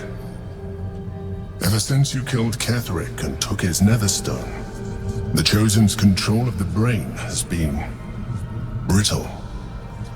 It's rebelling against Orin and Gortash. Fiercely. I suspected that when we took Ketheric's stone, the brain would begin to break free. Those brain quakes confirm that my suspicion was correct. I do not know what happens now when it receives their orders, and I do not dare guess. You feel the Emperor's fear as if it were your own. An elder brain enslaved is one thing. An elder brain unleashed will be the end of everything. Beautiful, isn't it? The mighty Prince Orpheus, contained in submissive slumber. Come. You may as well sit a while, now that you are here. Your company isn't unwelcome.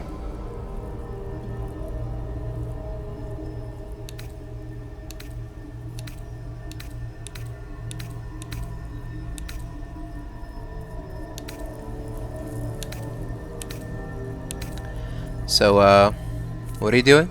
Trying to guard us. The brain is restless, but I am distracted, and my lack of focus is endangering us. I'm haunted by memories. They are relentless. I can think of nothing. No one else. Someone from your past? Indeed. Duke Stelmane. Or as I knew her, Berlin, when she was alive. You thought you were my first ally. Far from it. I have long sought the allyship of others. It is the only way to succeed. Though my relationship with Berlin was different from my relationship with you.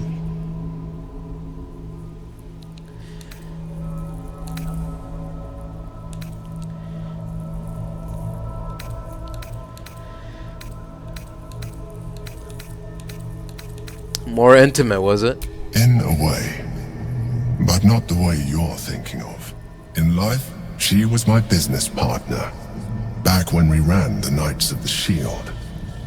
A difficult task for a mind flayer. Duke Stelmane trusted me, and the city trusted her. I conceived the plot, but Berlin took center stage. It was she who met with the merchants, politicians, and patriarchs. It was she who negotiated deals and signed off on agreements. Her rooms played host to the most important conversations in the city. Together, we brought order to chaos. At its height, everything that happened in that city went through the shield. through... I could not have done any of it without her. Just as I cannot do any of this without you. But now, she is gone. Right.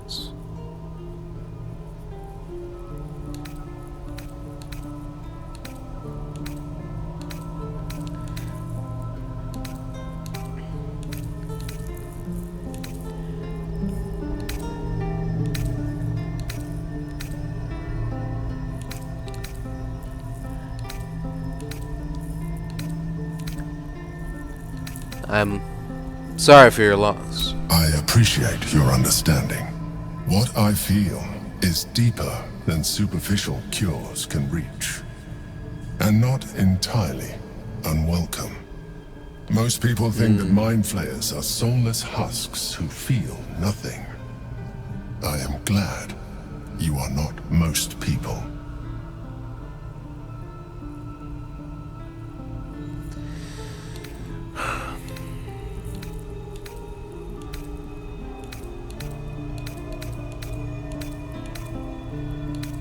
Well, thanks for sharing.